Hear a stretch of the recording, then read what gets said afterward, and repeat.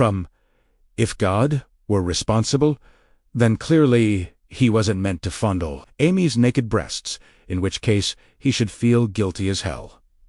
If, on the other hand, the devil were behind it, then God clearly approved of bare explorations, in which case it was his sacred duty to go about it with all speed. Charlie gave this weighty philosophical question a full second of his undivided attention. Then he went back to struggling, sneakily, with the goddamn clasps. Whoever was behind it had done an impressive job. Breaking into Amy's treasure chest was harder than breaking into Evil Ed's Sagim locker.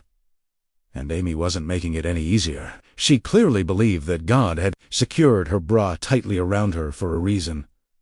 One tiny chunk of his brain could sympathize. She was simply being stronger and more righteous than he. The rest of him wished that she would just cut it out, because he wanted Amy Peterson so bad that it hurt. They were grappling on the floor next to Charlie's bed, a couple of throw pillows cushioning their heads and shoulders. Charlie was slightly on top, a half-hearted attempt at the dominant male position. She wouldn't let him mount her completely. Her hips had ground against his at one point. However, he was sure of Aitan, the one overriding thought in his head. His right hand swept nonchalantly along her naked back. She tensed as it neared those hateful hooks. He veered to the left, moving up to take her shoulder beneath the buttoned blouse. "You're not fooling anyone, you know." He could almost hear her thinking. Throughout it all, they continued to kiss, tongues describing loop-de-loops, lips nearly spot-welded together. Her hands were under his shirt as well, and he noticed that they'd hit his nipples a couple of times without being struck by lightning. "Damn it, this is stupid," he silently muttered. Then Amy did something particularly nice with her mouth, and he lost himself in the kiss for a minute. Self-consciousness returned with the soundtrack music. Spooky strings, foreboding, swelling in accompaniment to the stilted dialogue from the 3-inch speaker of his portable TV. "Oh, darling." Young, male, slightly effeminate, British. Darling, darling, darling. Young, female, also British, with the cool and cheesy, theatrical creepiness of the living dead, circa 1945. "It's so marvelous to see you again. You are so beautiful tonight, my love. Your skin, so soft and white. Your lips so reddened." "Yes." A short pause. Then, wickedly, "Would you like to kiss them?" The music reared its corny head, melodramatically mounting in intensity. "Jesus," Charlie thought, lips still grinding on Amy's.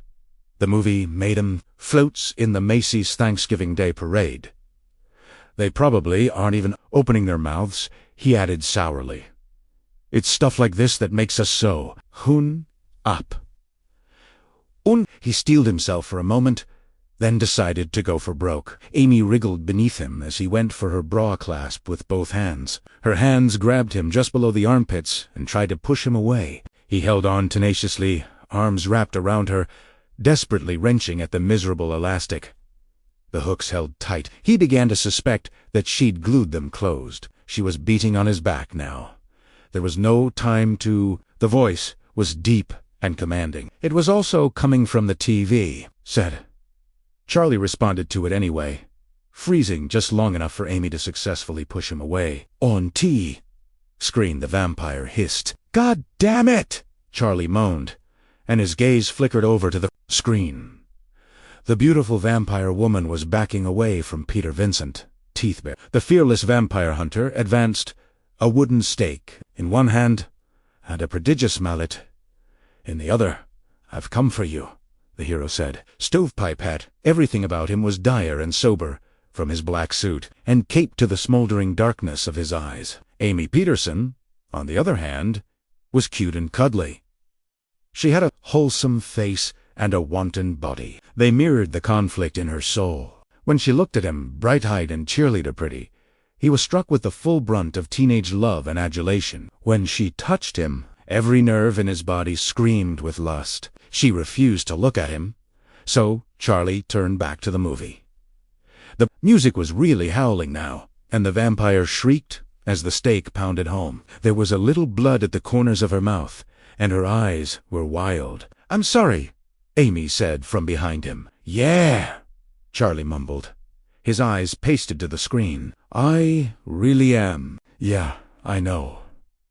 I bet." He knew he was being pissy. There was something perversely satisfying about it. A minute ago, he'd been physically pleading. With her, if she had to crawl a little now, well, that might just weak his widow heart. "Oh, Charlie, cut it out. And don't be mad at me either. I can't help it." "You can't help it," Charlie echoed sarcastically. He thumped his fist against the shag carpet for effect, then leapt to his feet and started pacing around the room. "Well, what am I supposed to do about it? I can't help it either. We've been going together for almost a year." 3 months, she corrected quietly. "Ever, here is Charlie. Stop it, and I'm sorry. It's making me crazy." "Really, is?" He'd never yelled at her like that before, and it made him a little uncomfortable. He stopped in front of the window and looked from Amy to the screen. The words Fright Night appeared in big dripping letters, the Channel 13 logo below it. Then a Carvel ice cream commercial came on, and Charlie turned to face his ghostly window pane reflection. While the gravelly voice droned on about Cookie Puss, Charlie appraised himself. In truth, Charlie Brewster was not a bad-looking guy. He was just a solid, decent-looking kid. Brown hair, brown eyes, a prominent Roman nose, full lips and symmetrical ears on a pleasant, rounded face. Nothing special, but nothing to kick out of bed. When the commercial switched to an ad for the Rancho Corvallis, Dragway the Woody Woodpecker voice, "Howling Saturday, Nick, I'm really sorry," she purred, and then nailed him with an entirely believable kiss. It lasted through the spots for Slim Whitman and Barney Carpet Kingdom, then cut off with the Planned Parenthood ad. When they pulled apart, Amy stared at a spot on his shoulder. She was blushing, and her features were set in a kind of startled determination. "Would you like to make love to me?" She tried to say it came out as little more than a whisper. Charlie was stunned. A lump the size of his thumb got lodged in his throat. "Are you serious?" he croaked. She nodded, red-faced and strangely resolute. She still couldn't look him in the eyes.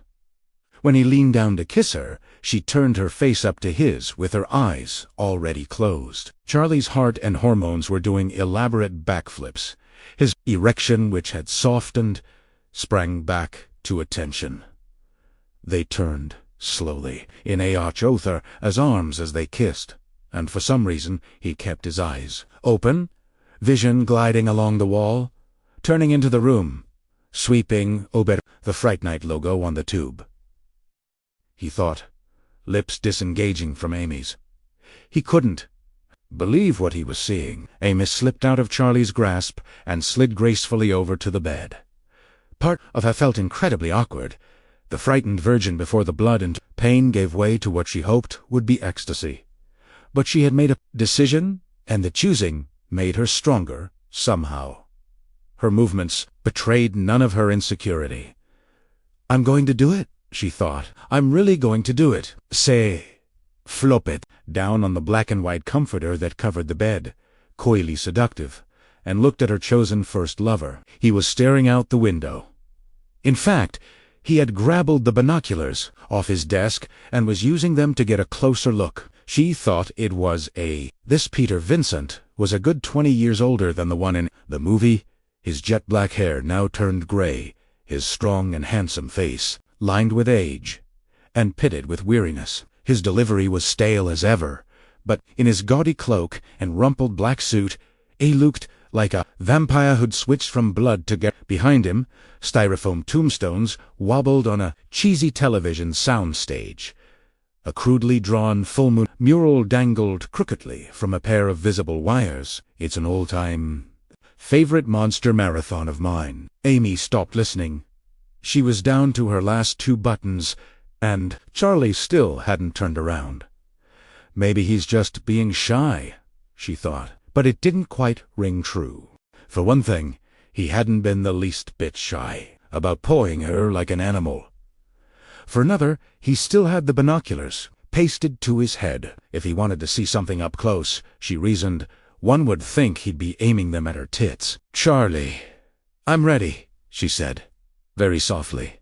He didn't respond. She tried it. Again, a little more loudly. No response. "A bit annoyed, and more than a bit confused," she said. "Charlie." Once more. "Amy," he said suddenly, "you're not going to believe this, but there are 2 guys carrying a coffin into the house next door. 2 guys, Peter Vincent and Jonathan the Wimp, carrying a coffin on the TV screen." Bloodcastle had resumed. "If you come here, you can see the exact same thing," she said, smiling wickedly, "with a couple of fringe benefits besides. Amy, I'm serious. So am I." "No, you don't understand. They're carrying it into the cellar, through the storm doors." He sounded genuinely agitated. He wasn't the only one. She was getting impatient, and goosebumps were starting to form on her exposed flesh. "Charlie, cut it out and come here. I'm getting cold." His only response was a muttered Jesus and a slight shift of position at the window. "Charlie!" she growled. "Do you want me or not?" "Amy, come here and look at this," he said. It was as if she hadn't spoken. "Honest to God, this is weird." "Okay, that's it," she yelled, rolling furiously off the bed, her feet thudding loudly on the floor. She fumbled with her buttons as she stomped toward the door. Charlie finally turned around. "You're a real jerk, Charlie," she hissed at him, L's flashing. "Just forget I ever offered. Just forget," and she waggled her finger for emphasis, "that you ever even knew me at all." But... Charlie was positively stunned. His jaw hung open. The binoculars were clutched dumbly in his hands. "Where are you going?" "Away from you," she snapped, grabbing the doorknob and twisting it, savagely. The door flew open with a thunderous bang as she stormed past it, and down the hallway to the stairs. All the desire had leaked right out of her like air from a ruptured balloon. The rage that took its place was white-hot and deadly sailped that Charlie wouldn't be stupid enough to try to face it. She would singe the hair right out of his nostrils, but he was coming. Sure enough, clumping down the hallway after her, braying her name like a snotty-nosed toddler. She finished buttoning her blouse and hit the stairs noisily, hoping the clatter would wake his mother up and that he'd get in trouble. "Amy, please," he cried. She could hear him racing to catch up with her. "You gotta believe me. Those people were doing something really strange. You're the only strange one around here, Charlie." Her voice was level and full of venom. She refused to stop or to look at him. But they were carrying a coffin. He caught up with her at last, put one hand on her shoulder. "So what?" she yelled, whirling to face him. He backed off, startled. It pleased her. "Listen, if you're so interested in coffins, why don't you just go over there and help them carry it? Better yet, why don't you go back up to—" "You're stupid, Peter Vincent. He's probably still dragging one around." "He's not stupid," Charlie countered. She'd hit a nerve, making fun of his hero. Tough, she thought, smiling through her anger. "Tell you what," she concluded. "Here's the best idea yet. Why don't you just dig a nice deep hole and lay in it? Maybe the neighbors will let you borrow their coffin." Amy. They hit the bottom of the stairs together, Amy striding quickly toward the living room and front door, Charlie dragged slightly behind, which suited her splendidly, because it meant that she didn't have to look at his face. "I can show myself out," she began, and then a voice from the living room jarred her to a halt. "Amy." "Charlie!" the voice called, chirping musically in the upper registers. "Is anything wrong?" It was Mrs. Brewster, sitting smack dab in the middle of the living room, right in front of the TV. Her back was to them, but they could see her clearly. Amy frantically straightened clothes and hair, heard Charlie doing the same. She felt suddenly stupid and mean. "Are you two having a lover's quarrel?" Mrs. Brewster pried sweetly. "No, Mom. Nothing like that." Charlie stepped past Amy and into the living room. He looked embarrassed. She felt a sudden rush of empathy for him. "Well, there's nothing wrong with a little spat now and then," Mrs. Brewster said, turning to face them. I just read this article in today. It said that the divorce rate is 78% higher among couples who don't argue before marriage. She seemed to think it was a pretty impressive statistic. Mom, we're in high school. Charlie's voice was plaintive. Well, yes, that's true. She looked puzzled for a moment, then brightened. But it pays to plan ahead. Amy liked Mrs. Brewster. She was a classic momicon, the kind of pretty housewife on afternoon television who buys St. Joseph aspirin for children. Petite, in her mid-40s, with frosty blonde hair and a face that rarely failed to smile. She was terribly sweet, and more than slightly dizzy. More than a little bit like her son. She'd make a wonderful mother-in-law. Amy found herself thinking, and quickly stifled the thought. Amy, Mrs. Brewster said, say hello to your mother for me, will you? And remind her that we're playing bridge at her house this weekend. Bring the cheese doodles if she makes her pecan pie. She giggled. Becky Peterson's pecan pie was legend. I certainly will, Amy said. Thank you, sweetie. You're a doll. They beamed at each other. How can she possibly be so nice? Amy thought. Then Mrs. Brewster added, and thank you for helping Charlie with his algebra. It drives him crazy. Poor dear. He just can't seem to get the hang of it. You know, I always had a hard time with math in school. She giggled. Amy could picture her, giggling her way through finals back in the 50s. She wondered what it would have been like to be a teenager then, and couldn't imagine it. She wondered, briefly, what Mr. Brewster had been like, and why he'd left her. Mrs. Brewster was prattling on about her youth, her grades, some crazy girlfriend who was in love with Wally Cleaver. Amy shifted her attention to Charlie for a second, wondering if she was still mad at him or not, wondering what he was feeling. He was looking out the goddamn window again. She followed his gaze. From where she was standing, she couldn't see anything. If he was bored, it was understandable, but it was not polite. The least you could do is pretend to pay attention, she told him silently. She was pissed again. She tried not to let Mrs. Brewster see it. Well, I've got to be running, she said. I promised I'd be home by midnight, and I'm already a little late. Oh. Well, good night, and be careful going home. Drunk drivers are everywhere. Even when she was serious, the lines in Mrs. Brewster's face were smiling. Long-standing habit, immortalized in flesh. I'll be careful, Amy said. Then, almost as an afterthought, she turned to the window and said, Good night, Charlie. Yeah, good night, he muttered, abstracted.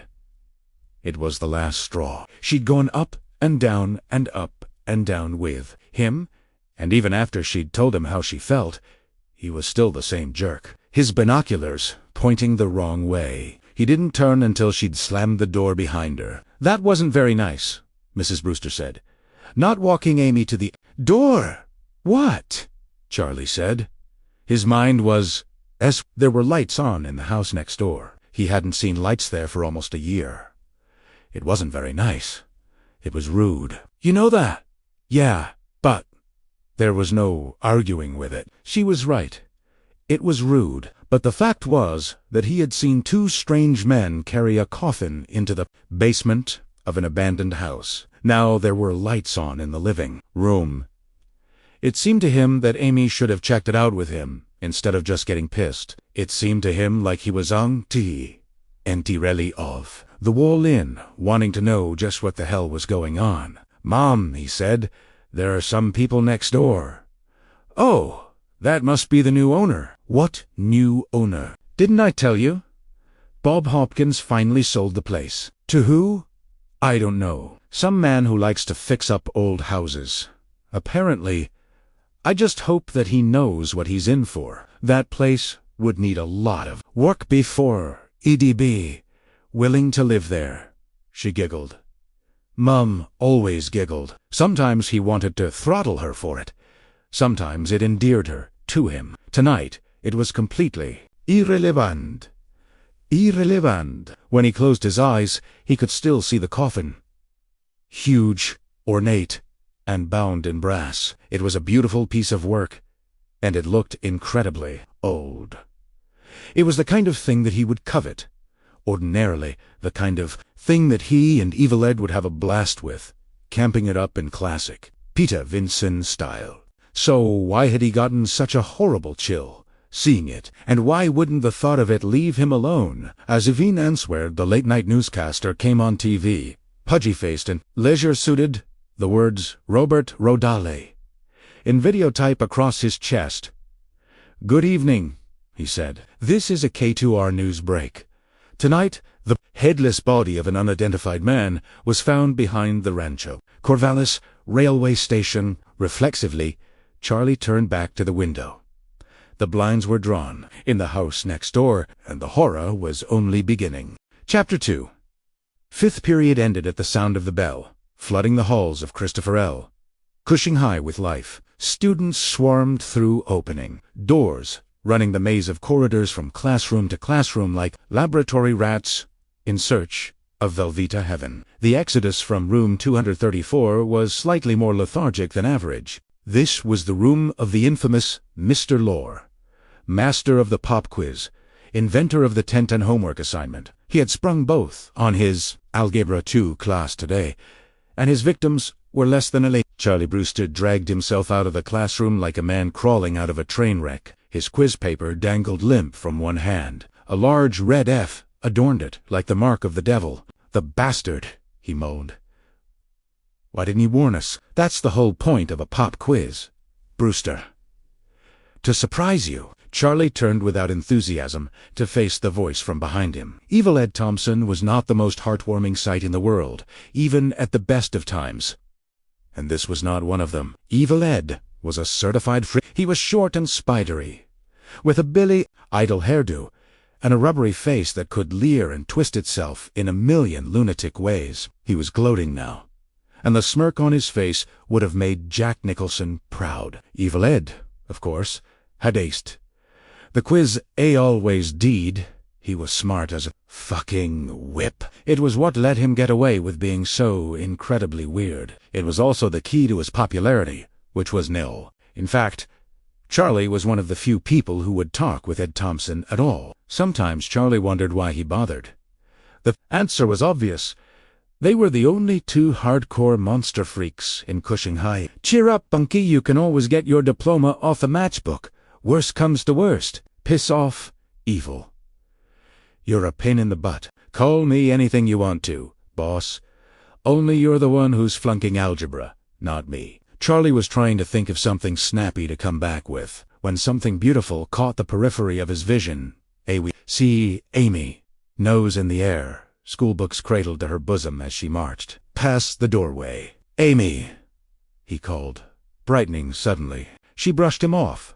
He knew that she'd heard him. He knew that she knew that he knew that she'd heard him. The repercussions echoed back at him like a ricocheting bullet. He sagged further into his sneakers and leaned against the doorway as she disappeared into the crowd. "What's the matter?" Evil Ed said, cackling. "She'll finally find out what you're really like." "Shut up, Eddie! I'm serious." "Ooh." Evil Ed made a grand display of flapping his wrists. "I'm rigid with terror, Chuko. I'm soiling my asshole!" Charlie yelled, storming off in Amy's direction. "Say hadn't spoken to him since Saturday night, and he was deeply afraid that she never would again. He knew that he would never catch her. He was going to be late for sixth period, no matter how he looked at it, but some good impetus made him follow her anyway, pointlessly, digging himself deeper as he went. Behind him, Evil Ed's high-pitched cackle cut through the crowd. For some reason, it gave him a chill. He'd been having a lot of them lately. Chapter 3. Charlie's beat-red, 68 Mustang wheeled into the driveway at dusk. He'd been driving aimlessly for the last 2 hours, radio cranking while he tried to air out his mind. It was getting weird in there, and he had reached the point where he needed to start sorting it out. He needed to apologize to Amy. For one thing, he didn't quite know how to go about it.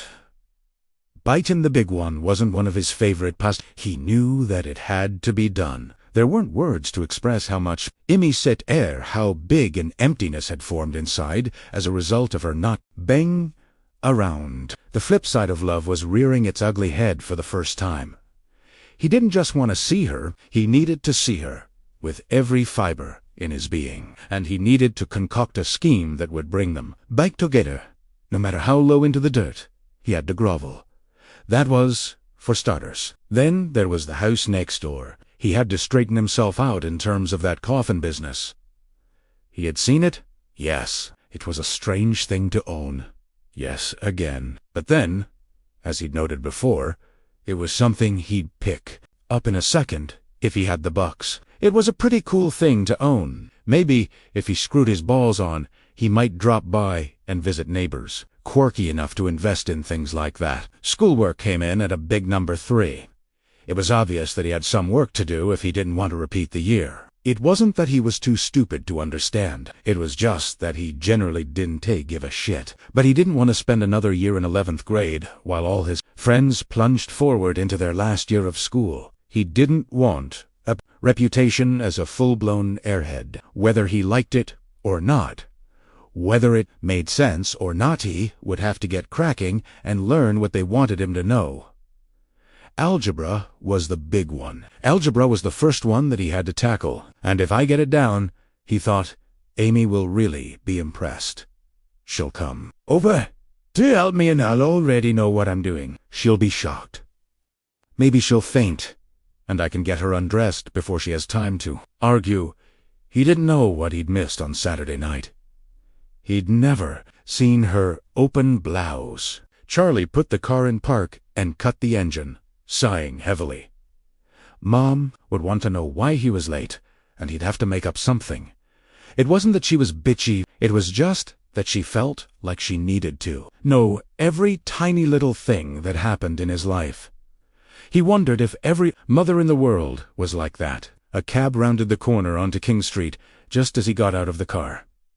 It was surprising, because cabs almost never came into his neighborhood. Rancho Corvallis was an automotive town. The bus service stank, and the one cab company had maybe 6 cars. Charlie paused to watch the anomaly cruise toward him. He was startled when it stopped in front of his house. He was even more startled when the foxiest girl he had ever seen slid out of the cab and faced him. She was blonde and blue-eyed, and incredibly gorgeous. She had a body that could cause cardiac arrest in one-celled organisms, packed into a dress that clung to her every curve as if its life depended on it. When says Smith at him, Charlie felt his knees turn to molten butter. "Is this 99 King?" she asked, going into a little girl lost act. The sight of her sexy, pouting lips sent his hormones into overdrive. "Oh, booba," he said. She looked at him quizzically.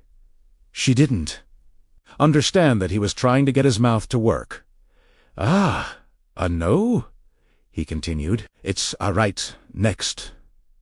Dadori he pointed a jittering finger. "Thanks," she purred, smiling. The effect was devastating. Somehow he sensed that she knew what she was doing to him. Even as she turned away, offering a spectacular view from the rear, he realized that part of him went, with her wrapped around her little finger, as it were. Charlie whistled softly, appreciatively, as she departed. She smiled back at him, over her shoulder.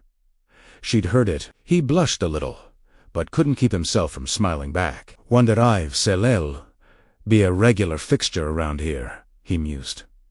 He hoped she would, though it might not endear him to his new neighbor. "Wherever he's," Charlie added, "he's got excellent taste. Lucky bastard." He watched her walk up to the old house and put a dainty finger to the buzzer. The door opened almost immediately. Charlie couldn't see Wulete her in, but she was still smiling as she disappeared into the house. It washed away whatever nervousness he had. All was right with the world. Several hours into the darkness of that night, Charlie wandered down to the kitchen for some cheese doodles and Coke. Mom was at the table, blearily, reading the evening paper. She'd worked all day, and he knew that she would not last much longer into the night. Lights were on in the old house. He thought about the girl again, peered over for a glimpse of her through the windows. All the blinds were drawn. "Oh, well," he thought, turning absently to his mother. "Mom, have you seen the new guy next door yet?" "No," she said, yawning. "But I've heard a couple of things." "Like what?" "Well, his name is Jerry Dandridge. He's a young man, and I hear that he's very attractive." She giggled and yawned at the same time. "No mean feat. I also hear that he's got a live-in carpenter. With my luck, they're probably gay." Charlie grinned and wrinkled his forehead. "No," he said. "I don't think so." "Oh, what do you know that I don't?" She leaned forward in her chair, almost hungrily. "Oh, nothing." He opened the fridge and pulled a can of Coke off the plastic six-pack ring. A quick scan of the counter revealed an absence of cheese doodles. "Are we all out of munchies?" "'Fraid so." Pause. "So what do you know about Jerry Dandridge?" "Nothing. I told you. I think you're holding out on me." "No, I'm not. Honest." He let the refrigerator swing shut and headed for the living room. "Look, I gotta go up and study some more." "Okay." "You're studying?" She sounded genuinely shocked. "What do you think I've been doing for the last couple of hours?" He called back over his shoulder. Then he was climbing the stairs to his room, her response muffled and unintelligible. It was true, though he'd been at it since dinner. His desk was a clutter of textbooks and notebooks. English 3 and American government, geography, and the dreaded algebra. There was a lot of back homework that had never been done, more than enough to keep him busy all night. Most of the easiest stuff had been dispensed with already. He was down to brass tacks, and it was driving him crazy. He sat down and looked at the open algebra book. Its contents made him want to scream. "It is essential for you to memorize this rule. The square of the sum of two terms is equal to the square of the first term, plus twice the product of the first term by the second term, plus the square of the second term." "Right," he muttered. It had lost him on the first curlicue of logic. He looked at the equation that was supposed to illustrate the point. A plus B2 equals A2 plus 2, AB plus B2. Yeah, okay. It sort of seemed to make sense when you looked at the numbers, although he couldn't say exactly how. The explanation was still total gibberish to him. Charlie popped open the Coke and swigged heavily on it. Eve. Someone offered him a beer, he would have drained it in one gulp. "Te want me to memorize this shit," he silently moaned, "and I can't even figure out what they're talking about." He was locked in mid-swallow when the scream slashed a hole in the night. Carbonated sugar water sprayed through the air, spattering the desktop, books and papers with a million wet splotches of brown. A choke. Te bubbles scorching his nostrils, burning like fire in his spasming throat. Tears flooded his eyes. He cupped his whole unhappy face with his hands. By the time he recovered, the scream was long gone. It had only lasted a second, if that, and it had almost been faint enough to write off his imagination, but it was still ringing in his mind's ear, a single bright bauble of terrified sound. 1 second of horror that twitched in the air. And then silence. Total, terrible silence. Charlie looked out the window. All the lights were off at the Dandridge house. Its walls were blanketed in darkness. He didn't know for a fact that the scream had come from there, but when he pictured the beautiful girl in his mind, it was no longer a heartwarming recollection. Her face and the scream were inextricably locked together. He doubted that he would see or hear either of them again. His algebra homework was still spread out before him, and marveled at how much the drops of cola looked like blood. Chapter 4. Charlie sat in his usual booth at Wally's, blearily rubbing his forehead. Open-faced Wallyburger sat expectantly before him, awaiting its customary overdose of mustard, ketchup, and garlic powder. Charlie was oblivious to the burger, to the half-dozen video games, screeching and squonking in the background, to their players, smoking and laughing and absorbing the latest in recreational radiation, to the garbly din of the young and the restless, blasting from the Trinitron bolted to the wall and aimed right at him, the non-stop chaos that formed the daily fabric of Wally's burger. Heaven, teen mecca of the Rancho Corvallis Mall, was all but lost on Charlie. He wanted nothing more than to continue massaging his face, as if the act might magically revitalize his beleaguered brain. "My day was a disaster," he moaned. "My life is a disaster." The burger sat, mutely sympathetic. He slathered it with condiments. Apathetically, the unfairness of it all was entirely beyond him. Stay up all night, studying, then fall asleep in Lore's class. Way to go, Brewster. What a chump! You'll be in summer school the rest of your stupid life. The thought made his stomach twist into hard little knots. He stared at the burger, then swept it aside. His life was ruined, utterly ruined. "Amy hates me," he mumbled. The words stuck in his throat like a lump of sour milk. 3 months of heartfelt emotion and raw animal cunning, right down the dumper. She'll never go to bed with me now. Hell, she won't even speak to me. He wondered if Peter Vincent had such female troubles. No, he thought, Peter Vincent doesn't have troubles like this. Peter Vincent doesn't get all wet behind the ears about some creepy guy's coffin. Either Peter Vincent would stake a vampire with one hand while some bleached blonde Fräulein with tits the size of basketballs in the other. He was so engrossed in thoughts of Peter Vincent that Amy slid into the booth beside him without his realizing it. She watched him for a moment, his hands threatening to dig ruts in his forehead. Obviously lost in despair, her heart quivered a little.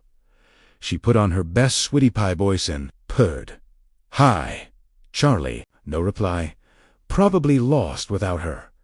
She resumed, undaunted. "Hi, Charlie." Charlie looked up, his eyes focused and widened in surprise. "Amy." Then, recovering somewhat, "Amy, look, I'm really sorry about the other night. I'm such a puts-eye. It was my fault, not yours," she said, all sweetness. This was not the expected response. He looked like a man who'd been slugged with a sockful of nickels. "Hung," she nodded, all seduction. She touched his hand lightly. Charlie felt faint. If God Almighty himself had descended from heaven and sprayed him with a seltzer bottle, he'd have been no less surprised. "This is it," he thought. He squeezed her hand. "Look, Amy, I love you. I'm sorry about the other night, and I never want to fight with you again." "Okay." Amy leaned back in the booth and beamed. "God, I'm so glad we're getting this whole mess straightened out. I've been really miserable these last few days. Charlie and I," she faltered, eyes shifting to the tabletop. "I'd kinda like to pick up where we left off. Tonight, maybe?" No response. "Charlie?" She looked up, smiling. "Charlie, are you listening to me?" Charlie wasn't listening to anybody. Charlie felt as if his entire consciousness had been stuffed into a cardboard tube and fired straight at the TV screen. The whole world love. Amy Wallyburger's sex all faded into a miasma of grey mouche as Charlie stared, transfixed by the 4 o'clock news. Another murder. The victim's face, flashing on the screen. A face that was all too familiar. "It's the fox." His mind reeled.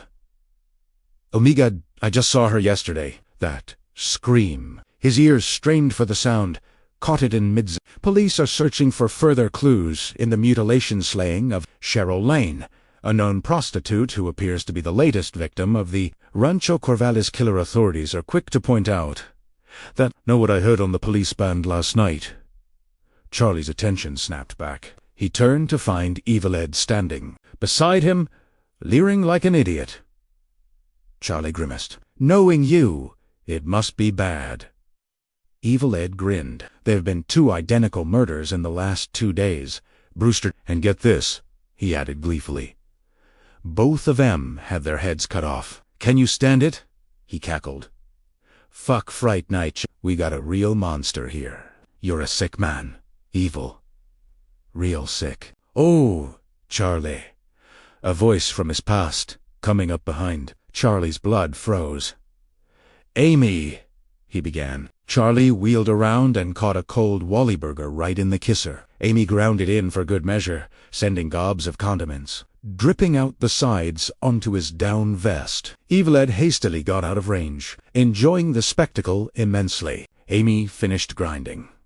Let go of the mashed bun. It stayed right where she'd left it, plastered to his face like something from a Warner Brothers cartoon. She wheeled around and stomped off, royally pissed, but triumphant. Charlie stood there, dripping rings of onion, looking absolutely ridiculous. The crowd cast furtive glances and giggled. Evil Ed, Santa Ed, upcooing maternally and wiping away flecks of ground beef with a hanky-you. Brewster, you're Sue. Cool, you've got such a touch with the ladies. Amy, Charlie shouted. But it was too late. Amy was long gone. Chapter 5. The Shelby Mustang whipped down the street and into the narrow driveway with practiced precision, hooking around the back of the Brewster house and sliding neatly into the garage. It cleared by inches. The lawn mower and garden tools piled haphazardly against the sidewall and stopped just short of going clear through the back. Charlie threw it into park and killed the engine. He checked his reflection in the rearview mirror. He'd washed his face pretty thoroughly. He grabbed his books and started out of the garage. The neighbor's house loomed before him as though waiting for some cue to stomp through the hedge across the driveway, and he shook his head. That was done. The house next door had been empty. 4 years. Sure, it looked like your basic haunted housey sometimes. Wondered if years of staring out his bedroom window at the place had warped his mind, but it had never before held such a sense of foreboding. Until last night. Until the scream. Charlie studied the side of the house. 3 stories high. Victorian, imposing, the largest house on the block, and the oldest Itadnataha gracefully, its elegance having long since given way to a paint-flecked and gloomy decor. Twice as big and 10 times as ugly, as Evil Ed was fond of saying. The neighbor's lawn had grown wildly out of control where it hadn't died. Weeds choked the base of the house, partially obscuring the basement windows which you couldn't see through anyway. Damn it!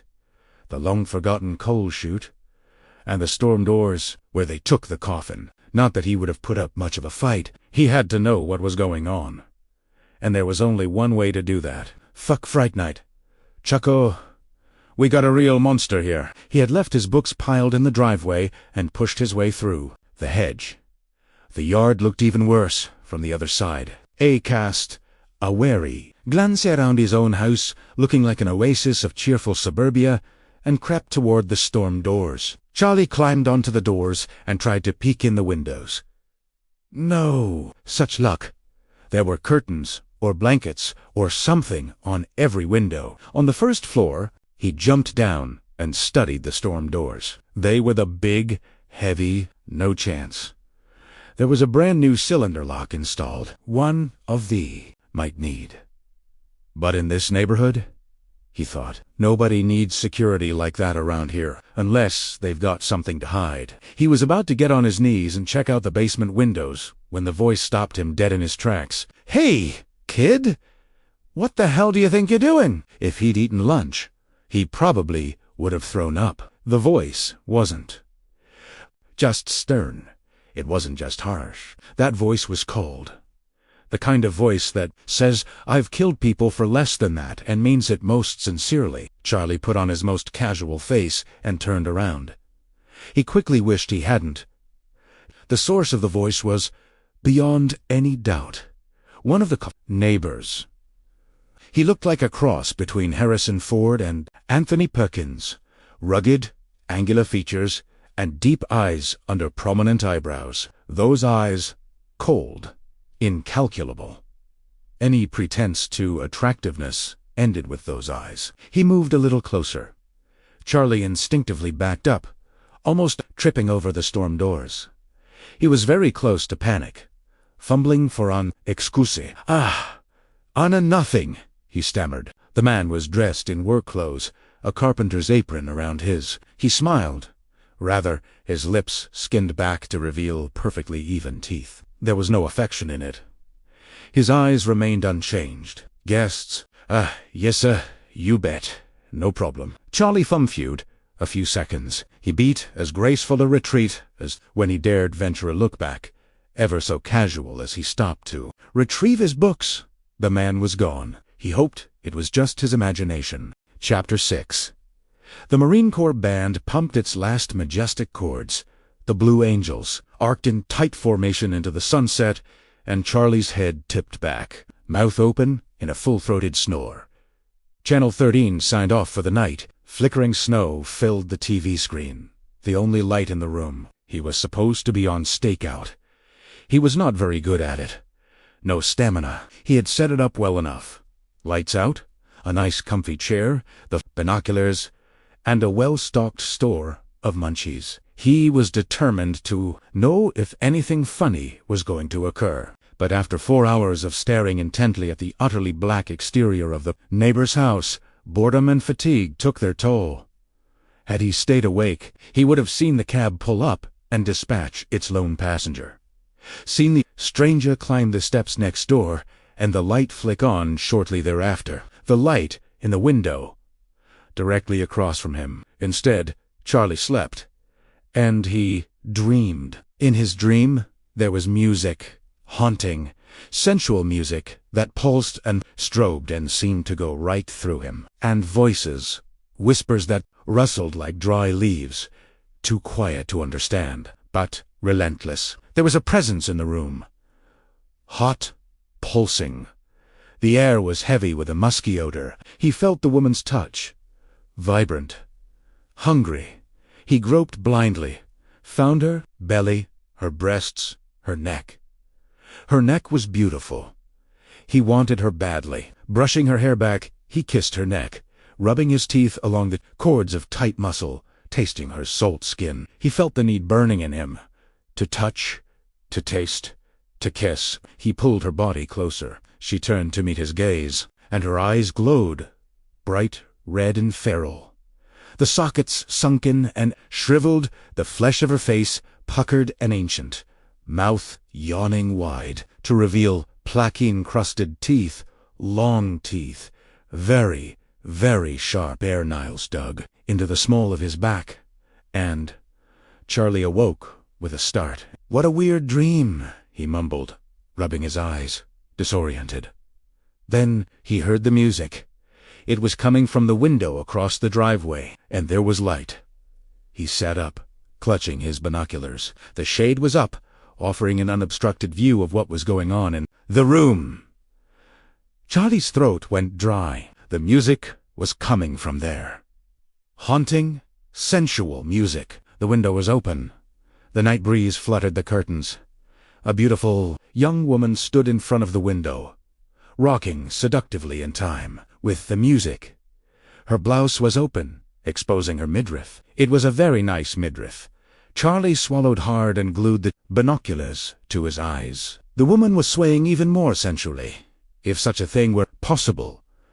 She stared into the middle distance, as if enthralled by something she saw there. Then, to Charlie's complete amazement, she slid out of her blouse and stood still, torso glistening in the moonlight. Charlie rarely saw so much unabashedly nubile female flesh.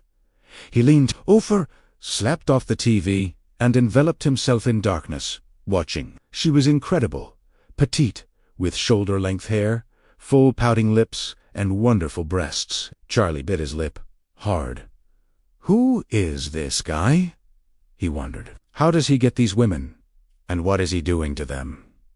He was stumped. Still, she didn't appear to be in any danger. In fact, she seemed to be quite enjoying herself. She was rocking back and forth now, breasts jiggling languorously in her bra. She turned at one point and faced Charlie directly. He ducked, afraid she'd see him. But she didn't.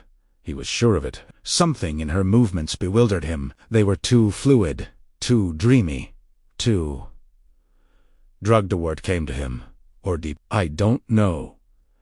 It scared him suddenly, and he was half tempted to lean out the window and call to her. Then Dandridge appeared. The man was, in his own way, as beautiful as the girl.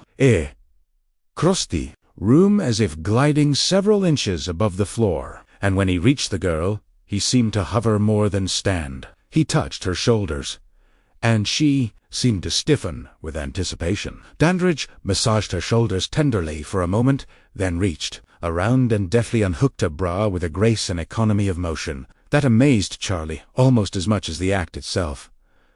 The bra slid to the floor. Her nipples were hard. Dandridge cupped a breast in each hand. She arched back, lips parted. Charlie, meanwhile, was losing his mind. It was too cruel. His girlfriend hated him. He was failing algebra, and the neighbor was threatening him with terminal carpentry. Now this guy was rubbing the nubbins off the girl of his dreams. The girl of his dreams, he salt-bolt upright in his chair. The girl in the window, the girl in Dandridge's arms, was the girl from his dream. He looked out the window. Dandridge, one hand still cupping a breast, brushed the girl's hair away from the slope of her neck with the other. He kissed her neck, rubbing his teeth along the cords of taut muscle. Her eyes glassed over. Her lips moved, imperceptibly whispering, soft as the rustle of dry leaves. Dandridge smiled, showing teeth. "Oh, no," Charlie whimpered. "Oh, God, no." Dandridge's teeth were long and very, very sharp. Charlie gasped and dropped the binoculars. They hit the floor with a clatter. Dandridge stopped, teeth poised an inch from her neck. Charlie sank further into the darkness of his room, unable to look away. Dandridge seemed to be looking right at him, right through him, with eyes that were red as glowing coals. Charlie felt his bowels turn to water. "No," he whispered. Dandridge smiled. Long, yellow teeth. He reached up, grasping the shade with long, crooked fingers, pulled it down slowly, lackadaisically, and waved, "Bye-bye, Mom." Charlie bolted down the hall, hitting his mother's door loud and hard. "Mom!" Judy Brewster was down for the count, lost in a dreamland. A pink satin sleep mask effectively blotted out the entire upper half of her face. Charlie's dramatic entrance barely served to prod her to consciousness. "Charlie," she asked blearily. "You gotta wake up, Mum!" He was hysterical, his arms flying wildly around him. "I don't believe it." "Mum." "Jesus." Judy looked at her son as if he were an emissary from the planet Zonter. "What?" she asked sleepily. "What are you talking about?" "He has fangs, Mom. The guy who bought the house has fangs." "Charlie, I'm serious." His voice squeaked into dog-annoying frequencies. He made an effort to bring it back down. "I saw him through the window with my binoculars." "Ma, he's got fangs, I tell you." "Binoculars? Charlie, that's spying. That's not nice." "Fangs, Mother." "Long ones." "Oh, Charlie." She yawned heavily and rolled over. "I have to be at work at 7 tomorrow." Charlie stared at his mother, incredulous. He was about to try a more subtle approach, like throttling her, when a car door slammed outside. Leaping to the window, he saw the handyman walking away from a shiny black Cherokee Jeep.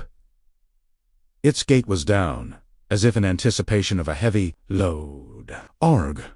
Charlie was out of his mother's bedroom as quickly as he'd entered. Judy sat up in bed. "Charlie?" she said. Charlie slipped out the back door and scuttled across the driveway to D.H. The rear door of the Dandridge house was wide open, the porch light providing the only illumination. His heart was pounding, sending blood surging into his temples. Fatigue, exertion, and terror mingled inside him, making him lightheaded. He crouched down in the bushes, feeling ill. The handyman came out the back door, carrying a large bundle wrapped in plastic and trussed with heavy twine. A gaping hole opened in the pit of his stomach as Charlie guessed its nature. The handyman tossed the bag unceremoniously into the cargo hold of the Jeep.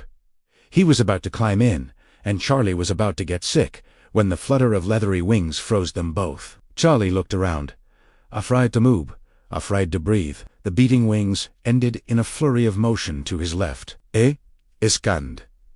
The darkened facade of the Dandridge house, searching for its source. Less than 10 feet away, The night air seemed to darken, to condense, into the shape of a man. The spectre solidified and moved across the lawn. Toward the jeep. "Here! You forgot something. It was Dandridge." He tossed his servant a purse. The bundle's purse. The man caught it, one-handed, turned back to the jeep with a nod. Charlie was stifling a scream in the bushes when a shaft of light cut through the darkness behind him. He hunkered down, fearing the inevitable. "Charlie? Charlie! Thanks, Ma." He was terrified. The man and the shadow froze. They wheeled around, searching the blackness for his presence. Dandridge actually took a couple of steps in his direction. Charlie jumped up and ran for his life. Back to Mum, apple pie, and anything else he could pile in the way. He disappeared into the relative safety of his kitchen. "Little bastard," hissed the handyman, starting after him. He was restrained by Dandridge, who held his other hand up in a gesture of patience. "Billy," said the master with a gracious smile. "There'll be plenty of time for that later." Plenty of time. Judy busied herself around the kitchen, more out of habit than anything else. She looked at her son. "Poor baby. He's been studying too much. Here, honey, have some cocoa." "Mom, I don't need any cocoa. I didn't have a nightmare. I am telling you, those guys killed a girl tonight." Judy felt his forehead, checking for fever. He was cool to the touch. "Maybe something he ate." "Mom, I'm not sick." Charlie pushed her hand away. "The guy did have fangs. A bat did fly over my head. Dandridge did step out of the shadows. He was Pitt said. You know what that means, don't you?" Judy stared at him worriedly. "What, dear?" "He's a vampire." Chapter 7. A what? Amy's face, at that moment, looked an awful lot like his mother's. "A vampire. Haven't you listened to anything I said, Surly?" she said. Her voice was flat and slightly forlorn. "This is really childish. Do you know that? This is a really dumb way to try and get me back." "Forget it," Charlie fumed, turning for the door. "I'm going to the police." They were in Amy's kitchen on a sunny and cheerful afternoon. The room was spacious and clean, brightly painted, flooded with light from the huge bay windows. It was an unlikely spot for a major confrontation. But that didn't make a bit of difference. "Charlie, this is crazy. Tell me about it." His voice was blunt as a truncheon. Amy ran in front of him and blocked the door. Her expression had turned desperate. Her hands clamped onto his shoulders as she looked him straight in the eye. "Charlie! Stop!" "Listen," she said. He stopped and listened, but the expression on his face said that he wasn't really hearing. "You can't go to the police with a story like that," she continued. "They'll lock you up. Serious." All right. I won't say anything about a vampire, but ether. As hell? I'm going to tell him about those girls?" She started to say something, and he shrugged out of her grasp, then stormed around her and threw open the door. "Charlie!" she began, but he refused to acknowledge her. The door slammed shut behind him, leaving Amy sick with fear of something nameless. The term paranoid psychotic was not an active part of her vocabulary. "You're sure about this?" Now, it was not so much a question as a pronouncement, with the unspoken context: "If you're lying, I will screw you into the wall." The voice in question was deep and booming. It emanated from the massive form of Lieutenant Detective Lennox. He was a homicide cop from the Rancho Corvallis force, and he wasn't used to being busy. He also wasn't used to having his ass on the griddle. Screaming from the populace, pressure from on high, and there had been a lot of cranks calling in on the Casey, a lot of wild geese that he'd grown tired of chasing. Lennox was one of the few black men on the Rancho Corvallis force. He was also the first. He had a short gray afro that was rapidly turning white, and a mustache that was black against his dark chocolate complexion. He wore a severe gray suit, gray vest, white shirt, striped tie, pulled tight. He had no neck. He looked eminently capable of screwing Charlie into a wall. It was not a pleasant thought for Charlie. He nodded emphatically at the cop, prayed to God that he hadn't been imagining things, and then the two of them started up the walk to the Dandridge house. Someone watched them from behind the curtains. Charlie could see the shadowed silhouette in the window. It sent a shiver of dread through him that refused to go away, getting worse with every step he took. They reached the door, and Lennox knocked firmly with his slab of a hand. The sound echoed through the silent house, an effect distinctly audible from the outside. It was as if they'd knocked on the door of a cave. Footsteps followed, heavy and slow. Charlie felt his fear grow nearly intolerable, prickling against the inside of his flesh. The door opened. It was the man who had caught him at the storm doors. He didn't look any prettier than he had the day before. Even when he smiled, as he was doing right now, there was something cold and unpleasant about him, something foul, Charlie thought, and an image of maggots crawling through raw meat came unbidden. "Yes," the man said, looking from Lennox to Charlie and back again. "Mr. Dandridge," the detective said. "No, I'm Billy Cole, his roommate." "Why, Lieutenant Lennox." Omicida, he flashed his badge. Billy's eyes widened in what looked like genuine surprise. "Mind if we come in?" "Not at all."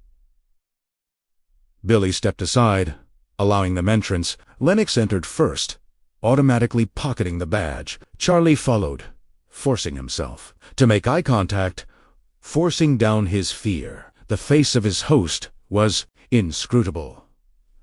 Then he began to look around. The foyer was huge, with black and white checkerboard tiles in the floor, each tile roughly 2 feet square. 2 black, foreboding statues framed the foot of a massive, Gothic-looking staircase. The place was as imposing as the inside of a cathedral, though somewhat more sinister in tone. The effect was mitigated slightly by the cardboard boxers stacked in the area, most of them not yet unpacked. There were also several pieces of heavy Victorian furniture, some of them covered with white dropcloths. They did not diminish the effect. Charlie checked out some of the stuff in the boxers, making his investigation casual. Nothing out of the ordinary showed.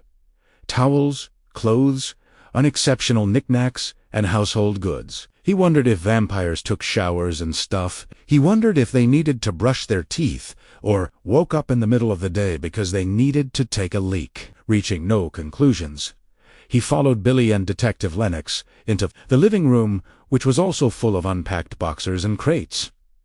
As they left the foyer, however, Charlie noticed that one wall was completely lined with clocks.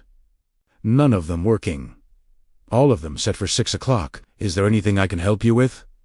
Billy asked when they had stopped walking. "There have been a couple of murders," Lennox replied. He was, at this point, taking Charlie seriously enough to keep his eye on Cole at all times. "This young man lives next door, and he claims to have seen 2 of the victims at your house in the last few days." Cole looked shocked. "Oh, you're kidding." Lennox shook his head. Charlie looked for a chink in Billy's facade. "Didn't find one. This is ridiculous. Nobody's come to visit since we got here. No welcome wagons. No nothing." He grinned. "That's a lie," Charlie blurted.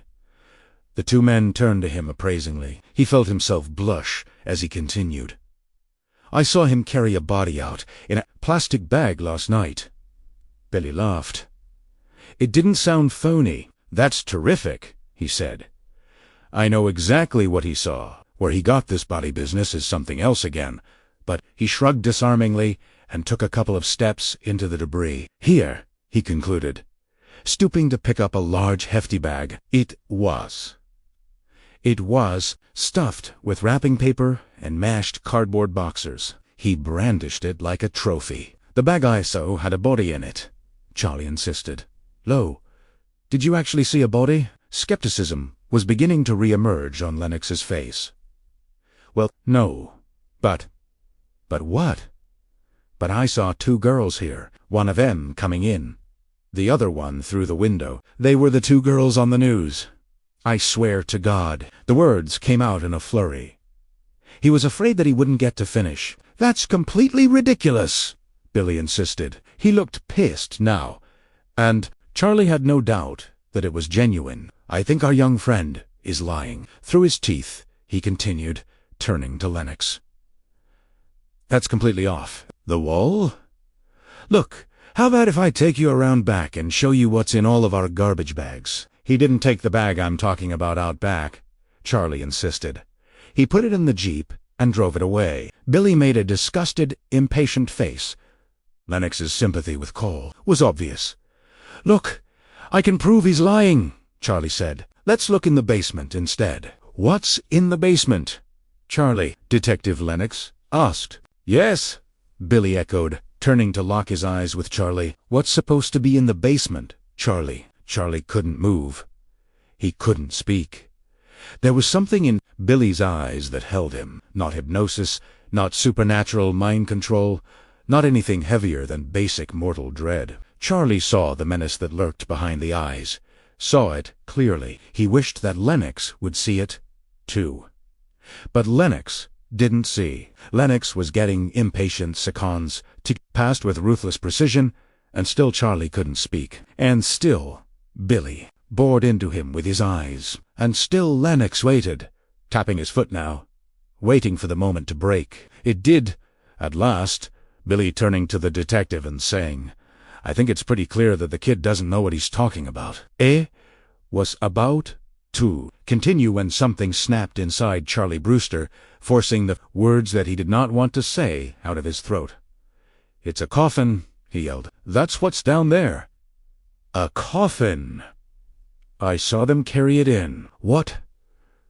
Lieutenant Detective Lennox looked like he'd been knocked for a loop. Yeah, Charlie continued, and you'll find Jerry Dandridge in it, sleeping the sleep of the undead. What are you talking about?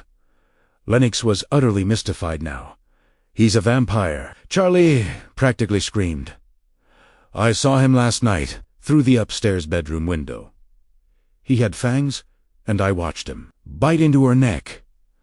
Oh, for Christ's sake, the detective muttered. He grimaced, the full weight of human stupidity pressing down on the corners of his mouth.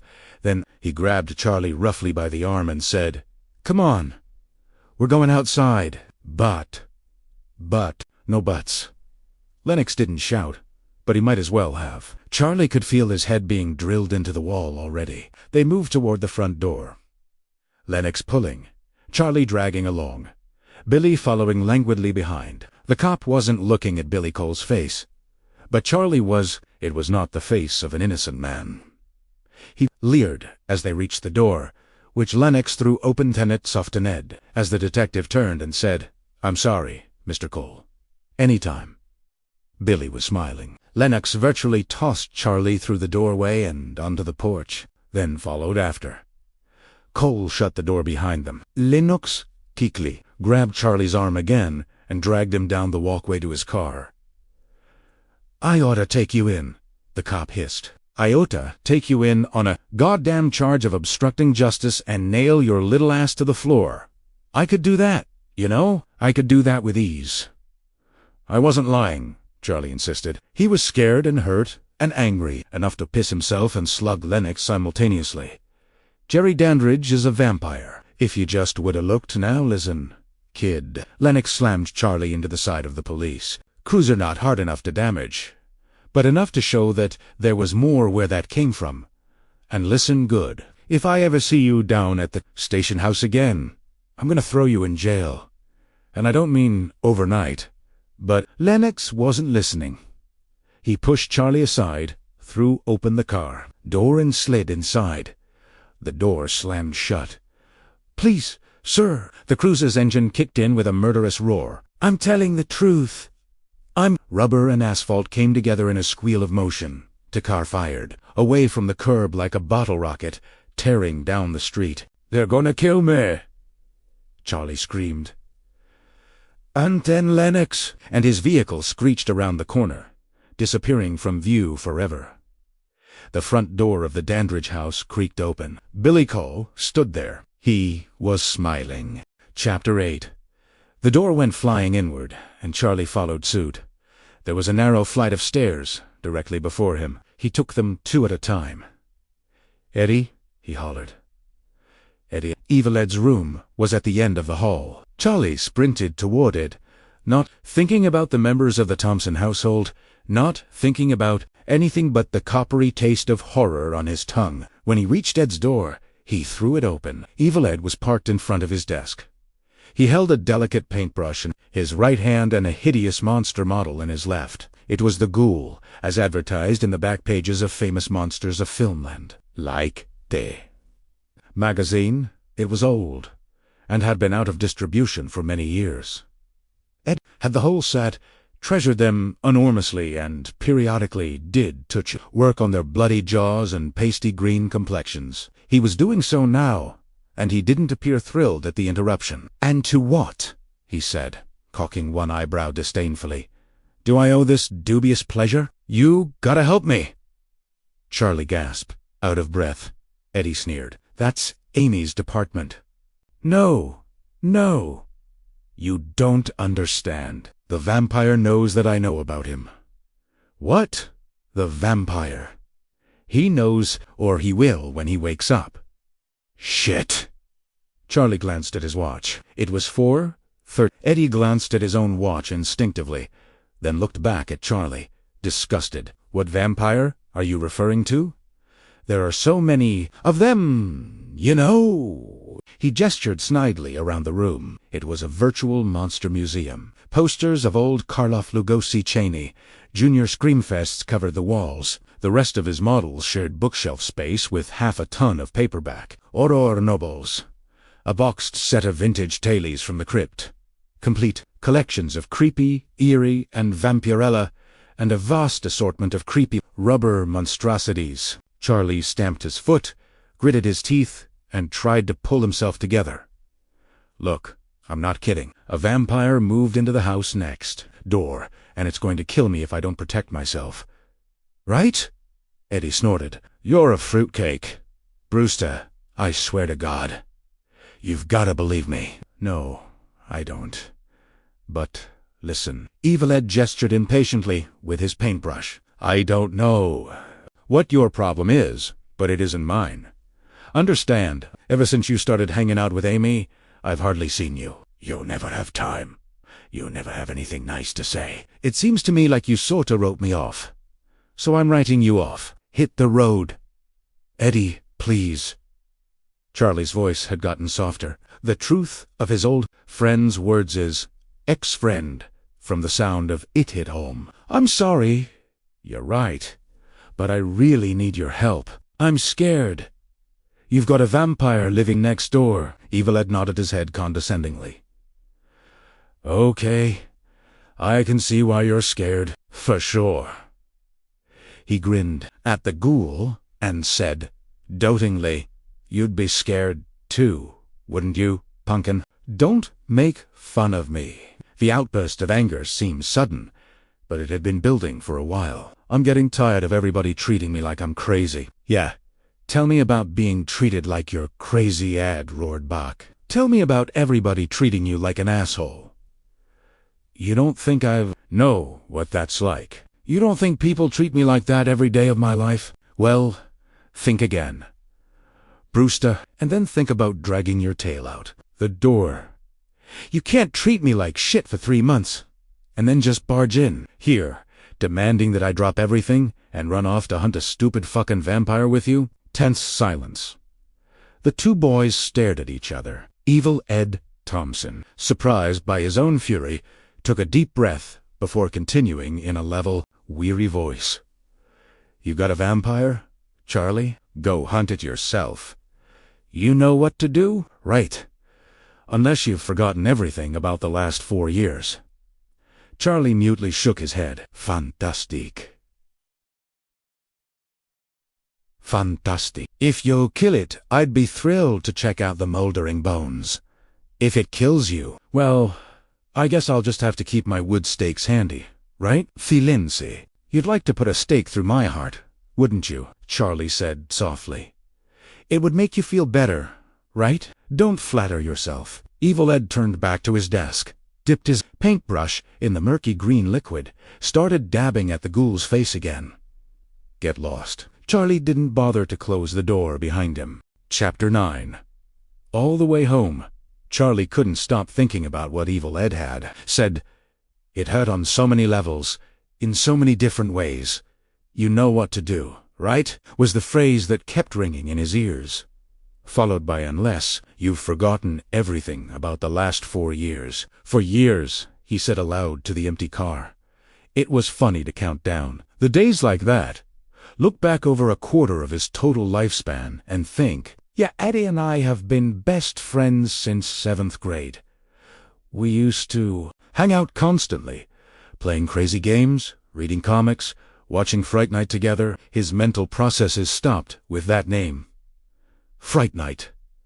It conjured up images of a million vampire sieges in glorious color or somber black and white. It conjured up pictures of Peter Vincent standing tall against the undead hordes that slavered for the blood of the innocent. It conjured up scenes of bloody horror, substituting Charlie himself for every bloodless victim ever flashed across the screen. And it conjured up a battle plan. His only hope of salvation, Charlie veered left on Rathbone Avenue, whipped sharply into the parking lot of the Super Saver shopping center. The Mustang screeched into the first available space and died promptly at a twisting of the key. He threw open the door, not bothering to lock it, and slammed it shut as he ran toward the complex of stores. He hoped that they had what he needed. Darkness had already fallen when the last nail was slammed home. The darkness hung outside the window, chill and bloated as the corpse of a drowned man. Charlie stared out into it for a moment, then stepped back to appraise his handiwork. The window had been secured with 10 penny nails he'd acquired from Karadin Harade Garle from the Super Saver, was strung around it in garlands, using thread from Reisinger's. There hadn't been any holy water, but plastic crucifixes were cheap and plentiful. He'd picked up 3, kept one constantly at his side. The hammer and the needle were household property. He'd put them back in a minute, once he was satisfied with the job. Other pieces of vampire lore were floating around in his mind. He hadn't gotten around to whittling stakes yet, though there were some good slats of grape fence out in the garage that made prime candidates. No way was going out of the house until morning. That was certain. If Jerry Dandridge wanted him, Jerry Dandridge would have to come and get him. That was the other thing that made him feel reasonably secure. Everything he'd ever seen about vampires held true. They couldn't come into your house without being invited. He knew that he sure as hell wouldn't be sending out invitations. His mother's voice cut through the clamor of his thoughts. "Charlie," it called. "Come down here for a moment, would you please?" "Just a second, Mom." A cadet back, feigning cheerfulness. "I just gotta finish something." Quickly he pushed a heavy chest of drawers in front of the window. It probably wouldn't help if worse came to worst, but it sure didn't hurt. Then he trotted down the hall, hit the stairs, and rapidly descended. The physical work had invigorated him, made him feel more confident. He was almost in a good mood when he entered the living room and said, "What?" His mother was standing in the living room, a drink in her hand. She was beaming. "Honey," she said, "there's somebody I'd like you to meet." That was when he glanced at the old quilted chair. His father's chair, high-backed and nearly heart-shaped, which only special guests had used in the 7 years since. There was somebody sitting in the chair. Charlie couldn't see his face, hidden by the chairback's curving wings, but the hand that protruded from the man's tweed jacket was long-fingered, almost feminine. There was an expensive diamond ring glimmering brightly on one pale white finger. Charlie's breath caught in his throat. This can't be happening. His mother's guest leaned forward, smiled and skewered him with its eyes. "Hi, Charlie," the vampire said. "I've heard so much about you." Charlie's jaw dangled slackly. If all the saliva in his mouth hadn't dried up in terror, he might have drooled. All the muscles in his body were jammed. He couldn't move. He couldn't breathe. He could only stare at the monster before him with moist and bulging eyes. Jerry Dandridge was beautiful. There was no way around it. Jerry Dandridge was quite possibly the best-looking man that Rancho Corvallis had ever seen. His smile was impish, and infinitely amused. His dark eyes sparkled with intimate knowledge. Up close, his charisma was overwhelming. Charlie could see why the girl in the window had danced with him. Now the vampire was doing the same thing to his mother. Judy Brewster looked like a teenage girl on the Beatles' First American tour. All she needed was a mob around her to start screaming and crying and tearing at Dandridge's clothes. As it was, her basic perkiness had accelerated to fever pitch. She was falling all over herself, giggling and fawning and oozing desire. It was disgusting. Worse yet, it was terrifying. Charlie had a nightmare, feeling that Jerry could drain his blood right there and Mom would ask him if he wanted another drink, and she'd giggle while she said it. He added sickly. Jerry Dandridge stood. He was only a little bit taller than Charlie, but he might as well have been Goliath. "I've been looking forward to this," he said, moving closer. Charlie still couldn't move, but he was dangerously close to soiling his underwear. Oh my God, his mind silently intoned, "I'm gonna die! I'm gonna die!" As the vampire closed to within a foot of him, stopped, and extended a hand in greeting. "Well, say hello to Mr. Dandridge." "Honey," his mother piped. She turned, as if confidentially, to Jerry and added, "I don't know what's wrong with him sometimes. Honest to goodness, we didn't raise him like that. Say hello, Charlie." "Hi," Charlie said. He had no choice in the matter, nor could he stop his right hand from coming up and engaging with Dandridge. Is he in what looked like a hearty handshake? That's right. The vampire was controlling him. Charlie's mind was fully conscious of the fact, but his will was gone, his bodily motion out of his hands. Fun, isn't it? Now let go. The handshake ended. The connection did not. Jerry Dandridge had him. His ears and mind picked up two different conversations at once. "Your mother was kind enough to invite me over," the vampire said. His voice was thick with honeyed sexuality, sweet and musky all at once. "I might never have made it over here, but you knew that, didn't you? Otherwise, but now she tells me that I'm welcome any old time. Like in the middle of the night, tomorrow, for lunch, which, unfortunately, I won't be able to make. But I told her that I'll be having friends over in the weeks to come, and she offered to bring the refreshments, like everybody she knows. Over? Isn't that great? Say yes." "You bet," Charlie enthused, with an emotion that was not his own. He could feel his lips twisting themselves into a smile. It was like being slime, but he couldn't even crinkle his nose with disgust. Then Mom stepped between them, starry-eyed and beaming. "It's so marvelous that you're getting along so well," she crowed, and the connection was broken, and Charlie staggered backward, mewling faintly, his flesh gone so white that he looked like he'd been bitten. His mother stared after him, stunned, as he hit an end table and sent it clattering to the floor. The vampire just smiled and smiled. "Charles Allen Brewster," his mom shouted imperiously. "What on earth is wrong with you?" "Keep it together," Charlie's mind informed him. "He'll kill us both, right? Now, if I don't keep it together—" He stopped, stooped, and righted the table with jittering hands. "Sorry, Mom," he chirped in a falsetto of terror. "I just gotta get back to my homework. That's all." "Well, be careful," she advised cheerfully. "I wouldn't want anything to happen to my baby boy." "No," the vampire echoed, grinning. "We certainly wouldn't want that." Dandridge's goodbye was the last thing Charlie saw before turning to race up the stairs and into the safety of his room. Eopith. Chapter 10. The Shadows. Charlie sat, mesmerized by the oblong fingers of blackness that curled around the window. Shadows. No big deal. Same damn shadows that had been there for the last 12 years. Same tree, same street light, same simple gradations of light and dark. So why are they making my flesh crawl, eh? Toth.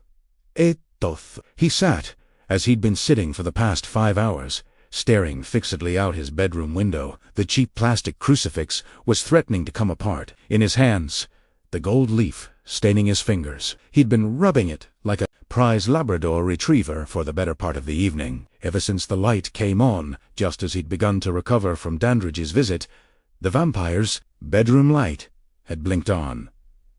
Charlie ducked reflexively, his heart doing tito-punt in his chest, and crouched there a good 3 minutes before, daring to venture a peek. The light was still on, but the shade was down. No discernible movement, no furtive displays, nothing. It just sat there, throbbing like a beacon, or a lure. Charlie watched, and waited. For what? He was too frightened to think. His room, dark but for his flickering Coors sign, strobed incessantly. Light in the window of the Dandridge house pulsed, ever so slightly, out of sync. The tree threw its long, black fingers across the yard, rustling softly in the night air. Eventually, Charlie slept. In his dream, he flew. He soared through the night, high above Rancho, Corvallis on leathery wings, the wind rushing past and filling his ears with whispers. Many, many voices that melded together to form one, a howl, a night cry, harsh and sweet. He arched, tiny jaws yawning to reveal tiny sharp teeth, and screamed a high, chittering song. He swooped and caught a moth, rolling in mid-flight, and crunched it in his mouth, savoring the juice. Wanting more, he rolled and dove back to earth, to the safe, staid little homes, their soft, sleeping occupants, oblivious to the night song, and yearned to swoop down and bury sharp teeth in their soft, stupid throats. Something hit the roof with a thud. Charlie jerked upright in his chair, heart racing. He shook his head, trying to dispel the tatters of the dream. "Ha, wubba," he mumbled, staring at the ceiling. He listened hard, heard only the familiar night sounds of the house he grew up in, the soft rush of air through the heating ducts, the bubbling of the aquarium, off the no-frost refrigerator down in the kitchen, doing its duty. His mum snoozing away, the creak of beams in the attic. The attic. Charlie jumped straight out of his chair. The creaking of the beam was soft but regular, moving away from him. Soft and regular, like footsteps. Mustering all his bravado, Charlie moved gingerly toward the door. He opened it a crack, poked his head out cautiously, ready to retreat at a moment's notice. "Mum!" His voice came out a squeak. "Mum, are you out there?" The hallway was empty and deadly silent. He crept out, feet making little whuffing sounds on the shag carpeting. He tiptoed to his mother's door, opened it a crack. Judy Brewster lay peacefully, mask in place, sleeping the sleep of the just. A bottle of Nital was perched on the bedside table, within easy reach. Something was downstairs now, a sound, faint yet palpable, emanating from the darkened portico, like fingernails on glass, soft, relentless. Charlie's knees wobbled. With Mom tucked away, that greatly narrowed the possibilities of who was making that sound. He didn't want to think about that, not in the dark, alone. He had to check it out, though. Hey, no big deal, he thought. Fooling no one. Says probably mice or something. Sure. He gripped his crucifix a little tighter and went downstairs. Charlie stood in the portico, breathing a sigh of relief. The creepy, scratching noise that reverberated through the entire living room had revealed itself to be a tree branch scraping harmlessly against the window. Charlie felt a flood of relief. So much for things that go bump in the night, he thought, and detoured through the kitchen for some munchies. He didn't notice, as he made his way to the kitchen, that the scratching stopped. Jerry Dandridge stood calmly gazing down at the sleeping form of Judy Brewster. He took the room in at a glance. The wonderfully cheesy furniture. Ene ovo mostik diar esechik madame. The boudoir scattered with wigs and cosmetics. The infamous Judy Brewster herself. Well, hello, come in. Can I get you a drink? He, deep in repose. It was too easy. He touched her briefly, contempt mingling with the longing for her hot blood. She smiled, a nocturnal fantasy in motion. Then he turned past the open window and glided across the floor. He paused as he passed the boudoir mirror, smiled wickedly. "You know," he purred, "you look marvelous." no reflection, smiled back. When he shut the door behind him, he very nearly yanked it off its hinges. Charlie never heard his mother's door crack shut. He was immersed in constructing a sandwich, head buried in the fridge. He put the last finishing touches on it. A certifiable de salame, turkey roll, 3 kinds of cheese and pickles, and munched it noisily all the way up the stairs, scarcely glancing at his mother's door. He patted down the hall softly, shouldering open his door, took another big bite before sliding inside, locked the door, pushing his desk chair under the knob, sat down, turned on the TV, took another big bite, and felt the tiny hairs rise on the back of his neck. He turned around very slowly, so as to give the bad feeling plenty of time to go away. No such luck. His sensory information registered in microseconds, each one progressively worse than the last, until he had turned quite far enough, and he and the vampire were face to face. Charlie wanted to run. He wanted to scream. If a coordinated airstrike could be arranged, he wanted one of those, too. As it was, the best he could manage was to leap out of his chair, spraying bits of partially chewed sandwich through the air. The vampire lashed out casually and caught Charlie's throat in a vicious grip, shutting off his air supply without a squeak. He smiled magnanimously. Now. We wouldn't want to wake your dear mother, would we, Charlie? That would be a terrible thing to do, wouldn't it? The vampire nodded. Charlie nodded. The vampire smiled. Perfect teeth. Because then I'd have to kill her, too. Right? He tightened his grip infinitesimally. Pain was excruciating. Charlie nodded. He had no choice. The vampire worked his head like a ventriloquist works his dummy. Up and down, up and down. Yes, boss. Anything you say, boss. Right, the vampire concluded, flinging Charlie the length of the room, with such force that he smashed clear through the dry wall, leaving an enormous gaping hole. Charlie slid down the wall and lay in a crumpled heap. Dandridge sauntered across the floor as if on a fashion runway, coolly elegant, reeking of menace. He picked Charlie up, one-handed all 167 pounds of him, without even leaning to support the load. Charlie's eyes swam in his head as if he were a steer in a slaughterhouse, his brain going, Mayday, Mayday, Mayday, Mayday. Do you realize the trouble you've caused me, spying on me? Almost disturbing my sleep this afternoon, telling policemen he tightened his grip about me. He slammed Charlie into the wall for emphasis. Charlie wondered dimly how many successive slams it would take to induce complete renal failure. His face was the color of ptomaine poisoning. Jerry leaned in. You deserve to die, boy, and I think you should. But then, that could be messy too close to home. The vampire smiled. You see, I like my privacy. And I like this town. In fact, I'd like to stay here for a long, long time. He loosened his grip on Charlie, but continued holding him pinned. To the wall! Charlie gasped for breath. Of course, I could give you something you saw fit to deny me. A choice. Shall we make a deal? You forget about me, I forget about you. What did I say? Charlie! Charlie fumbled, his life in the balance. Then he remembered his cross. He wormed his hand into his pocket and started to whip it out. Dandridge caught his wrist on the way out and pulled it up and away, threatening dislocate his shoulder in the process. Charlie yelped and got his head slammed into the wall for his trouble. Not so easy, Chuck. I have to see it. Jerry held his hand at arm's length and squeezed until Charlie couldn't take it anymore. The crucifix dropped to the floor. If you kill me, everybody'll be as suspicious, Charlie blurted. My mother.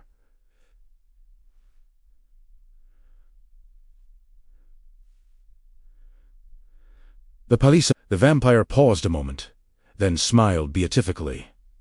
Not if it looks like an accident. He yanked Charlie over to the window, pushing away the heavy dresser with one foot. A fall, for instance. He flipped the lock, started pulling the nails out one by one with a dainty heap. Loves me? He loves me, not Cadence. Disturbed teenager with paranoid fantasies about vampires. Of old things suffers a nasty fall while trying to barricade his bedroom. He swung Charlie around, opening the window with a flourish. Terrible tragedy for all. Concerned, of course. But lately, he had seemed so withdrawn.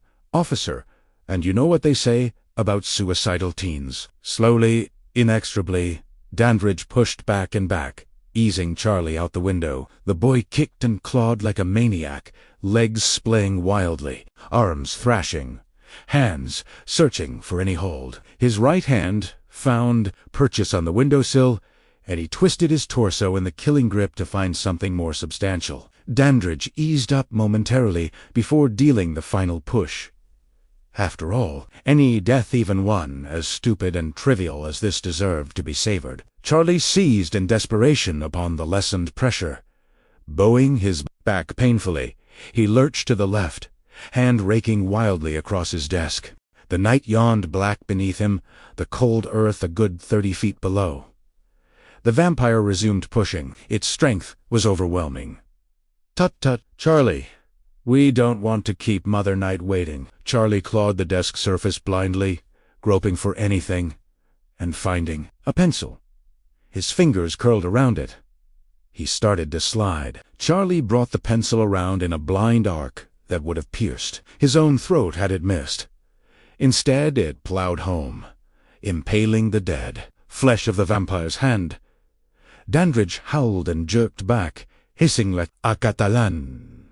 Charlie scrambled to regain his equilibrium. His back felt as if someone had tied him to a belt. Great. His mind raced. Now I'll fall out all by myself. He pulled himself in, coughing and sputtering.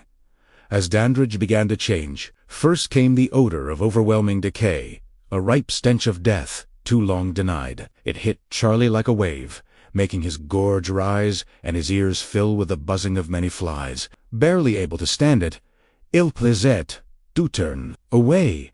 Charlie stood slack-jawed with lurid fascination as the horror unfolded before him. His room had been transformed into a nightmare detail from a Hieronymus Bosch painting, a livid slice of hell pinwheeling around amid the sports car posters and ski paraphernalia, howling and cursing in a harsh, guttural tongue. The Coors sign winked like a malevolent red eye, casting a pale glow on the room. Jerry Dandridge writhed and spit, too overtaken with pain and indignation to remain calm in the face of this affront. He held out his wounded hand, the pencil still protruding. A faint plume of acrid smoke wafted up from the puckered hole, mixed with the stench of charred wood. The vampire halted suddenly, hunkering over. Charlie's breath was ragged in his chest. His heart skipped a beat as the vampire whirled to face him. Charlie winced. His face was the worst. Gone were the smooth, affluent good looks that had floored his mother. The real Jerry Dandridge was an ancient, misshapen creature with a lower jaw that gaped open to reveal a host of foul yellow teeth. Its hair was coarse and brittle, its ears deformed and pointed flaps. The skin of its face was sallow and collected in hideous, liver-spotted pockets, gathering most noticeably round its eyes. Its eyes, sunken, red-rimmed pits, they burned, luminous and bulging, boring holes straight through Charlie's skull, sapping him. The muscles in his back went slack, and he fell against the crushed wall on shaking legs, unable to pull away. The vampire hissed then, and grasped the pencil with long, crooked fingers, its nails clicking together with a chitinous sound. It fixed Charlie with a stark, imperious look that did little to conceal its agony, and pulled the pencil out. Charlie grimaced. The tip was blackened and still smoking. It, dos, de. Pencil away contemptuously, and he noted sickly that a shred of withered flesh still clung to the tip, fluttering like a banner as it fell to the floor. The vampire smiled, a horrible, withered rictus. It felt much better. The pain was receding, as was the shock of this boy's impudence. They always were clever in desperation, it noted. Its appearance improved enormously as its anger subsided. Its features smoothed and tightened, its hair thickened, and some semblance of humanity returned. but the eyes still glowed red. The nails still clicked, and the teeth. Jerry Dandridge gazed at Charlie intently. He held up his hand, the wound gaping. "See the trouble you caused me, boy," he said, advancing for the kill. Charlie's bowels turned to water. "No," he whined helplessly, and then his mother started screeching at the end of the hall. "Damn, the vampire world," hissing sibilantly. "Should've killed her when I had the chance." He turned back to the boy, who was leaning against the wall like a sack of potatoes on stilts. He wanted to trash the kid right here and now. Be done with it forever. But no, he'd wait. Plenty of time, he thought, fighting back the urge to rend and tear. The past centuries had taught him nothing, if not patience.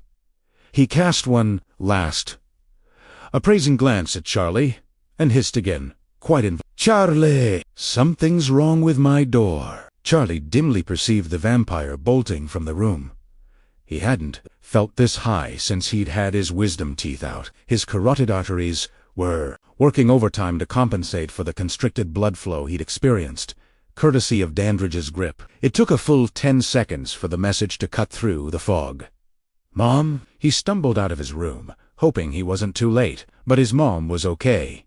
She stumbled out of her room, fumbling past the wreckage of her door. Charlie cast about wildly, half expecting some kind of surprise attack. The window at the end of the hall had been thrown wide open. Dandridge was gone. For now, Charlie didn't know whether to breathe a sigh of relief or wet his drawers.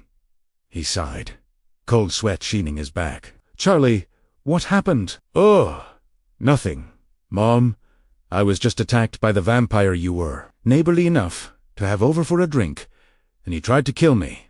That's all. I just had a nightmare, Mom." "What happened to your door?" Judy looked puzzled. "Why, I don't know." She brightened. "But you—" "No, I had a nightmare just last night. I was at this white sale, and there I was, standing at the counter, and I reached for my credit cards, and suddenly I realized I was naked as the day I was born." She stopped abruptly as the sudden wrenching of metal and crunching of safety glass filled the night. It continued for several vicious seconds. Then silence. Judy just stared blankly at the open window at the end of the hall, one that overlooked the backyard. And the garage. Now, what on earth was that? She took a step toward the window, still woozy from her sleep aids. Charlie grabbed her gently but firmly by the arm and wheeled her around. "Nothing, Mom. Just the raccoons in the garbage again? No big deal. Why don't you just go back to sleep?" Judy smiled. "But what about your nightmare, son? Do you want a nice valia?" Charlie eased her through the door of her room. "I'm fine now, honest. Go back to bed, okay?" Judy offered no resistance. She yawned. "Well, I do need my sleep. I start the night shift tomorrow, you know?" "Yes, Mom, I know. Good night." She paused, placed her hand lovingly against his cheek. "Charlie, you're so good." "Good night, Mom." He pulled her door shut, its hinges creaking loudly. Back in his room, Charlie slumped back in his comfy chair. He was exhausted. The TV flickered in the darkness, with its sound down low, mumbling in the corner, like someone's idiot cousin. The remains of his sandwich stared at him wanly. He couldn't think about food. He couldn't even think about the destruction of his room, and how he'd ever explain it. All he could think about at that moment was the sound from his garage. He'd spent enough time restoring that car to recognize the sound of someone trashing it. The bastard. He gazed up at the Shelby poster on the wall. In memoriam, bastard. He gazed sullenly at the TV. Fright Night again. It was just what he needed. His hand reached over to flick off the set, and the phone rang. Charlie's heart beat a quick 1-2 in his chest. He leaned over and grabbed the receiver quickly, held it away from himself for a moment, as if it were a dead animal, and slowly, very slowly, brought it up to his ear. He had a fair guess who it was. "I know you're there, Charlie. I can see you." Charlie slowly turned to face the window. Sure enough, there stood Dandridge blithely, staring holes into him. His handyman was kneeling before him, rapturously bandaging his wounded hand. Dandridge smiled grimly. "I just destroyed your car, Charlie." "No shit, you bastard! But that's nothing compared to what I'm going to do to you tomorrow night." The vampire hung up slowly, lackadaisically, and pulled down the shade. Charlie sat, numbly watching the darkened window, the phone still in his hand. He sat like that until the harsh dit-dit of the phone snapped him out of it. He got up, cradled the receiver, and slumped back onto the bed. Impending doom flooded him. He turned and gazed blankly at the TV. The horror film dissolved into a commercial offering absurdly expensive miniatures, certain to be cherished for generations. He was not impressed. Half a dozen other hucksters paraded across the screen to no avail before the dripping Fright Night logo returned. Charlie turned up the sound. Pierre Vincent, cloaked and bedraggled, was in rare form, turned with a flourish, almost colliding with a rubber bat that twitched and flopped on a nylon filament. He brushed the bat away. "Welcome back, horror fans. I hope you're enjoying tonight's feature. A Vampire, Part 2. It's one of my best." He glanced around ominously. "Did you know a lot of people don't believe in vampires?" The bat's tether broke. It fell to the floor with a muffled plop. The crew broke up, their laughter leaking into Peter's lapel mic. Peter Vincent drew himself up to his full height, glowering. "But I do, because I know they exist. I have faced them in all their guises. Man, woman, wolf, bat." Charlie watched, intent. "And I have always won. That's why they call me the Great Vampire." "Killer?" Someone in the studio repressed a giggle. Peter flashed a killing glance. Dramatic pause. "Now watch me prove it. In I a Vampire, Part 2, 2, 2. His voice faded out with a ludicrous echo as a much younger Peter Vincent appeared on the screen, stake and mallet in hand. The camera panned back to reveal an endless, vaulted corridor deep in some drafty castle. Charlie sat up, eyes glued to the screen. "Get him, Peter." "Get him," he whispered, and in that instant an idea was born. Chapter 11. Channel 13 occupied a nondescript red-brick building on Cameron Mitchell Drive, the kind of four-lane divided highway that can be found in every city west of the Hudson River. Fast food restaurants, gas stations, and shopping malls pockmarked the land. Miles of prefab suburban sprawl, giving way at the last moment to the tiny cluster of streets and buildings that marked downtown proper of Rancho Corvallis. Peter Vincent slipped quietly out the side door, a trench coat draped across his shoulders. He quickly descended the stairs, hoping to make it across the parking lot without incident. The day had probably been the most dismal day of his life. He walked stiffly, with a forced dignity that belied his true feelings. "The fools," he thought. "Those cretinous Schweinhoffarete. Hey, Mr. Vincent." Vincent froze. He turned, slowly and stately, to face his public, a solitary, rather haggard-looking teenager, advancing on him with an eagerness that bordered on hunger. He smiled politely, placing his hand casually on the door handle of a Mercedes sport coupe. "Mr. Vincent, could I speak to you for a moment?" "It's terribly important." Vincent sighed deeply, deftly whisking a fountain pen from his vest pocket. "Certainly. What would you like me to sign?" "Pardon me." Vincent looked at the boy balefully. He repeated himself carefully, as one might to a retarded child. "What would you like me to sign? Where is your autograph book? I am rather busy, you know." Charlie shrugged sheepishly. "No, sir. I was curious about what you said last night on TV. You know, about believing in vampires and stuff." Vincent regarded him warily. "What about it? Were you serious?" "Absolutely. Absolutely. Unfortunately," he added dryly, "none of your generation seems to share that conviction." His eyes flared. Charlie stared at him. "What do you mean?" Peter Vincent could contain his fury no longer.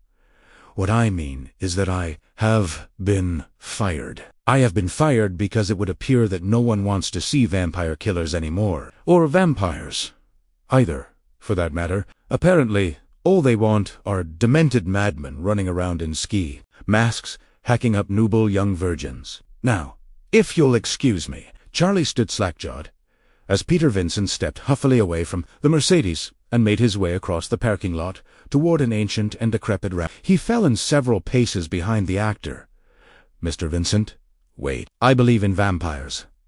"That's nice," Peter Vincent threw over his shoulder. "If only there had been more of you, perhaps my ratings would have been higher." The Rambler loomed near. Charlie was getting desperate. "In fact, I have one living next door. Would you help me kill it?" Peter Vincent winced, stopped dead in his tracks. He turned and stared coldly at the boy. "Come again!" Charlie stood his ground. "I said, would you help me to kill it?" Peter Vincent turned red as a pulsing artery. His voice came out in clipped, shrill tones. "Oh, that's rich!" "That's just grand. Who put you up to this, boy?" "Murray, Olson, the whole damned imbecilic crew. Kick a man when he's down. One last parting shot to wish me bon voyage." Charlie just stared.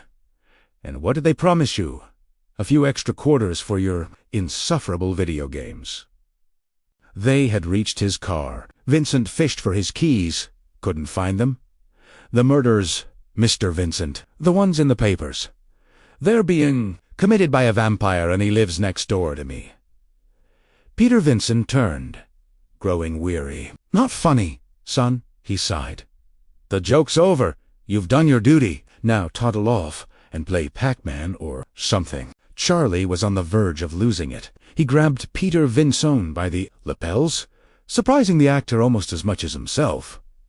"Mr. Vincent, I'm not joking.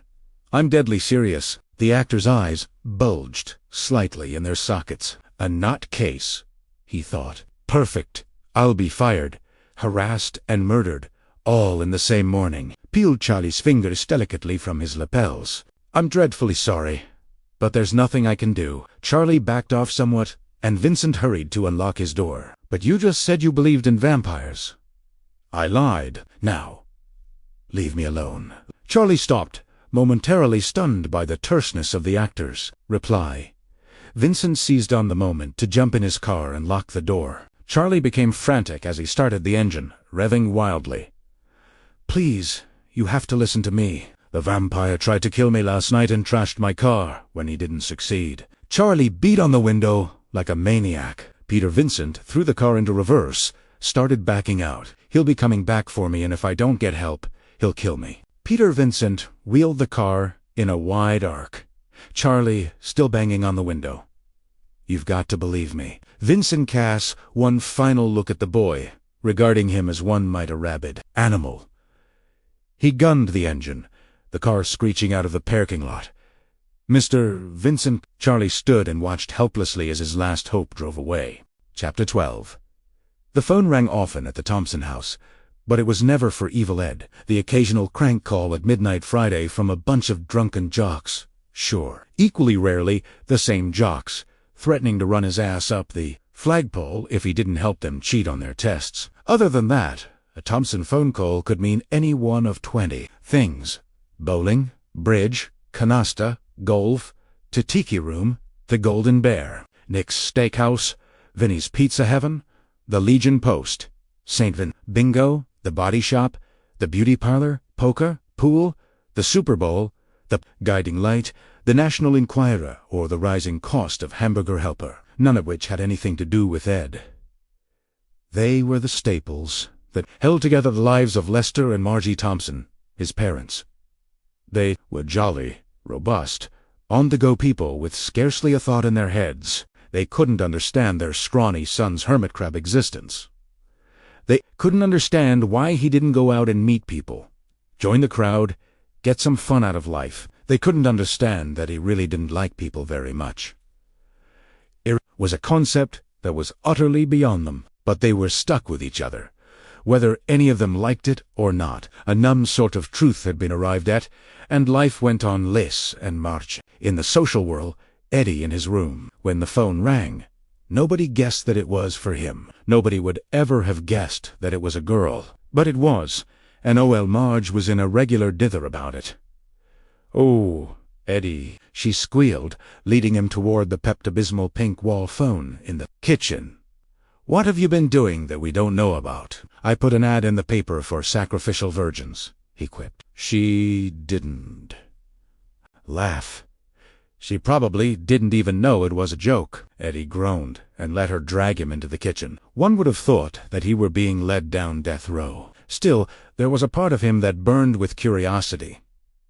Who could possibly be calling, and what could they possibly want? Aaron Dunty. List of girls who had ever given him an appraising glance. So far as he knew, Gail Bloomstein, Peggy Lint, Anita Hogg, Beryl O'Flynn, oily-haired nose-pickers, every one of them. He hoped to God that none of them had worked up the nerve to call. That left only one other possibility. A prank. The message of Brian. De Palma's Carrie hadn't been lost on him. If they could find a way to fuck you up, they would. That was the sentence that God and the world had passed on misfits. Trap them and kill them. He knew his lot. He just wasn't very happy about it. So he was greatly apprehensive when he picked up the receiver and brought it to the side of his head. Like Russian roulette. "Hello," he said, trying to be strong. "Hello, Eddie," came from the other end. Pretty soft, intensely feminine. Definitely not one of the dogs. His mind was boggling, his heart going pit. "Is this?" He wondered, then echoed the question out loud. "This is Amy Peterson, Charlie's friend." She sounded nervous and embarrassed and deeply worried. It took Evil Ed a moment to pick up on. He was too busy being disappointed and pissed. "I need to talk with you about something." "What?" Snippy. Well. And now her unhappy hesitation showed through clearly. "Have you noticed anything funny about Charlie lately, other than his face?" "You mean?" "I'm not kidding, Eddie. This is serious. He's acting really crazy, and it scares me." Yeah. For some reason, it hadn't occurred to Evil Ed that Charlie might have been losing it with everyone. "Yeah," he repeated, running yesterday's conversation through his mind. He started to smile. "Well, he did come over yesterday," he continued. "It was pretty demented. He said he needed my help because, God, a vampire was trying to kill him." "Is that the same story you got?" "Yes." "Oh, God." In his mind's eye, he could see her pacing and chewing on her knuckles. The image amused him. "Sounds to me like your boyfriend has blown a gasket, kiddo. You might just want to gift trap him for 3 Northeast. "What?" "The mental ward at Hammer Memorial Hospital." "Eddie," she cried, and her voice was so plaintive that it made him question his own warped sense of humor. "Please, stop making fun and talk with me for a minute. We've got to figure out what we're going to do." "Wait a minute," he cut in. "Not joking now. Wait a minuto, wait a minuto, wait a minuto, hold your horses. Where do you get this wee business?" Well, he'd yanked the rug out from under her on that one. Didn't feel as good as he'd thought it would. "I just thought that you'd want to help him," she rushed on. "You're his best friend, and I think we're speaking past tense, Amy. He was my best friend. Now he's just another jerk who ignores me in the halls. And if he wants to cut out paper dollies of Dracula, he can go right ahead. Just make sure that he uses safety scissors. That's really mean." "Eddie, I'm feeling really mean, Amy. Not that anyone gives a shit. It seems to me that's... you all wouldn't be running to my assistance. Yeah." Now she sounded angry, and Evil Ed heard the distant sound of tables being turned. "What about the time when Chuck Powell and Butch Massey cornered you behind the cafeteria? Or that time in the woods out back of the football field?" "How do you know about that?" Evil Ed was on the defensive. Memory of that scene in the woods loomed up, pathologically vivid, in his mind's eye. He still had a scar on his right arm from the broken-off tree. branch, its jagged edge, raking a 5-inch furrow across his bicep. Chuck and Butch and 3 other guys, dragging him off the trail and throwing him down. And who saved my ass? Evil Ed remembered sickly. Who gave Chuck a black eye and knocked the wind out of Joey Boyle. Who, but the point was already made. Charlie told me she was saying, "Charlie talks about you a lot. We'll be watching a movie on Fright Night, and he'll say, 'Evil Ed and I must have seen this one a dozen times.' Or we'll be sitting at Wally's, and he'll start talking about the time that you had all 10 of the highest scores in Space Invaders." "That was a long time ago," he interrupted. "Okay, fine," she countered. "You're right. It's all ancient history. You are not your brother's keeper. God didn't make the little green apples. And all right, already!" He burst in angrily. There was a taut moment of static and silence that stretched across the telephone wire. "So what are we going to do?" he concluded. "Mrs. Brewster." Amy pushed open the kitchen door a little more, poked her head inside. "Mrs. Brewster? Charlie? Anybody home?" No answer. Just the mellow hum of the refrigerator. Amy turned to Evil Ed. They shrugged at each other and stepped inside. At the foot of the stairs, they heard the faint clacking of wood against wood. Then silence again. "Come on," Amy said, and they headed upstairs. Charlie's door was closed. A wafer-thin wedge of light poked out from underneath it, along with a delicate scraping sound. They paused for a moment and exchanged quizzical glances. "What's he doing in there?" Eddie whispered in her ear. "I don't know, but I think that we'd better find out. Let's do it." They didn't notice the crucifix until they were nearly upon it. It was large and whitey, silver-mounted on a thick mahogany base. It hung a foot above the "No Trespassing" sign on his door, reflecting light. They shared one last apprehensive glance. Then Eddie sighed, put his hand on the doorknob, and twisted. The full force of the room's transformation assailed them. "Jesus Christ!" Eddie yelled. Charlie's head jerked toward them. Suddenly, he yelped and jumped a foot out of his chair. Amy let out a little screech and brought her fists up to her mouth, eyes bulging with shock. The 3 of them stared at each other for a long, silent moment. "Jesus Christ," Evil Ed repeated quietly. Charlie's room had become a combination fortress, cathedral. Every square inch of table or desk space was covered with glowing candles. Dime store crosses hung everywhere, vying for wall space with the BMW and Mustang posters, overwhelming them at every turn. Uge strings of garlic was draped all around the window and over the bed. On the floor at Charlie's feet, a pair of rough-hewn wooden stakes lay one atop the other. They were carved from slats of grape fence. 3 feet long, 5 inches wide, 3/4 of an inch thick. Charlie had whittled them down to crude, ugly points. A third one was in progress.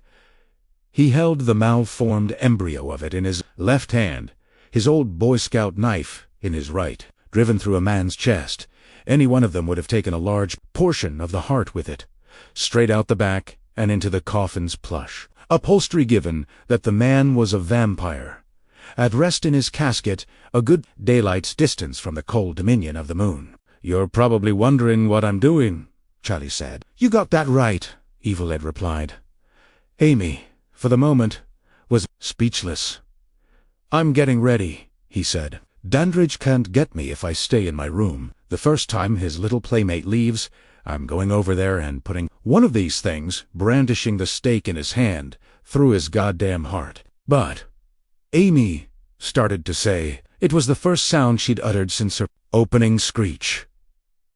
"No," Charlie stated. His voice was flat and blunt. "I don't want to hear about how I'm acting crazy. I don't want to hear about how I'm living in a fantasy world. I have a new next-door neighbor. He's a vampire. Last night, he almost killed me. I don't give a fuck whether you believe me. My mother believes me. Peter Vincent believes me. Or not. There's an honest-to-God vampire next door, and he wants me to die, because I know what he is. If you don't believe me, go to hell. I don't want to argue with you. I don't have time." He went back to whittling his steak. "Wait a minute," Evil Ed said finally. "What do you mean? Whether Peter Vincent believes me or not. Did you actually talk to him?" "Yeah," said Charlie, not looking up. A short, thin, curling slice of wood dropped to the floor like an autumn leaf. "And what did he say?" Charlie spat out a bitter little chuckle, same as everybody else. "I'm nuts." His blade stroked violently along the wooden shaft. "It doesn't matter." "What do you mean?" "It doesn't matter." "That's a pretty arrogant statement, if you don't mind my saying so. Has it ever occurred to you that you might be wrong? Has it ever occurred to you that I might be right?" Charlie stood up, quivering, steak and knife still in hand. "Damn it, did that ever occur to you? You didn't see him bite that girl in the neck. You didn't see him turn from a bat into a man. You didn't see him come in here and try to kill me last night. You don't know what the hell you're talking about." "Charlie, please," Amy pleaded. It was almost a whisper. She was almost in tears. "This is crazy. You've got to stop." "Amy!" Cold-faced, stern. "Do me a favor. Go home. We're only trying to help," she blurted. "Great. If you want to help, grab one of those steaks and come with me. It's the only kind of help I need. Otherwise, just go home. Okay." "Amy! Let's go," Evil Ed said quietly. But she whipped around to face him. Her eyes were moist and pleading for mercy. "Come on. There's no point. He isn't going to listen to us." Evil Ed looked slightly disgusted with the whole thing. "He's right," Charlie concluded. "I'm not going to listen." Amy and Charlie stared at each other for a minute. That drag. Charlie's expression was fixed with determination. Amy struggled for the same effect, but kept threatening to break down in tears. "Come on," Evil Ed insisted. "Amy, let's go." Amy nodded, ever so slightly, her gaze dropping from Charles.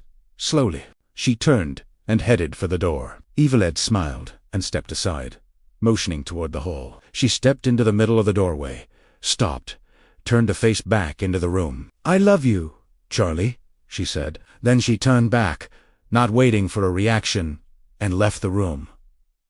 "Way to go, Brewster. You're a class act, all the way."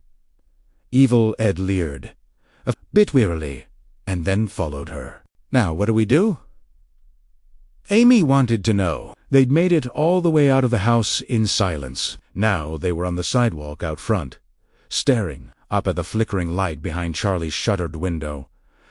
"This is pretty crazy," Evil Ed admitted. "I never thought Chuko would go this far off the deep end. I mean, did you look at those steaks?" Amy nodded grimly. "Can you imagine pounding one of those suckers through somebody's chest? It's like Eddie." Her eyes were red and bulging. They looked scarier than any undead peepers Evil Ed had ever seen. Okay. I'm sorry. Took a deep, indignant breath that showed just how sorry he really was. "And I do have a plan of sorts, though I don't know if it'll work. Really." The menace in her eyes softened, turned to piercing concentration. "What is it?" "Let's see." Scratching his head exaggeratedly. "Do you have any money, for starters?" "What?" She was instantly furious.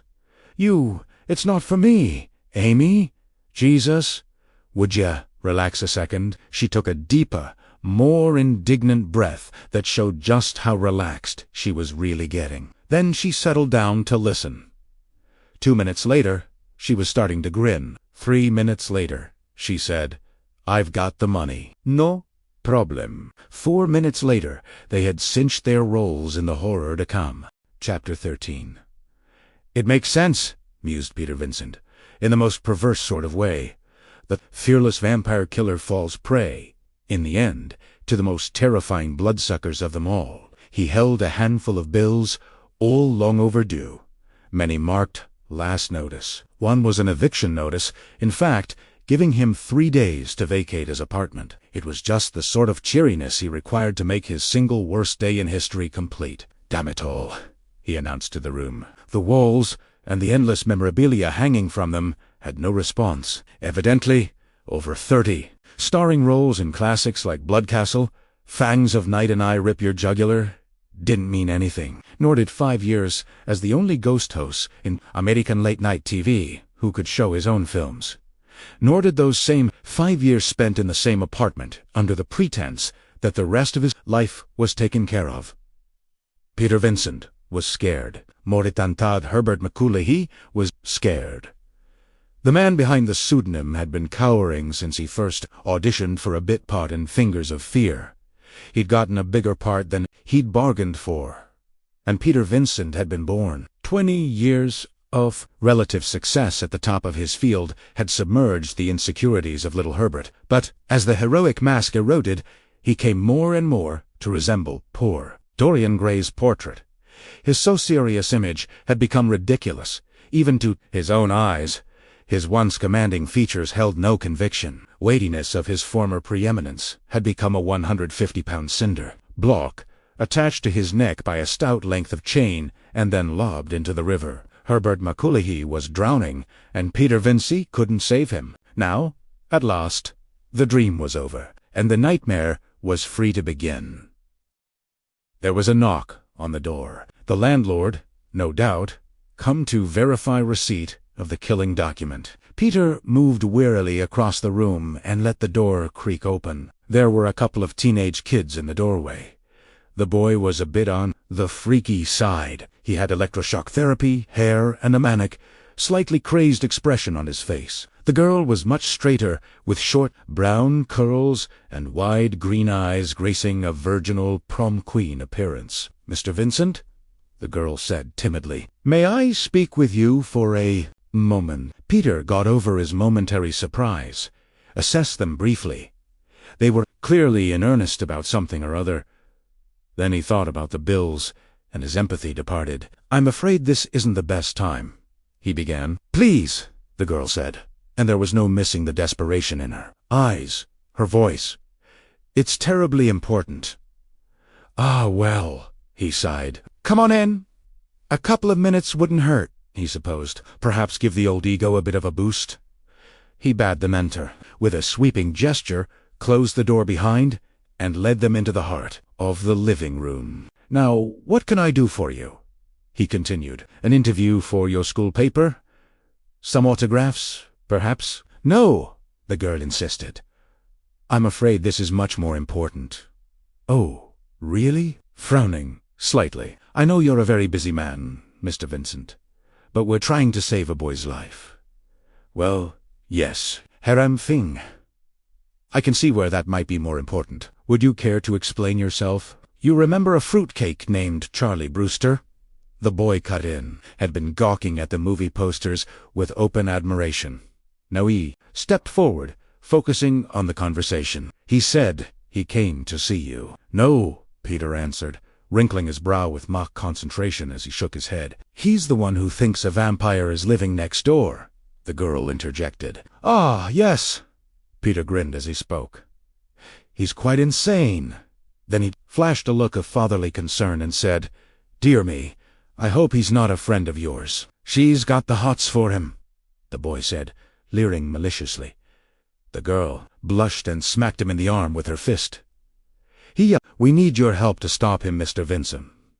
You see, he really does believe that his next-door neighbor is a vampire. He's planning to kill him with a stake through the heart," the boy added, all wicked glee. Peter stared at them for a moment. "You're putting me on," he said, finally. The girl shook her head with total sincerity. "My God. Young lady, your friend needs a police psychologist, not a vampire hunter. Please, Mr. Vincent," she started to plead. "I'm afraid not, my dear. You see, Hollywood beckons. I've been offered the starring role in a major motion picture. I've even had to retire from Fright Night." "So, you're kidding," the boy exclaimed. He looked suddenly crestfallen, warmed Peter's heart. "I'm afraid so. Why are you a fan of the show?" "Since day one," the boy replied unhappily. "Oh, my goodness," Peter purred. "Well, we certainly can't let you get away without an autograph, can we?" He started to rummage through the papers on his desktop in search of a pen. "Mr. Vincent, please." The girl's voice had taken on a sudden, sharper tone. He turned to her, startled. "I'll hire you," she concluded. "I'll give you money." "How much?" Peter interjected, quick as a wink. $500. "I'll take it." Peter Vincent's entire being transformed at the sound of those three magic words. $500. He could pay the rent and hold off the phone company, give himself time to find a new base of operations. There was a station in Cleveland that had expressed interest in him. God only knew how many other Saturday night horror shows needed hosting by someone with his obvious gifts. "So how do we go about curing your little friend of his delusion?" began all jolliness and willingness to help. "I've got it all figured out," the boy said. "We all go over to his neighbor's house and run a little vampire test on him. You know, like in Orgy of the Damned." "Ah, yes." Peter was positively glowing now. "Would you believe that I still have the prop?" He reached into the vest pocket of his smoking jacket and pulled out a silver cigarette case. He flipped it open, revealing the white, filtered tips of his Carlton 100s and the inside of the lid. "A mirror. You see," he said, displaying it to Amy. "Most vampires don't have mirrors in their homes. It would be a bit disconcerting, I'd imagine, to try to catch a glimpse of yourself and find nothing there." He chuckled, flipped the case shut, and put it back in his pocket. Then he turned to the boy and said, "It sounds fine to me. But has the neighbor agreed?" The boy grinned. "I'll take care of it. May I use your phone?" Peter Vincent was more than happy to show him the way. The magic words were still high-stepping like chorus girls through his mind. He could scarcely imagine a more joyous piece of synchronicity. All the clocks started ticking at once. The great-grandfathers, the equally antique wall and desk models, all burst into perfectly synchronized motion. Precisely at 6 o'clock, in the front parlor, Billy Cole finished munching the last of his toast, took one final sip of tea, and folded the newspaper neatly on the tray. He smiled, the tiniest flit across his features, as he glanced at the lurid headline. "Rancho Corvallis Killer Strikes Again. Nude co-ed slaughter details." Billy picked up the tray and made for the kitchen.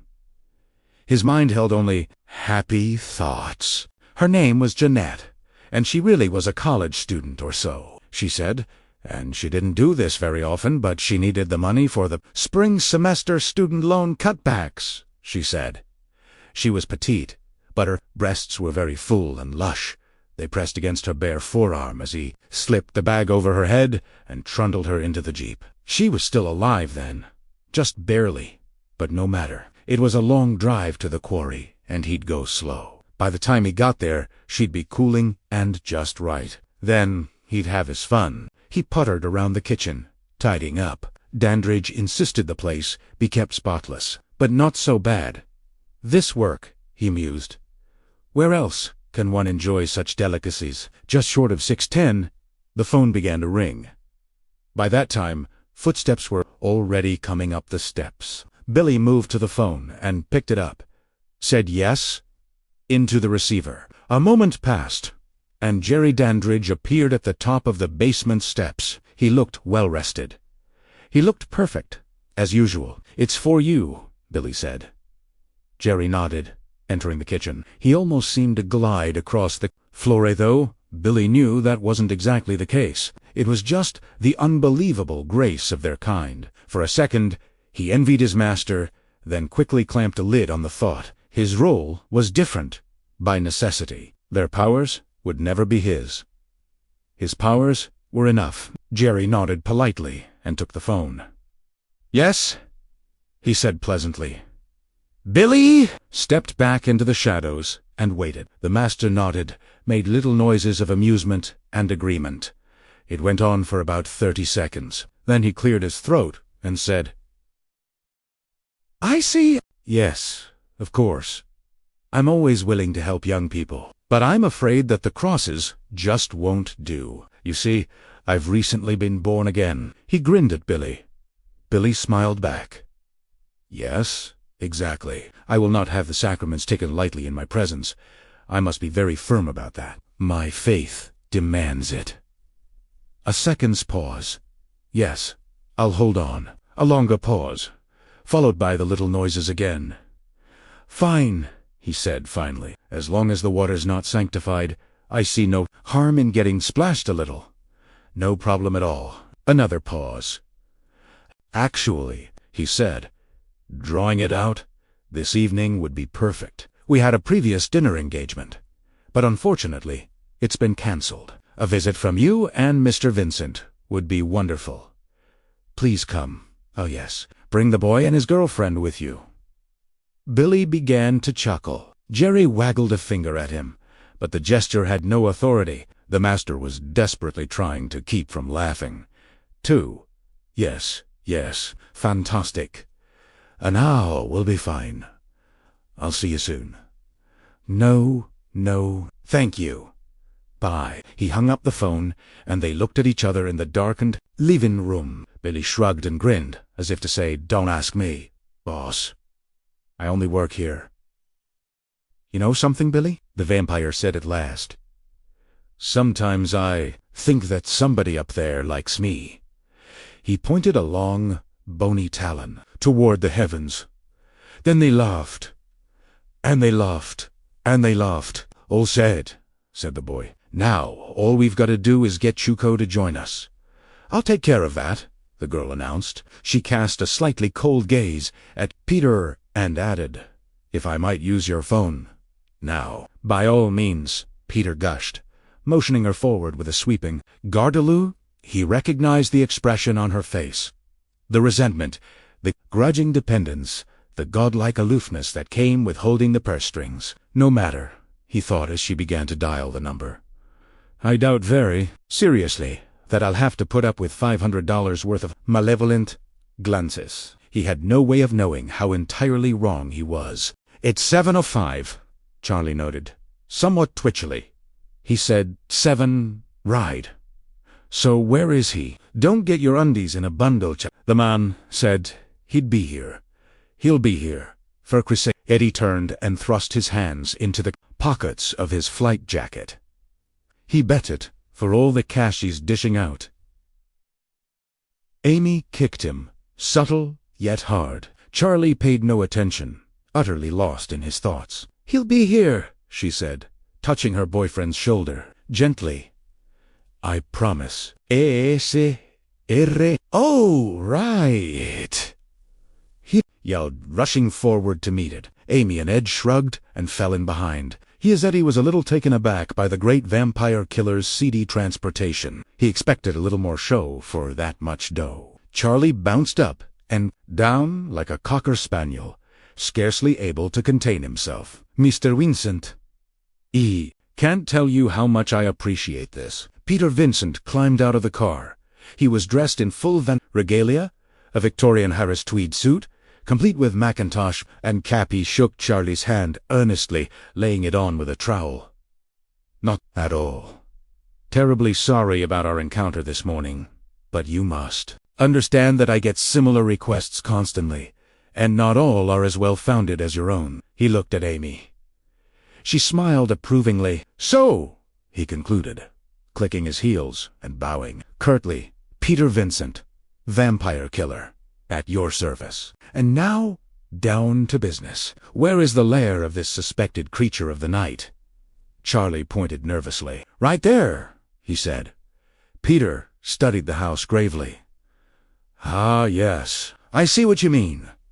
There is a distinct possibility. He reached into the car, withdrew a small leather satchel. Placing it upon the hood of the car, he opened it, removing a delicate crystal vial of liquid. Then he put the bag back and turned to the kids, straightening his shoulders. Well, he said, shall we go? Evil Ed snickered a tiny bit. Where are your stakes and hammer? Peter Vincent regarded him coolly. They are in the car. You're not going in there without them. Charlie was horrified. That it be suicide. I have to prove that he's a vampire before I kill him, Charlie. But I already know he's a vampire. But I do not. Vincent leveled him with his most paternal gaze. trust. Me? Charlie. Vincent held the vial up to the light. This, he said, is holy water. Duly sanctified and blessed. If he so much as touches it, it will blister his flesh. I am going to ask him to drink it. He'll never agree to it. He'll kill us all, Charlie cried. He stared at the three of them, looking for a trace of sanity. Evil Ed cackled. He already agreed. You cluck! Charlie looked at Peter Vincent. He did. Peter nodded gravely. Yes, he said, which doesn't exactly strengthen your case, does it? Now, shall we go? Charlie was stymied. But, he stammered, grabbing Peter's arm. Amy interceded. Mr. Vincent, she said, eyes imploring. If Charlie's right, and you prove he's a vampire, are we in any danger? Charlie nodded, emphatically endorsing the notion. Not at all, my dear. Vampires are cunning above all, and our joint demise would be most difficult to hide. He looked at Charlie. No, we'll... And, after all, he added, winking, I am Peter Vincent. The actor turned with a flourish and strode manfully up the walk. Charlie looked at Amy. Amy looked at Eddie. Eddie smiled and looked slightly askance at the whole thing. You pays yo money, and you takes yo chance.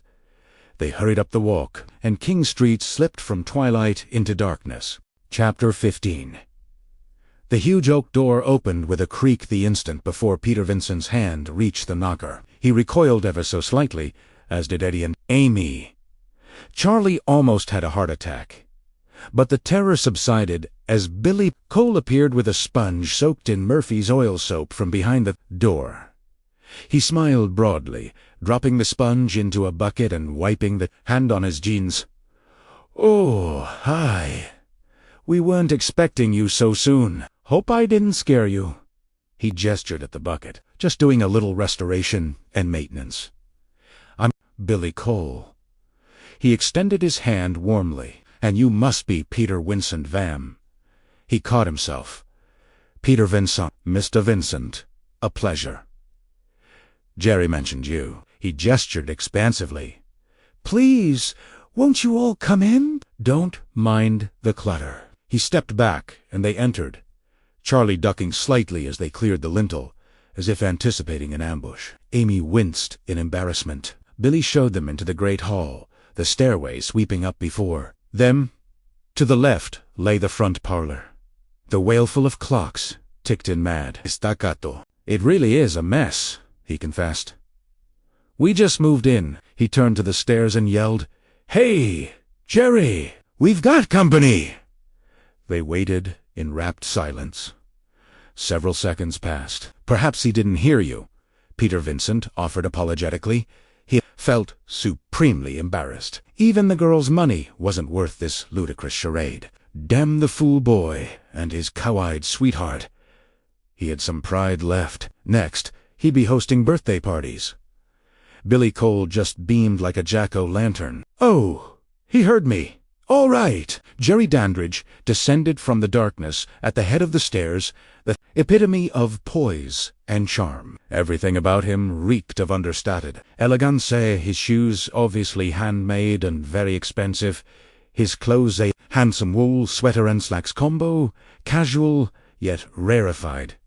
His demeanor was well-bred and almost noble, as if he had not a worry in the world, and, as such, could afford to be gracious. Eddie and Peter were impressed to distraction. Charlie thought him more intimidating than ever. Amy thought he was gorgeous. All eyes upon him.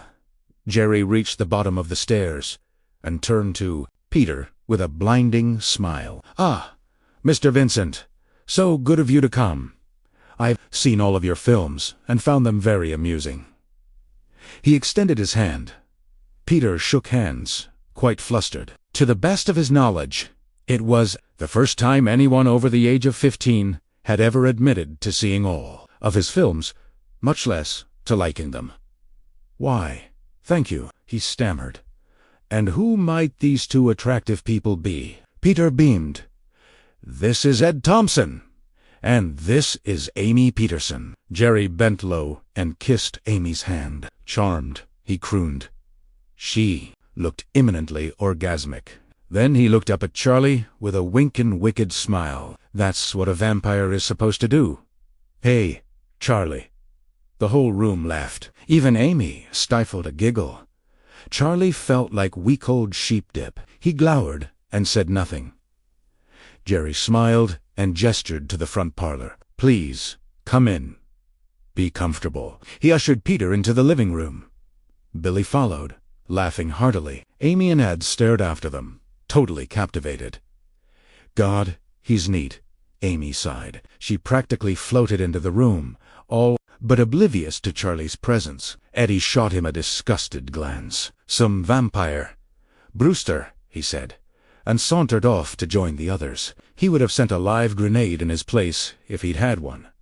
He wanted to scream, I can't believe you're falling for this snow job. But they were It was one paranoid teenager against Vlad the Impaler, and he was losing in a big way. Got to play along, he thought. Catch him unawares. He made his way into the parlor, entering with roughly the fanfare reserved for a wayward family pet. His face looked like he'd dipped in vinegar, but no one seemed to mind. They were too absorbed in Dandridge, Issawiti repartee. The parlor was spacious and airy, even though its floor space was crammed with boxers and cartons, all draped with heavy sheets. Jerry looked at them apologetically. You'll have to excuse the mess. I'm still unpacking. Peter nodded sympathetically. Charlie couldn't stand it. He glared at Dandridge, trying hard to sound tough and resolute. Where do you keep your coffin? Or do you have more than one? The words came out a petulant whine.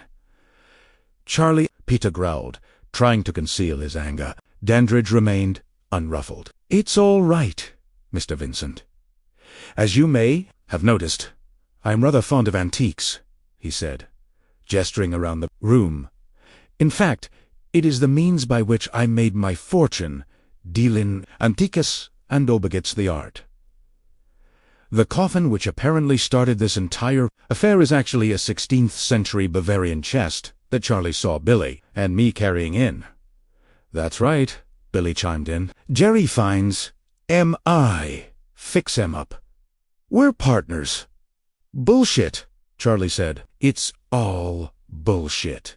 It wasn't a chest. It was a coffin. And he's not your partner. He's your master. I saw you on your knees, Charlie. Peter was aghast. I was right. He's completely insane. Quite all right, Mr. Vincent, Jerry said. I'm used to it by now. As you may know, Charlie even brought the police here yesterday. Peter winced. That was it. He wanted out of the entire mortifying situation. Let the kid talk to his mother, or a psychiatrist, or Phil Donahue, for all he cared. The police. Everyone stared at Charlie as if he'd just had an accident on the rug. Bad, Charlie. Bad, bad, bad, bad. Oh, Charlie, you didn't. Amy looked shamefaced. Damn right I did, he said emphatically. Only the cops didn't believe me any more than you do. He stared at Amy, then turned to Peter and said, But you will. Mr. Vincent, give him the holy water. Charlie, there's no reason to be rude about this, Peter said, smiling through gritted teeth. No, Mr. Vincent, he's quite right. Where is the, holy water? Peter withdrew the vial furtively. Ed's eyes twinkled. Are you sure? That's holy water, Mr. Vincent, he chided. Peter smiled, nodding confidently. Positive, he said. It's from my personal cache. Father Scanlon down at St. Mary's blessed it personally. He handed the vial to Jerry, who accepted it with a faint reticence. Jerry searched Peter's eyes briefly. The old bugger was a nutcase, most certainly. Did he have a stash of holy water? He was so absorbed in his pitiful persona, just might, if it was, to even touch it to his lips would mean ceaseless, searing agony. He uncapped the vial, sniffing for any trace of danger. All eyes were glued to his movements. Billy quietly stepped back, moving to block the portico doorway. The tension was a palpable presence in the room, the air tinged with electricity. Charlie edged closer to Amy, simultaneously sliding the cross from his pocket. "Get ready to run," he whispered. "I'll protect you with this." Jerry smiled and shrugged, tipping the vial back into his mouth. He drained it in one gulp, winked, bowed with a flourish, and all hell broke loose. It happened very quickly. Dandridge doubled over suddenly, breath rasping, in horrible dry heaves. Amy, Peter, and Ed rushed forward. Charlie reared up triumphantly, brandishing the cross. Before he could speak, a large hand wrapped his and squeezed, snapping the cheap crucifix in two. He turned to face Billy, who was smiling and shaking his head. And above it all, laughter. Dandridge straightened, laughing heartily. Shock, relief, and confusion flooded his guests. Billy laughed, clapping Charlie on the back. The whole room resounded with the revelry of the prank. All, save one. That, too, is what a vampire's supposed to do, isn't it? Chala, Jerry, sa, e. To. Peter turned to Charlie, infinitely grateful to Dandridge for deflecting the embarrassment from himself. "You saw it. Are you convinced, now, that Mr. Dandridge is not a vampire?" Charlie felt likely to explode. "It's a trick. It must be. The water wasn't blessed right, or it wasn't blessed at all." "Are you calling me a liar, young man?" he said huffily. "You have already embarrassed yourself once tonight. I see no reason to compound the error." "Yes, Charlie," Dandridge said. "You've already caused your friends quite enough pain. You don't want to cause them any more. Now, do you?" Charlie averted his eyes, miserable in his defeat. "Son of Fabish has me locked up tight," he thought. "They'll never believe me now." "I guess not. Excellent." Jerry smiled as the tension flowed out of the room. "I'm so glad that this is straightened out at last." He gestured, arms wide, ushering them to the door. Billy turned to Peter. "I'll get your coat," he said, moving toward the antechamber. At the door, Jerry turned to Amy and Ed. Billy returned with Peter's coat, helped him into it. Peter reached into his pocket for a smoke, feeling bassly. "Gray leaveth." "It's been very nice meeting both of you," Jerry said, despite the peculiar circumstances. "Please don't be strangers." He singled Amy out, his eyes flashing ever so slightly. "You'll always be welcome." Her eyes clouded momentarily as the seed took root. "Say thank you." "Thank you," Amy replied, staring blankly. I'd like that, Mr. Dandridge. Please, call me Jerry. Kiss, kiss." "And you," he said, turning to Eddie. Peter tamped his cigarette on the mirror inside his case. A few shreds of tobacco fell out onto the mirror. He leaned forward slightly to blow them away, and his blood froze in his veins. He couldn't believe his eyes. There they were. Charlie, looking sullen, and impatient Amy, staring dreamily into space, and Ed, heartily shaking hands with the thin air before him. Peter looked up. There was Dandridge. All effluent Gracie looked down. No Dandridge. Dandridge. No Dandridge. Peekaboo. Peter Vincent, the great vampire killer, went pasty with shock.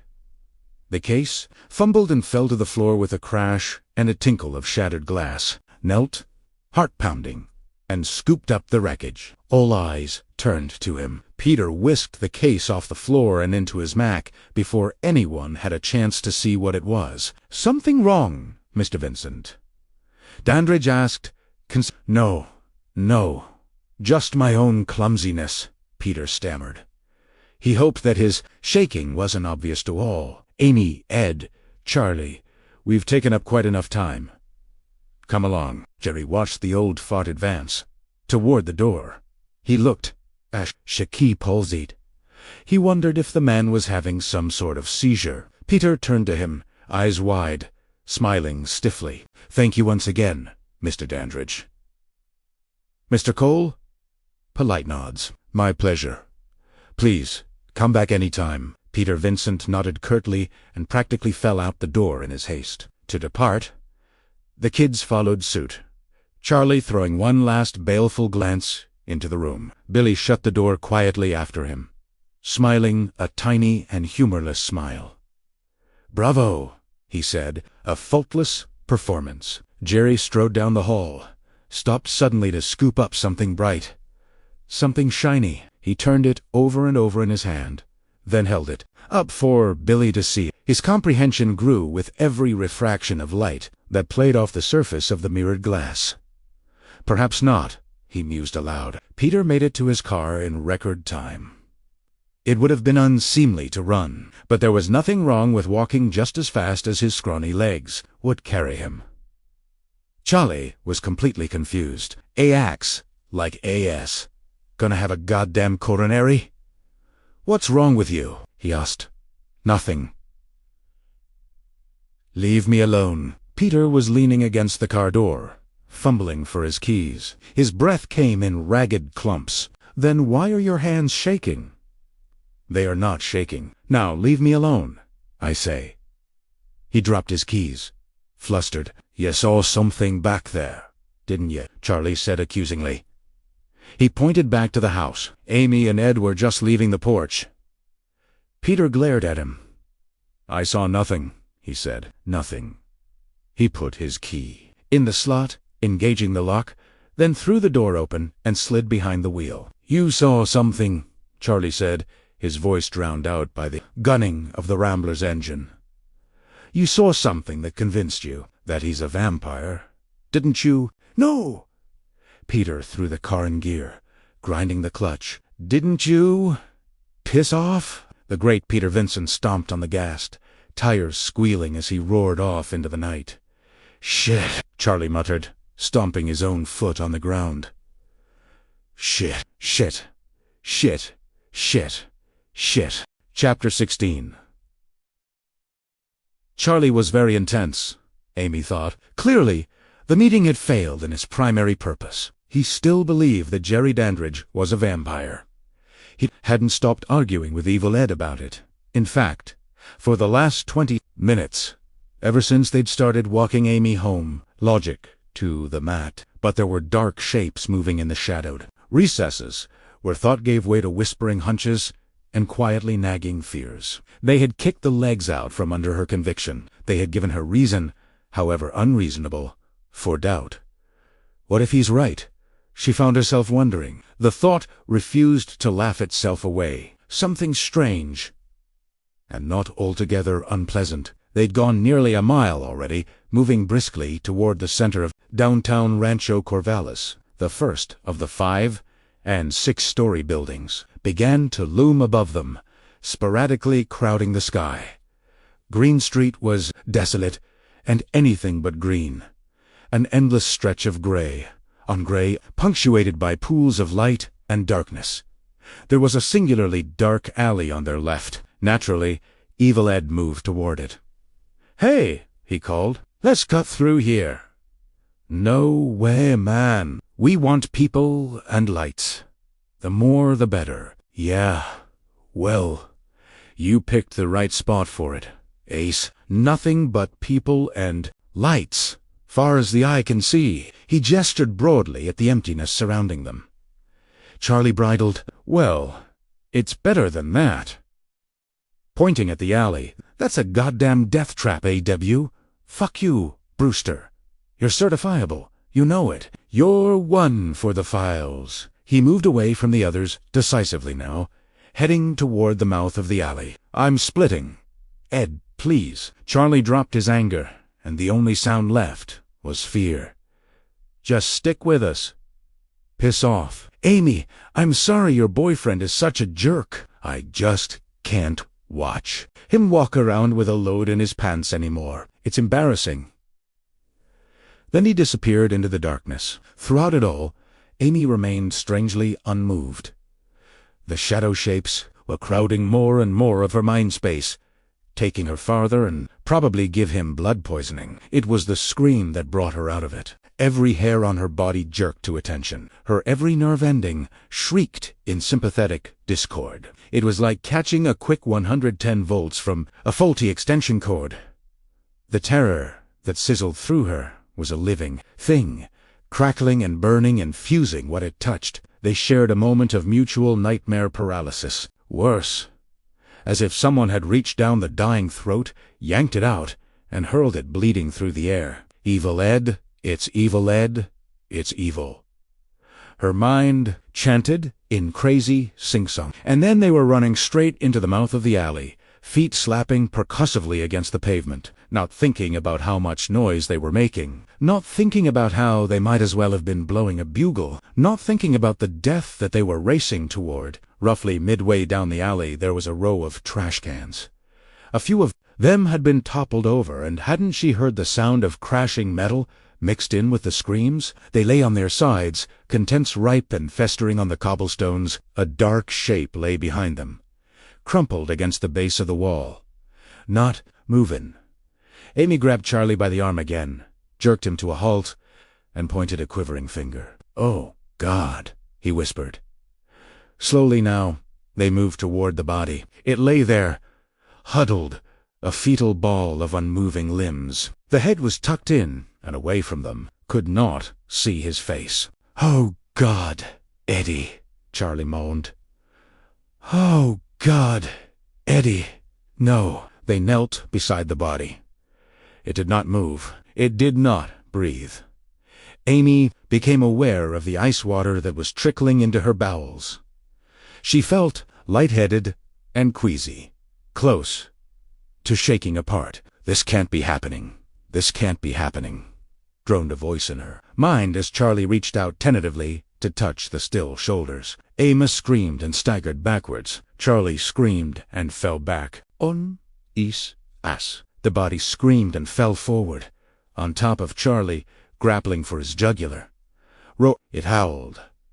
"I've got you now." Then it rolled over on its side, laughing hysterically. "What?" Amy squeaked.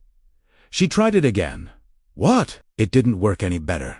She had lost her voice. She had lost her bearings. She had very nearly lost her mind. But Charlie was on his feet, yelling, "You asshole! You fucking asshole!" at the top of his lungs. And Evil Ed was still rolling around on the pavement, hooting and gasping for air. Then it all clicked together. She started to giggle. "IT's not funny," Charlie roared. You should have seen your face." Evil Ed barely managed to get out among the torrent of hee-hees and ha-has it was. He couldn't go on. He was laughing too hard. Amy couldn't stop laughing, either. It was a hysterical reaction.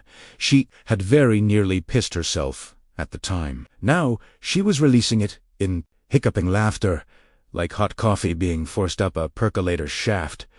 "You'll get yours someday, Evil."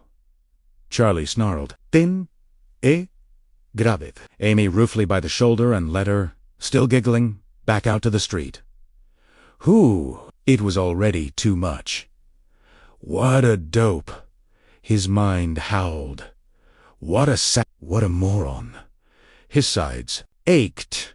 Tears flowed from his eyes. It was like being tickled, painful, and hysterical all at once. He found himself wanting to stop. But image wouldn't leave him. Charlie's face, eyes and mouth forming three tremendous O's of terror. Lips peeled back. Gradually the phantom fingers of mirth lightened up on his sides. He began to breathe normally again. "Hoo-hoo!" he gasped, the last trickles of hilarity petering out of him. He pulled himself up onto hands and knees, turned toward the mouth of the alley. It was empty. "Oh well," he sighed philosophically. "Can't win 'em all." He brought his right coat sleeve up to wipe at his eyes, and then the cold hand touched him gently on the shoulder. "Glad to see you having fun," said the voice from behind him. A warm voice, melodious, oozing sickly sweet mockery. His breath caught. His eyes stared upward into the face of Jerry Dandridge. "Hi, Eddie," the vampire said. He wore a palsy-walsy grin. "Good to see. Yeah.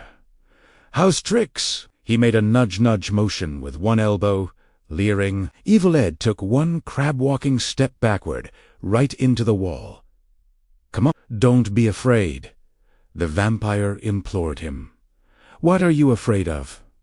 I mean, really, it's not so bad." Eddie collapsed, curled up into himself.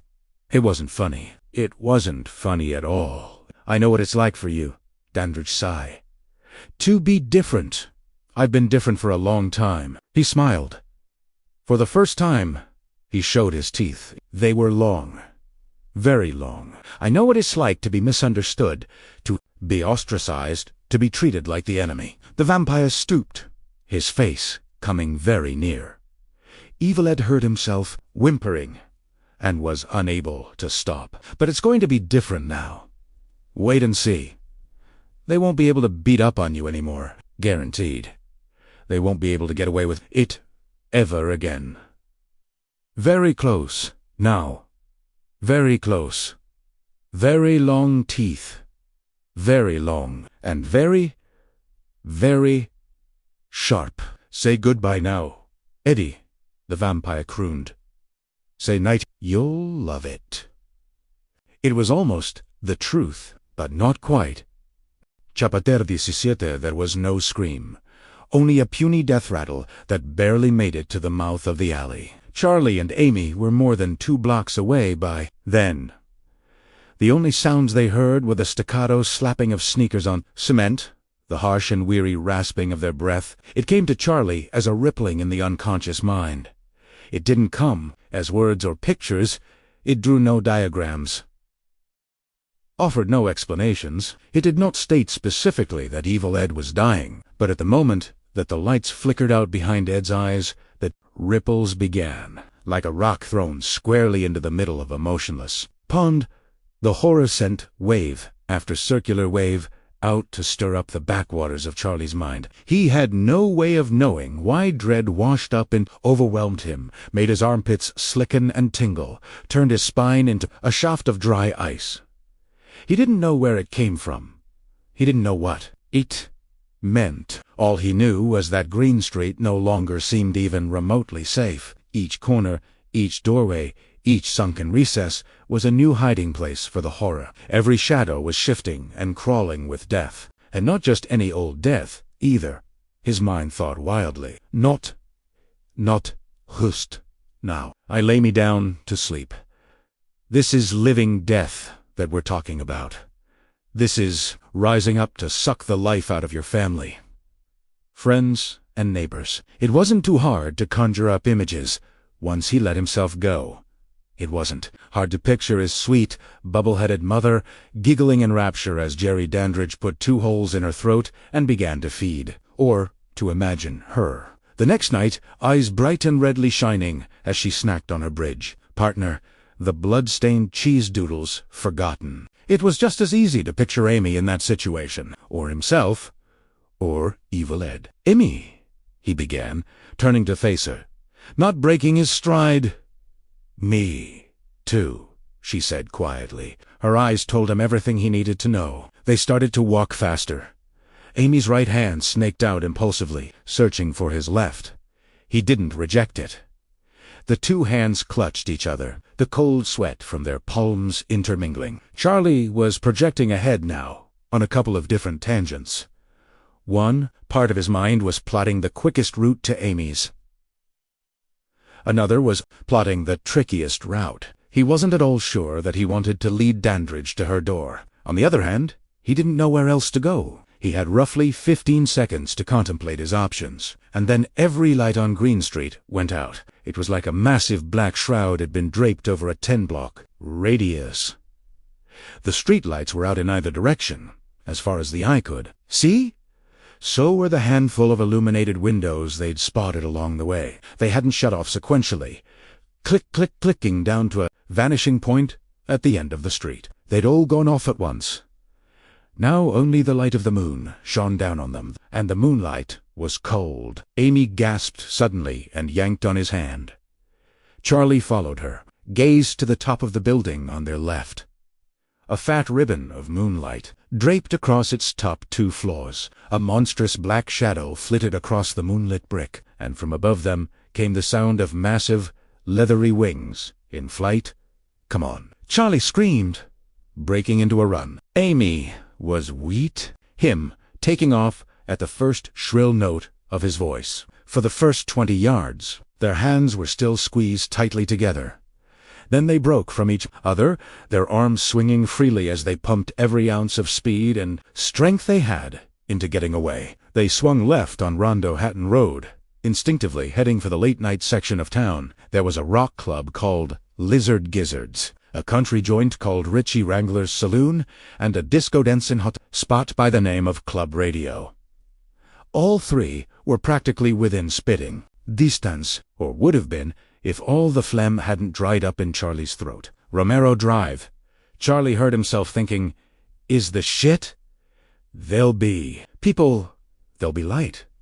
He glanced briefly at Amy, sensed that she was thinking the same thing he was, and started to swing his gaze back around. In front of him, that was when he spotted the cause of the blackout. The lights were out on Rondo Hatton as well, making it hard to see it completely, but there was a light pole on his immediate left, and it had a power box mounted on its side. The front of the box had been ripped off its hinges. The mangled mass of wires inside it dangled like limp strands of shredded intestine. Omegot Charlie silently screamed, thinking of the power involved with ripping a metal door off its hinges and then trashing a network of high-voltage wires. It was the same power that had plucked the nails from his window frame. It was the same power that threatened to rule him forever, if he didn't get his act together fast. Dandridge didn't he know the city? He hadn't been there long enough.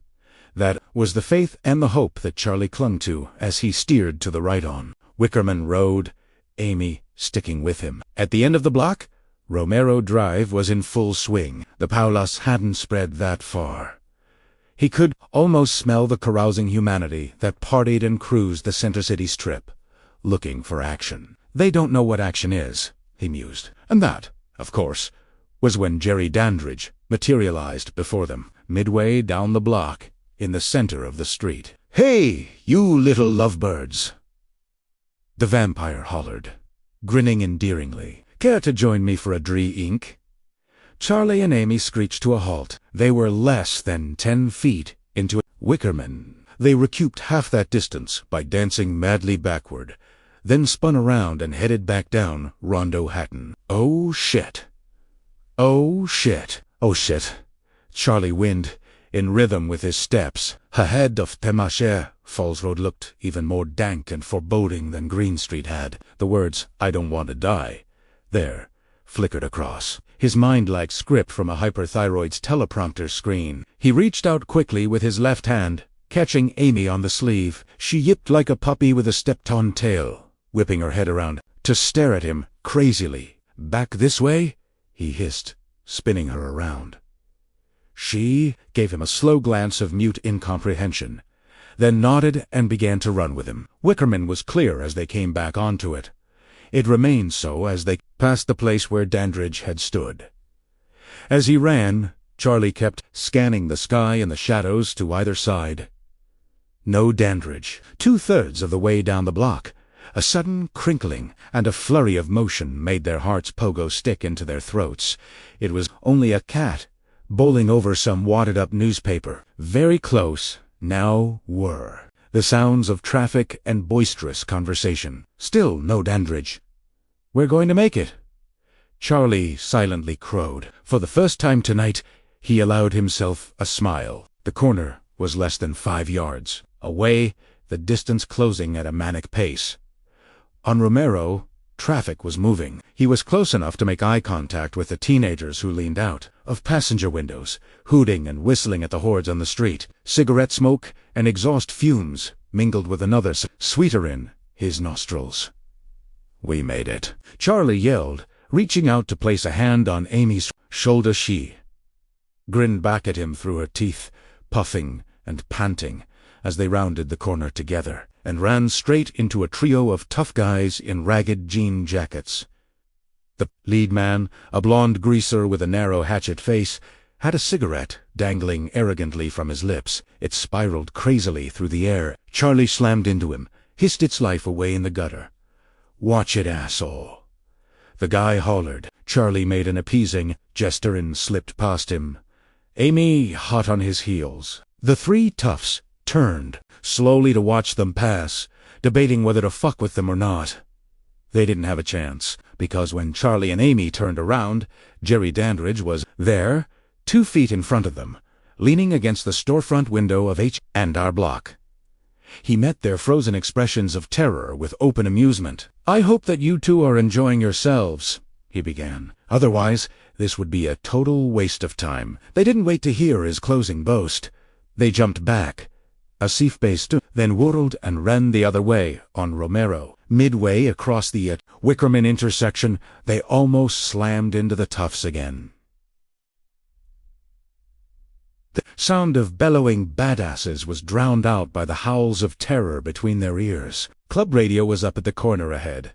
The line out front was tiny, only 3 or 4 people, but a group of more than a dozen was closing in fast. Charlie and Amy latched onto each other's hands as they sprinted toward the door. "Please, God, make them, let us in," his mind cried out. "Please, God, let us make it through the door." He threw a backward glance over his shoulder and saw that Dandridge was coming at a leisurely pace, assured of his kill. Amy had to drag him forward for a moment, while a ton of black despair settled on his shoulders like a stone. Then they were running again, Amy now leading the way. They pulled ahead of the oncoming crowd with 10 feet to spare, just as the last one in front of them handed $5 to the bouncer at the door. Charlie realized that he didn't have any money. He'd spent his last dollar on cheap plastic crosses. "Oh, Jesus," he started to moan. Amy elbowed him smartly. He looked up, wincing, then grinned as she shoved a 10 spot into his right hand. The bouncer looked up. Charlie handed him the 10. The group of 12 closed in behind. "Thanks," Charlie said. He glanced over his shoulder again. Dandridge was close now, cutting ahead of the last 3 people in line. The vampire looked mildly irritated. The dark glee had been replaced with an even darker determination. Charlie looked away, swallowing painfully, and followed Amy. They took 4 steps apiece. Then a massive hand clamped down on Charlie's shoulder, squeezing hard. It took everything he had to keep his bowels from letting loose. Only once before had he felt so sure of death. Last night at the window. It was no easier to handle the second time around. But when the voice boomed out from behind him, it was not the one he'd expected, and instead of telling him that there was no point in running, it said, "Just a second, little man. You got any ID?" The bouncer was a huge black man with a Fu Manchu mustache, a shaved head, and arms the size of 10-year-old maples under optimum growing conditions. At first glance, it wasn't true. All 6 feet, and more of him were packed with some serious muscle. Under ordinary circumstances, Charlie would have turned milk-white if the bouncer so much as sneezed at him. These were not, however, ordinary circumstances. Compared to Dandridge, the black man came off like Gary Coleman playing Mr. T. And Dandridge was coming, slowly but surely. Charlie could almost hear the vampire's voice in his mind, saying, "This is turning into a pain in the ass. Charlie, you're going to wish that you'd just given up." It wasn't true, but it didn't matter. The vampire's face said it all. "You hear me?" the bouncer asked. His hand on Charlie's shoulder gave a vigorous shake. Baba," Charlie said. He couldn't articulate the standard underage rep. I left my wallet at home. That's all. I've got my license, my draft card." He couldn't pronounce his own name. Dandridge was clearly visible now, less than 3 feet from the doorway. Somebody was giving him a hard time about cutting in line. A genuine fatso whose worst threat would be that he'd sit on you. "Back of the line. Jerk!" the man yelled, slapping one flabby hand down on Dandridge's shoulder. Charlie watched the vampire whirl. He more than half expected a sudden rain of blubber, like a whale being fed into the world's largest blender. Instead, Fatso just staggered backward, as if he'd just stared into the mouth of hell, which, in a sense, he had. The whole thing took less than 5 seconds, and at the last possible moment, Charlie made his decision. "Run," he hollered. dragging Amy by the hand. She'd have been standing there mutely, as blank as Charlie when it came to plotting the next move. Now she followed, as Charlie broke free of the bouncer's grip and ran, not into the club, but away from it. "Hey!" the bouncer shouted after them. "What about your money?" "Fuck I!" Charlie yelled back, completely sincere. He was rounding the corner, with Amy in tow. Behind him, Dandridge was just starting to force his way through the crowd. There was a sudden crashing of metal against metal. Charlie spotted a guy in basic kitchen whites, dumping garbage into one of a dozen grimy cans. Charlie flashed back to Evil Ed and the alley for a second. Less than 5 feet beyond, the kitchen door stood open. Charlie and Amy blasted through the doorway before the dishwasher had time to piss or say howdy, much less see them coming. The cook was quicker. He looked up from his lettuce and started to shout, cleaver waving madly in the air. "Hey, you can't go in there." "Hey, sorry," Amy called back to him. Charlie said nothing. They hit the door that led into the club, burst through it, and were immediately assailed by the strobing lights, tetrabeam, beat, and the gyrating clientele of club radio. The dance floor was huge and utterly packed. Preppies and MTVs, trendies mixed and mingled, weaving in and out of one another to the groove of Michael Jackson's Thriller. On the 4 huge video screens that surrounded the floor, rooting bodies clawed their way out of the dirt, while Vincent Price did a voiceover that would have made Peter Vincent green with envy. For some reason, Charlie was less than amused. The deeper he stepped into it, the more the whole thing smacked of nightmare surrealism. There was nothing entertaining about animate corpses at the moment. One was following him, and it wasn't very much fun at all. To his left, on the far side of the room, a small plastic sign was obscured by the glare of the lights. He moved toward it anyway, riding a hunch, Amy firmly at his side. Sure as hell, there was a corridor trailing off behind the sign. Sure as hell, it led to the restrooms and a bank of public phones. "All right," Charlie shouted, barely audible over the din of the speakers. "Come on." By the phones, it was better. He could hear himself think quite distinctly, and when Amy said his name out loud, it cut admirably through the noise. "What?" he asked, putting the nearest receiver to his ear. He dug a quarter out of his pocket and slipped it into the slot. "You were right about the holy water," she said, with great effort. "It was fake. I know. He was punching a number and I just wish that I'd believed you." "Me, too." He turned a shrug, resigned, at her. "But I don't blame you." The phone rang. Amy bowed her head in what looked like shame. The phone rang again. Charlie turned back to the phone, stared dumbly at the ridiculous plastic fern in its pot by the men's room door, the tacky stripes that adorned the wall. On the 3rd ring, they answered. "Hello, Lieutenant Lennox, please," he said. "It's an emergency." Chapter 18. Peter Vincent sat in the complete darkness of his apartment, afraid to move. His door was barred, bolted, and police-locked. Pans of water were laid in front of every window. Crosses of varying shapes and sizes were strewn within easy reach. All of this was scant comfort to the great vampire hunter, who sat in his favorite chair munching garlic cloves like breath mints and suffering a severe identity crisis, hoping like hell that he would wake up to find this entire incident a simple psychotic episode. No. Sush. Lack. The knock on the door seemed horribly loud, shattering the silence of the room along with the remnants of his tattered bravado. His heart paused.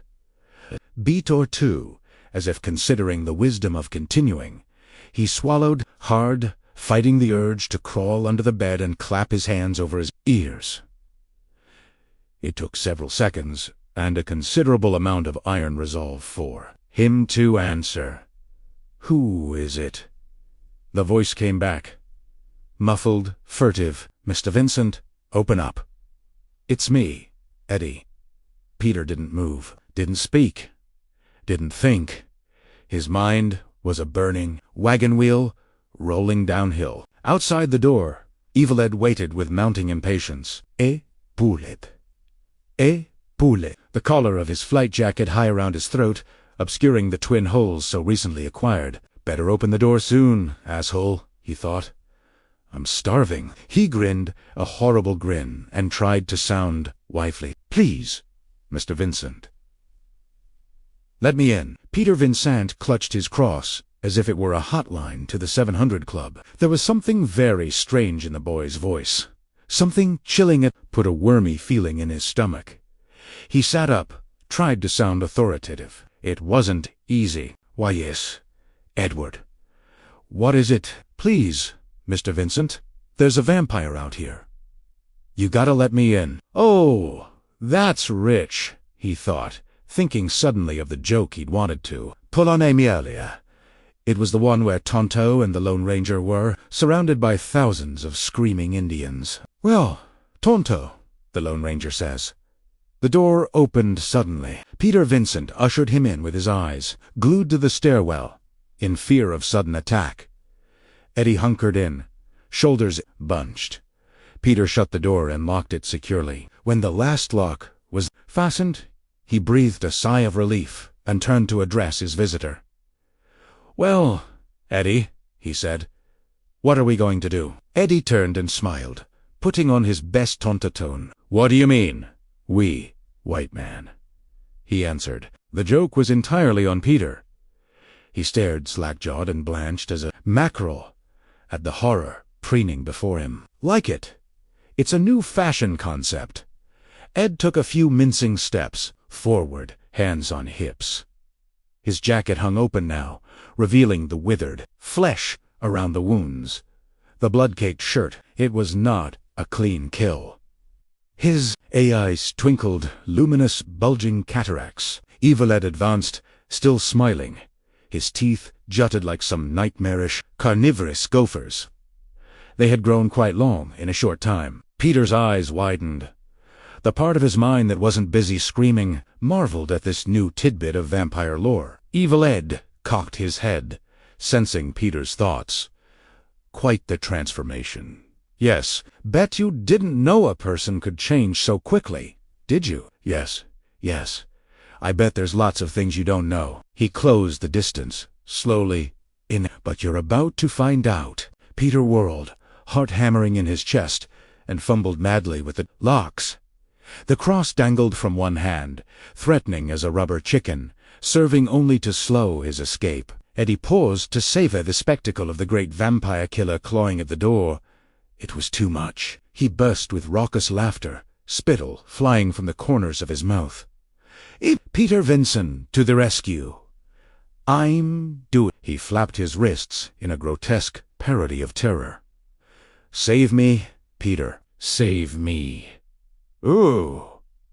Peter felt the words bite deep. A lifetime of fantasy had coalesced into reality in his very room, and he was unworthy of it. He knew it. Evil Ed knew it. God knew it. I used to admire you, you know, Ed said contemptuously. Of course, that was before I found out what a pussy really are. Tene-lipped landing squarely on Peter Vincent's back, hands raking across his face, trying to find his eyes, clear his throat for the kill. Aging actors screeched with terror and spun around, slamming Ed into the door. Eddie kicked and clawed gracelessly, grabbing Peter by the lapels and leaning over his shoulder. The vampire's breath was fetid and chill as he made contact, teeth pressing hard against the soft flesh. An inhuman sound, somewhere between a growl and a whine, filled Peter's ear. He panicked and, quite involuntarily, pressed the cross hard into Eddie's face. It was a reflex action. Peter'd done it dozens of times, in dozens of films. It was always followed by a special effects sequence, a morass of technicians, tubes, and latex appliances. But the acrid smell that followed was all too real.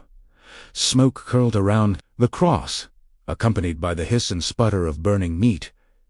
Eddie screamed like a baby on a bayonet and fell to the floor, clutching his forehead. The voice coming through his hands was piteous. "What have you done to me?" it cried, and a crazy wave of remorse swept through Peter. Suddenly, the crying stopped. Evil Ed looked up, fixing Peter with an accusatory stare. Lightly, he traced the wound with his fingertips, and realized, with growing horror, the shape of the brand. The shape of a cross. "No," he whimpered. "No." He jumped up, and ran to the mirror, afraid of what he'd see. Seeing nothing. "No reflection, you bastard," he hissed. "I'll kill you." He turned, menacingly. Peter thrust the cross forward in the Taimanart style. "Back," he said. Eddie stopped dead in his tracks. He winced, unable to face the cross directly. "Shit," he muttered. The sight of it, even in the darkness of the room, filled him with a bottomless nausea. He tried to sneak around it, but Peter was quickly falling into full vampire hunting mode. "Back, cursed hellspawn!" The actor cried, straight-arming the cross, as he advanced. "Back, I say." Eddie would have laughed if it didn't hurt so goddamn much. It was ludicrous. This guy was a clown, Fright Night incarnate. He retreated, nonetheless. This was not good. Not good at all. The tables had turned much too quickly, and he was in danger of being cornered. He gazed around the room. Crosses were everywhere, blocking his path. There was only one reasonably clear choice available. The window. Peter stared, blank-faced with shock and horror, as Eddie hissed like a trapped animal and threw himself headlong into the window. It exploded. Outward fragments of glass and wood showering down to the street, 3 floors below. Peter stared at the gaping hole where his window had been. The chintz curtains fluttered harmlessly on the night air. From the street below, silence. No screams. No sirens. Just silence. As if the night had swallowed him, he hurried to the window, poking his head out gingerly. Test Street was empty. If anyone had heard anything, they kept it to themselves. He stepped back from the window. A life-size portrait of Bela Lugosi, in full regalia, long before the sterno-sucking days of his decline, loomed before him. Bela had been a good friend, the greatest vampire, and the greatest vampire hunter. That painting had been a gift. It was meant to dominate the room. Blah blah. I went to drink your blood. Peter felt old, all used up. The cross was still in his hand, a smear of goo on one side. Blah. Eddie limped along the sidewalk, bordering Badham Boulevard, very much in pain. Foul sweat glistened on his forehead, the kind of sweat found on meat left too long out of. The brand on his scalp was growing sticky and congealed. Stray slivers of glass and bits of crumbled leaf matted in it. It hurts. It hurts. Oh, God. The word God left a feeling like chewing on tin foil in his mouth. And he did help bad. This isn't working out at all, he thought. Not at all, like he promised. The jet-black Cherokee pulled up at the corner, and Eddie staggered toward it as if it were Valhalla. Billy stepped out, leaving the motor running. He looked at Eddie with contempt and perhaps the slightest flicker of pity. "What happened to you?" Evil Ed stood before him, breathing raggedly. He had a cross. "He hit me." Billy grabbed him roughly by the cheek. "I can see that. Did you kill him?" Eddie shook his head piteously. Billy snorted, derisive, then grabbed the little vampire by the collar and hoisted him close. "You, my friend," he whispered in the deep shit now, and hurled him into the jeep. Eddie hit the seat so hard the bars bowed. Billy jumped into the driver's seat, shifted to drive, and sent the Cherokee roaring off into the night. Chapter 19. Dandridge already knew that Eddie had blown it. You don't live that many hundreds of years without picking up a trick or two. He sensed it even as he strolled through the door of Club Radio. Peter Vincent was still alive. Ergo, Peter Vincent was still available to play with. Fine, thought the vampire, his frail-looking hands clasped together. It's the chance of a lifetime. I was a fool to give it up. He wanted to be staring into Peter Vincent's eyes when the great vampire killer flickered over into eternal hunger. He wanted to watch the transition. Letting Eva do it would have been enough. In one sense he liked the cast of the horde he was assembling, but turning down the chance to kill Peter Vincent was like passing up a chance to meet the devil himself. It didn't come up very often, and it was bound to be memorable. So he would wait. He would maneuver it. For now, he had the nitwit and the virgin to dispense with. They had wasted enough of his time in games, not of his own devising. Now they would play by his rules. He planned to enjoy it. Betty Moch. The crowd at Club Radio was bursting with life. Hundreds of bodies swarmed over the dance floor, strutting and swaying to the primal groove. As far as Jerry was concerned, it was a wonderful thing. He genuinely loved to see people have a good time. It made them that much easier to hate. How long since he had walked among ordinary men and not been a stranger? How long since his last taste of camaraderie with the human race? How long since his last glimpse of the sun, after 4 centuries and more? The questions had not gone away. Neither had the longings. They had become the worst part of his curse, the source of his only remaining nightmares. Dying real vying. Forever and ever was something that he prayed for. Killing was something that he'd learned to love. The only real horror lay in memory of how much he had lost, of how little true humanity remained. It made him angry as he thought about it. It made him hurt. Most of all, it made him want to find little Charlie Brewster in his childhood. Sweetheart. To quell the disturbance around his quaint new home.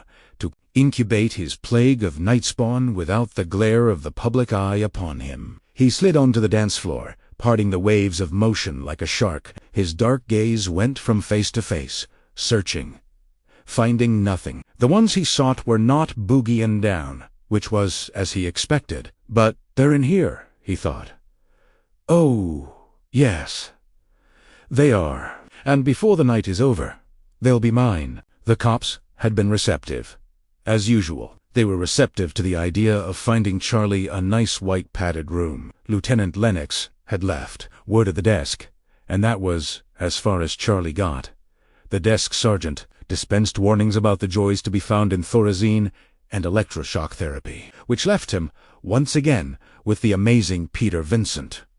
Which left him, once again, pressing a phone to his ear, while every pointless ring reminded him of how hopeless it had gotten. Amy was standing next to the cheap fucking plastic fern, keeping an eye out for Dandridge. It was the scariest thing about being back in this little cul-de-sac. Short of the bathrooms, there was nowhere to run. Was grateful to Hearth for keeping watch. It let him concentrate on freaking out about the endless ringing. Answer me, damn it. Answer to me, he hissed into the phone, turning away from Amy in the hallway. When the monster found them, he didn't even know it. Amy caught the vampire in profile first, moving through the crowd. Wash, magnificent, every bit the godlike image he projected himself to be. Found herself marveling at him, even as the flesh began to crawl over her bones.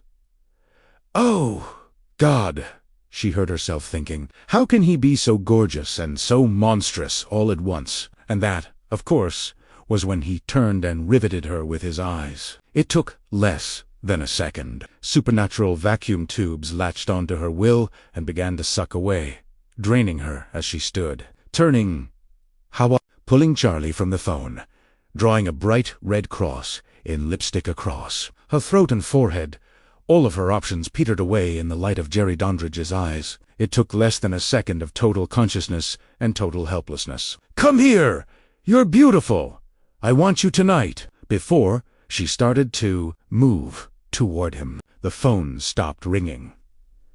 A moment of silence. Charlie, hanging desperately onto the receiver. Yes. A tremulous voice from the other end of the line. Mr. Vincent, please. This is Charlie Brewster. You gotta listen to me. Ruse of words. No pause for breath. We're trapped in this club. You got it. Come help us. I'm sorry, Peter Vincent. In terror, I can't. What do you mean? You can't. Charlie, please. You've got to understand. Your friend Eddie is one of them now. He just attacked a sinking feeling. The ton of black despair reprised. Eddie Dialli, the voice on the phone. A couple of minutes ago, I was almost killed. If I try to go out, if you don't come out, he'll kill us. A scream, cutting through the distant dance floor din. Amy's here, too, and omiga'd. I know that he wants her. Tears, threatening to pour. Silence from the other end of the phone. Followed by a click, and a dial tone, and she was stepping into his arms, the music pushing back the walls as it pounded into her nervous system, galvanizing her into motion that synchronized perfectly with his, as Dandridge held her close, hands playing lightly over her back, her hair, the sensations incredible, the abandonment complete, the wet heat in her panties and her heart testifying that she wanted him, whatever he was, whatever he wanted to do. It was so easy. It was too easy, as it had been for what seemed like forever. All he had to do was want them, and they were his. The only challenge lay in the chase itself. The only change was in the scenery, and in the taste of their flesh and blood, he mused. Let us not forget, over the centuries, he'd become a connoisseur of great distinction within his milieu. He could trace a victim's genealogy back 5 generations, at a taste, pick out the tiniest subtleties of diet and relative health or disease. He'd been the first to publicly claim to the vampire community that chemical additives had actually upped blood's nutritional value. To the undead, there was something fundamentally unhealthy about it that vampires positively thrived on. Ever since, only nostalgia buffs went out of their way to feed on health food freaks or members of the third world. Coupled with his seductive artistry, which was highly rated in that fiercely competitive field, Jerry Dandridge's acute sensibilities made him the toast of the town wherever he went. He was afforded a great deal of independence to go with his acclaim, while most chose to stay at home. Maintaining the low profile that their society dictated, Jerry was free to roam and explore in an almost unprecedented fashion. On top of everything else, he was regarded as something of an adventurer. His exploits were legend, even within that legendary species. Andeream, he thought sardonically, getting into the swing of things. Here at Rancho Corvallis' hottest night spot. It was a lot like slumming, it really was. If he wasn't so fond of the area's flavor, the girl was grinding against him. Now, it brought him back to his body. The hunger it encased. Her eyes were rolling back in something like ecstasy, her undulations suggesting the same. It was a reaction he always savored. Everybody needs a little Lovin. A voice in his mind began to sing. Sonathabit, Charlie bellowed, grabbing Amy by the shoulder and yanking her backward. Dandridge looked up, startled, his eyes beginning to flare up redly. Charlie had picked them out of the crowd, which had parted slightly around them without seeming to know why. Along the way, he'd run into every kind of person he'd never wanted to meet.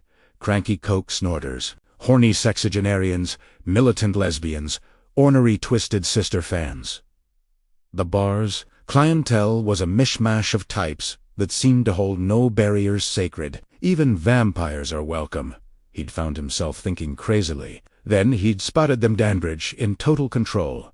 Amy humping on him like a poodle in heat, and the world had gone a brilliant shade of red. His interior dialogue funneled down to that one polyglot designation, which he repeated as he swung for the vampire's face. Sonafa, quicker than thought, the vampire's hands snaked out, catching Charlie's fist in mid-flight. Pain flooded his wrist, his forearm, the network of nerve endings leading down to his spine. You shouldn't lose your temper, Dandridge scolded, grinning. It isn't polite, you know. The vampire squeezed harder, pulling him close. The pain became unbearable. Charlie buckled and fell to his knees, whining. You can't kill me here, he managed to say. But I don't want to kill you here, Dandridge exclaimed. My idea was to have you join me at my house with Peter Vincent, if you don't mind, terribly. Between the three of you doing a long vaudevillian grind against Amy's still-bucking pelvis, I'm sure I'll have a wonderful time. So be there, if you want to see her alive again. The vampire whipped off a vicious sneer at that point, squeezing even harder. Charlie swore that he heard the sound of popping knuckles, but it was hard to tell through the seismographic pounding of the music. He let out a barely audible scream. Tears rolled out of his eyes. Up to you, Charlie, the vampire concluded. You don't have much of a chance, but at least it's something. I'd take me up on it, if I were you. Then the pressure released, and Charlie crumpled to the dance floor. Dandridge let out a tiny burst of laughter and turned, pulling Amy alongside him as he made his way to the door. Bastard, Charlie thought, but he was hurting too badly to articulate it. On the video screens that surrounded him, a word woman vamped through the woods, while the boys from Duran Duran informed him that they were hungry like a wolf. Several hundred osh-holes shimmied and swayed while his hand screamed bloody agony, oblivious to the nightmare that was going on around them. Bastard, he thought again, and then he was running after them, the pain ignored if not forgotten. More quietly, the words, Amy, I love you. I won't let him get you played, subtext to his rage. And then the massive hand clamped down on his shoulder again. There you are, little bro, the bouncer said conversationally. We was wondering when we would find Yoas. Amusement was written all over his face. The quality of mercy was not, where's your little girlfriend? That's who I'm trying to find, Charlie screamed. Let me go! Don't dick around with me. Boy, the bouncer assured him, I might snap you in half. But Charlie began at high volume, and then he spotted them, at the edge of the dance floor, less than 10 feet from the door. There she is, he bellowed, pointing wildly. The bouncer grunted and nodded once. He bowled through the crowd, like a Leviathan engine, dragging Charlie behind him. A second bouncer, shorter and thinner, but no less black or bald, gave them the okey-doke sign, and moved to block the door. Both of the bouncers were supremely confident, stepping over the border, into cockiness. Charlie wondered, for slightly less than a second, why that failed to assuage his fear, and then all hell broke loose. "'Scuse me, my man," the skinny little black dude said Ayard Stephen, away from the door, and made his way up to them in the crowd. "I think your girlfriend and I gots to have us a word or two." "No," said Jerry Dandridge. He was not in a trifling mood. Getting stopped at the door was not in the script. It pissed him off. It was the kind of annoying diddly-shitch that made him wish for his home in Transylvania, where caterers took the bother out of mealtime. "It ain't a matter of debate," the bouncer insisted. "We got the liquor control board snooping around here tonight. If you wants to grab chicken, you just hang out like a good boy and wait till we're done, or drag yo ass down to Elvira Bull." The bouncer never got to finish his directions for underage meat. Jerry Dandridge had had enough. He began to transform, the eyes first, cat-like slitterist, and utterly inhuman. Then, first, protrusion of fangs, contorting the upper lip, while the lower jaw bulged and strained. The flesh turned gray and lizard-like, the hair receded, went greasily silver. He held his right hand up to the bouncer's face, so that the man couldn't fail to see what was happening. Couldn't miss the claws that tore out of the extended fingertips, razor-sharp and gleaming. Couldn't overlook the last few seconds of his life. Then the vampire slashed forward, talons raking 5 jagged grooves across the bouncer's throat. The carotid artery tore with a great sputtering geyser of blood. It jet sprayed broad strokes of crimson graffiti across half a dozen passers-by, spritzed into the eyes of a dancing couple, and anointed every drink within a 7-foot radius. The effect was a smashing success. The screams that erupted were perfectly timed with the Duran Duran girl's first wail of torment. His senses, sharpened by the heady scent of blood in the air, picked it up and sent around. Together with the flashing lights, the simple fact that he had an audience for a change, it made for one of the most enjoyable deaths he'd meted out in ages. The dead man was still burbling as he crashed to the floor. The crowd was fanning out around him, still too stunned for a mass retreat. Another black man stepped out of it, much larger than the first. Jerry noted, with amusement, that Charlie was beside him, looking slightly green around the gills. "Watch closely, boy," the vampire thought. He could feel the words, impacting on Charlie's brain, could see the confusion and terror. Your death isn't going to be this pretty. Then the second bouncer was upon him, towering over him. It didn't matter. The bigger they come, he idly thought, pushing Amy gently to one side and then bringing his right hand up again. Once again, it caught the bouncer at the throat. This time, however, the claws didn't carve.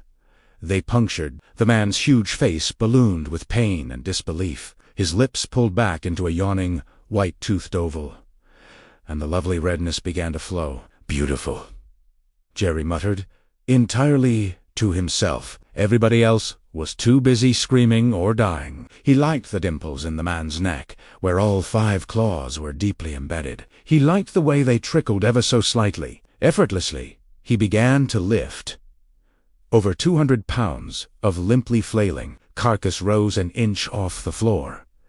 2 inches. And more. When the man was well over a foot in the air, Jerry flung him casually into the middle of the dance floor, where no one was dancing anymore.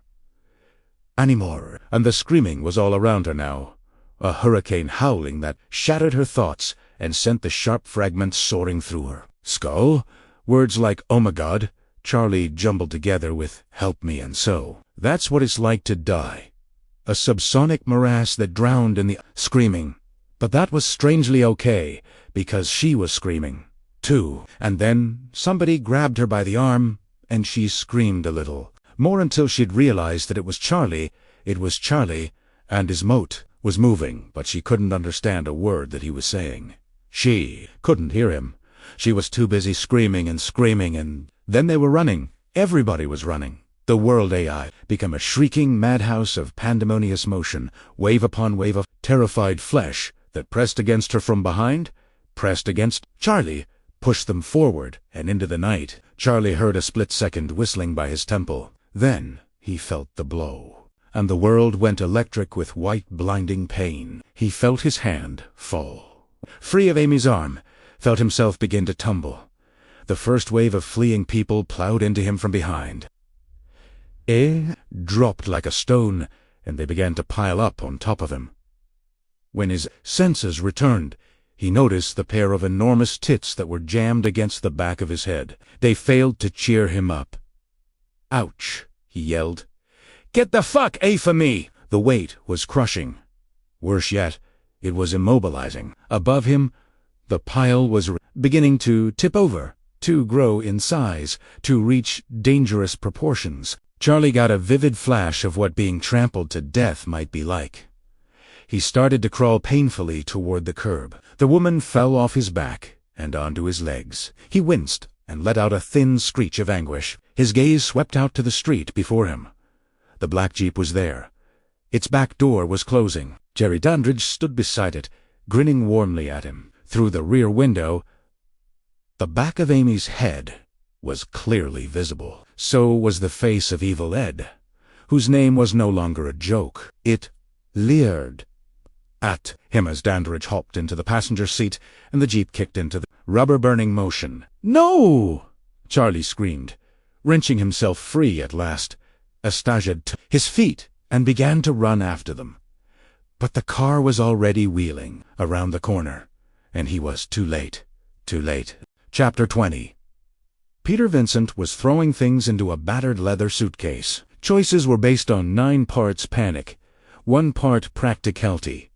Shirts, socks, pants, and underwear were high on the list of priorities, which made sense. On the other hand, 1 pair of pants, 5 shirts, 5 socks, and 8 pair of underwear, only some of which matched, did not. Memorabilia kept making its way in and out of the suitcase. Desk-sized photo frames, housing shots of Peter Vincent, with everyone from Roddy McDowell to Ingrid Pitt to a late model, strained and staring Bela Lugosi, his shattered cigarette case, mirror, a stiletto that shot out a 10-inch aluminum cross from Hickey's from Hell, the teenage vampire classic, a trick crucifix spritzer that used holy water instead of seltzer, a Aben Try It, to tuck framed movie posters in, but gave up when Bloodcastle slipped out of his fingers, spraying shards of glass all over the floor. The room was a disaster area. Evil Ed's visit had been only the beginning. Most of the damage had been done by Vincent himself. drawers were thrown open and tossed to the floor. The things still hanging on the walls were wildly askew. A hurricane called hysteria had blown through the room, and nothing therein would ever be the same again. I gotta get out of here. I gotta get out of here. His thoughts prattled over and over. It was the mantra of a man in mortal terror, a psalm on self-preservation, a communion with cowardice. I gotta get out of here. The only thought in his head. When the knocking at the door began, he let out a little shriek and dropped everything he was clutching. "Mr. Vincent," screamed the voice from the hall. "Open the goddamn door!" The pounding continued, making the fillings in Peter's teeth rattle. He thought he recognized the voice, but it was hard to tell. He'd never heard such panic. All the same, he edged toward it tentatively. "Who is it?" he trilled, voice thin and quavering. "Charlie Brewster. God damn it, let me in." Pounding stopped, and there was the muted thump of Charlie leaning heavily against the door. Peter put his hand on the knob, started to turn it, then thought better of the idea. "What do you want?" he asked. "I'm very busy." "He has Amy," Charlie howled, and the pain in that voice stabbed into Peter's gut like a rabies vaccination. "He has Amy, and we've got to save her, and I need your help, and, oh, goddamn it, just open the door." Peter could hear, from the other side, that Charlie was starting to cry. He leaned his back to the door and took a deep, hitching breath that made his chest flare up for one agonized second. The words "heart attack" popped up. In his mind, like shooting gallery ducks, 10 bunnies. "I can't do it," he thought, and the thought made him sick.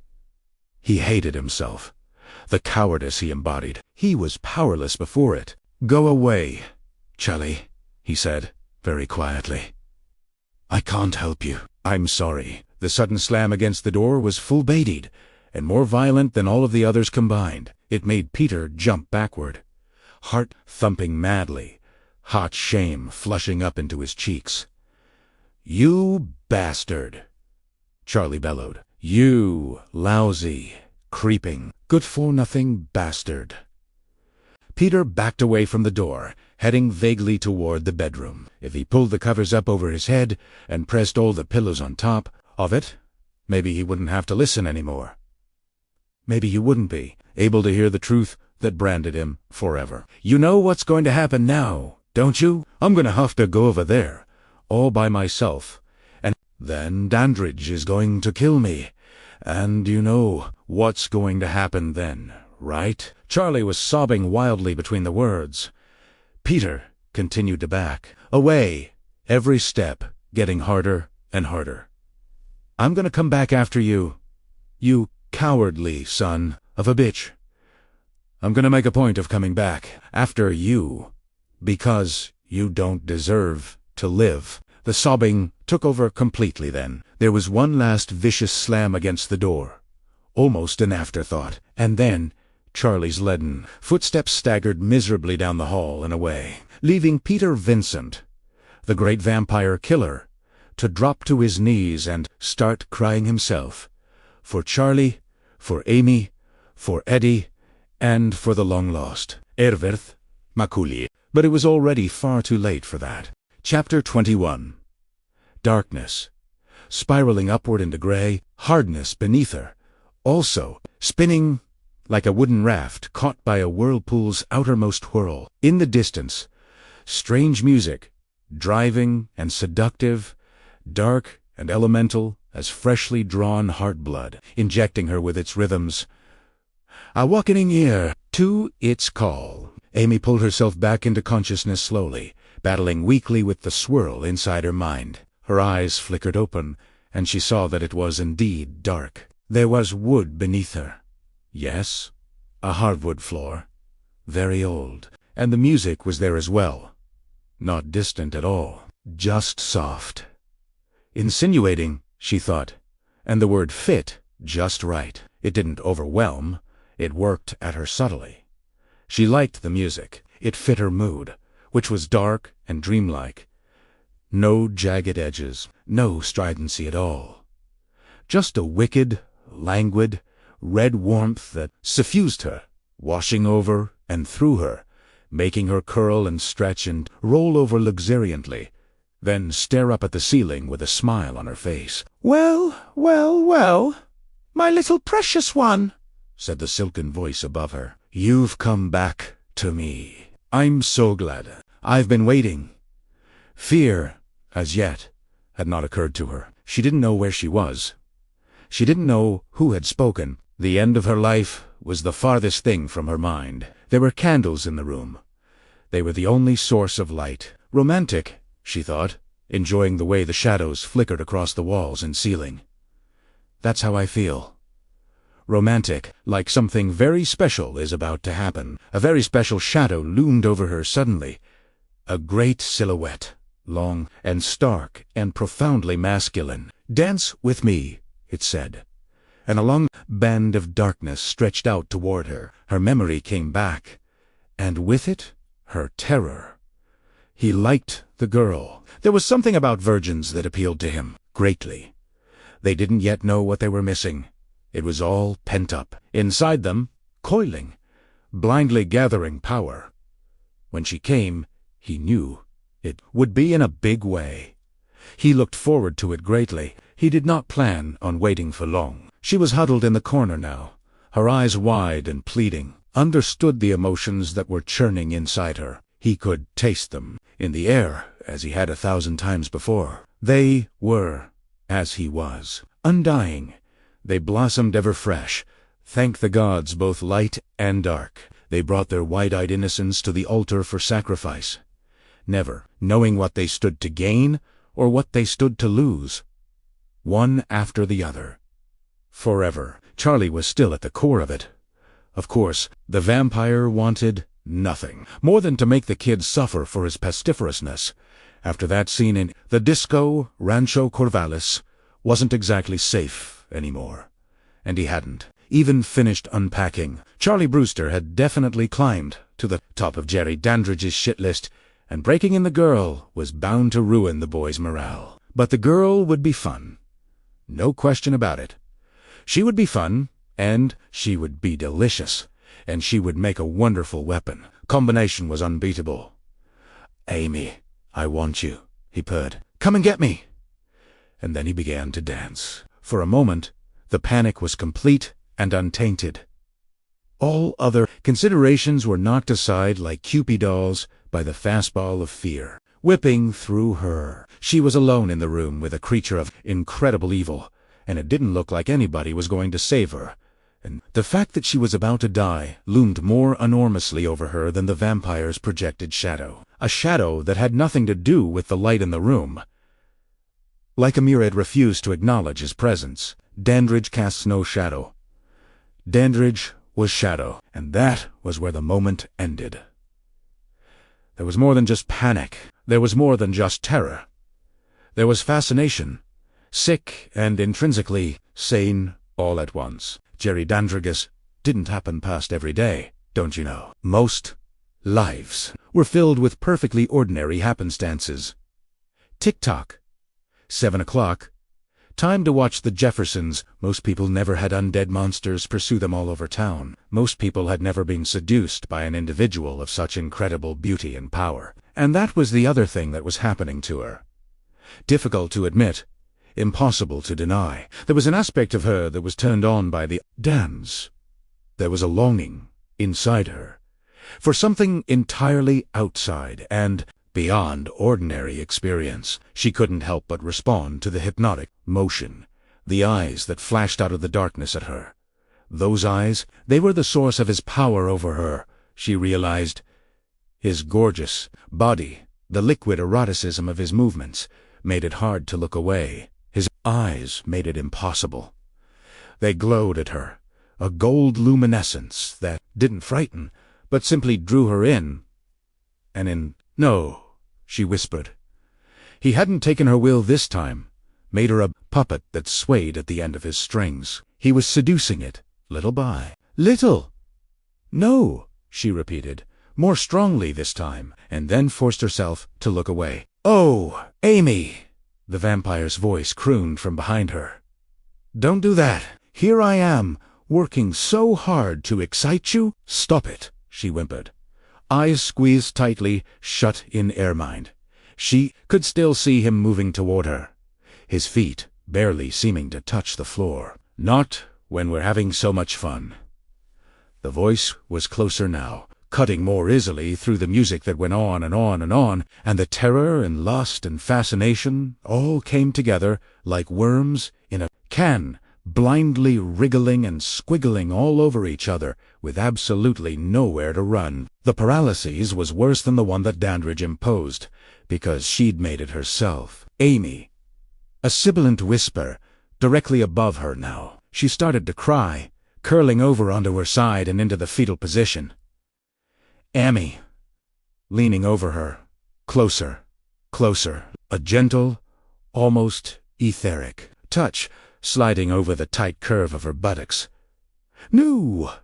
she screamed, rolling over and away. Her back hit the wall with a resonant thud. She leaned against it, panting, tears streaming from her Ellis. "Come on!" he enticed her, coyly grinning. She saw the first glimmer of dimly lit fangs, and his eyes had lost their golden glow. The glow was red now, and brighter. "Don't try to resist me. It's much nicer if you just give in. Leave me alone. God damn you. I want your mummy." "Nitrogen monoxide, Charlie, you fucker," she wailed, her fists tightening. Her streaming eyes were locked on his, but the fight was still in her. "I want Charlie, not you." "You'll have Charlie?" he hissed, his voice no longer coy. "As soon as I am finished with you. That's a promise." "You bus," she began, moving suddenly to her left, and then Dandridge lowered the boom. It got wearying, after a while. Letting her resist him with her puny will was like letting himself get pummeled with a powder puff. It very quickly lost its charm. His eyes were not the thing. She was mistaken in that. Could. Ah. Ha! Clamped down on her mind from the next room, if he'd wanted to. In her worn-down state, he might even been able to do it from across the street. Whatever the case, he clamped down now, and her whole being frozen. Its tracks. No more resistance. No more trouble at all. She was just a pliant mass of flesh and nerve endings now. Her feelings were the only things that she could call her own. "Come here," he said, and she rose to her feet, eyes blank, body swaying to the rhythm of the song. Very slowly, she moved into his arms. Very slowly, they began to move together, and his hands were on her, cold upon air, sliding over buttocks and back and breasts and brow, tracing lines of napalm-bright desire wherever they touched. And his lips were there, an inch from her own, never closing. That tantalizing distance. She found herself hungering for his kiss. It was building up inside her. He could feel its gathering fury. Even as she ground herself against him, ardent and animal, a psychic G-spot was being stroked into frenzy. He knew the feeling well. His every movement was designed to provoke it. Over the next few seconds, it would build, and then he would release it. Slowly, gently, he eased her head forward to rest on his shoulder. Slowly, his lips peeled back to reveal his long, slender, perfect fangs. Her neck was exposed. The vein he sought was laid out before him, pulsing, inviting. His mind reeled dizzily for a moment, the bloodlust ecstatically boiling up within him. "Now," he whispered. She moaned in response. The penetration began, and he was entering her, two tiny, sharp points sliding past. The first layer of flesh, going deeper, finding the hot red liquid center and piercing it through. Going deeper, and she started to scream as he parted her, her thoughts going wet. "Oh my God, I'm so wet," as the thunder inside her swelled up and up. And then he plunged himself into her fully, and she came, bucking and whining and clawing the air, spasms in perfect sync with the blood pumping out of her like ejaculate in reverse. Not giving life, but taking it. Just taking it. And the peak went on and on and on. Agony and ecstasy in perfect concert, then gradually eased itself down and down as her passion, like her life, drained away. Chapter 22. Charlie's desperate pilgrimage to Peter Vincent's ate up quite a bit of time, the defeated trek home even more so. It was awfully slow going on foot. By the time he got to his house, it was well past 2. He stared at the two houses side by side, noting the contrast that seemed to grow by the minute. His house, so plain and comfortable and utterly unassuming, the other a hulking monstrosity, pulling in on itself like the eye of a hurricane, and, somewhere within, the woman he loved. God damn him! He cursed silently, thinking of the cowardly Vincent. God damn him to hell for being such an incredible ballless wonder. I wish he could have been there, seen Dandridge at work. Then he'd know he had to fight. That there was no middle ground, no way out, no, he went on, riffing endlessly about shoving the truth down Vince's miserable throat, a non-stop internal dialogue of fear and retribution. When it grasped his shoulder, his heart pounded up his. What he found was Peter Vincent, dressed in his classic and Peter Vincent, he said, bowing smartly, at your service, ready to do battle with the forces of darkness. Charlie didn't know whether to faint or jump for joy. He half expected it. Well put, Peter said. My sentiments exactly. Now, shall we proceed? He started off toward the house. Charlie grabbed him, pulling back. Wait a second, he said. Why the big change of heart? An orago. You wouldn't even open the door for me. Now you're walking face first into this. What gives? Peter drew a long face. Not everybody has a code, Charlie. We vampire killers do, and I've let mine lay fallow for far too long. Besides, he added brightly, you can't hunt a proper vampire without the proper tools, and you are woefully unprepared. So, Voil. He opened the satchel, revealing an arsenal of paraphernalia, ornate crosses, a bandolier of short crystal vials, and a healthy supply of stout hardwood stakes and mallets. Charlie looked at him earnestly for a moment, then reached and pulled. He felt like the Frito Bandito. What about Billy? He asked. He's human. What do we use on him? Peter smiled like the neighborhood fence and withdrew. They'll put a hole in him the size of a grapefruit. If they don't stop him, he isn't human. Charlie smiled ruefully, shaking his head. You thought of everything, didn't you? Let's hope so. Peter turned to the house, showing Charlie his good side. Shall we? They did. The portico greeted them, silent as a tomb, the relentless ticking of the clocks underscoring the deep silence. It was familiar, without being the least bit inviting. They crossed the vaulted space carefully, determined not to blow it. They were halfway up the stairs when the voice assailed them. Welcome, it said. My, back so soon. I just love having people over for dinner. Completely lifted. Eyes, hands, teeth, all horrible. Beautiful, Peter thought, like some dark god putting in an appearance before its court. Dandridge smiled appreciatively, as if reading his mind. Yes, indeed, he said. Welcome to the real Fright Night. You, Mr. Vincent, are tonight's guest host, and our pesky young friend here, gesturing at Charlie, gets to watch.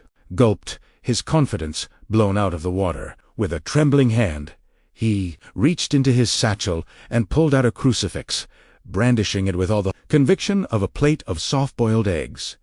Back, O cursed spawn of Satan, he cried. His voice was a garbled squeak, and Dandridge burst out laughing, on and on, until it seemed he might split a seam somewhere. Then he stopped, leveled a mock-serious gaze at them, and spoke. Really? Now? He said, stifling a laugh. May I see Peter's hand? He said, fingering it derisively. Shoddy workmanship. Not built to last. The remains back in Peter's face. "I do believe," he said earnestly, "that you're missing the critical element, Mr. Vincent." Faith. Peter stared as if he had blown a circuit. He backed away from Dandridge. Instinctively, his feet locked on cruise control. Charlie wheeled in horror as he made his retreat, thinking, "No, you bastard. You can't give up this easy." "Back," Charlie said. The vampire continued to retreat, unable to stare at the cross in his hand. "We got him, Peter," he cried. No response. Peter. He turned to find Peter Vincent almost out the door, his satchel on the stairs where he had dropped it in his haste. Peter, sapping his resolve, as a huge hand caught him right in the face. Backhand. Charlie spun, the darkness rushing up to meet him, and the nightmare closed in.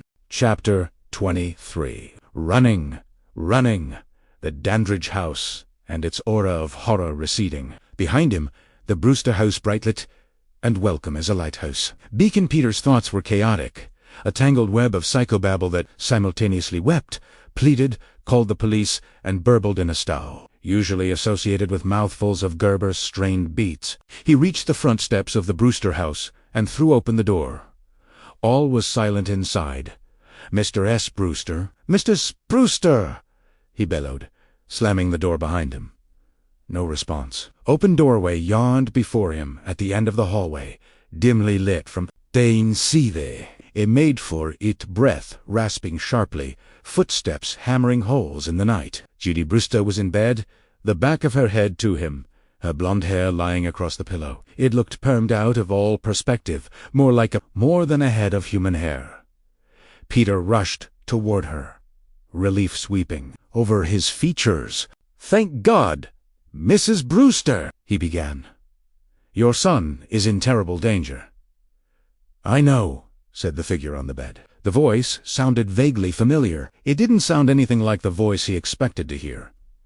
Peter stopped in, mid-stride, his heart almost doing the same.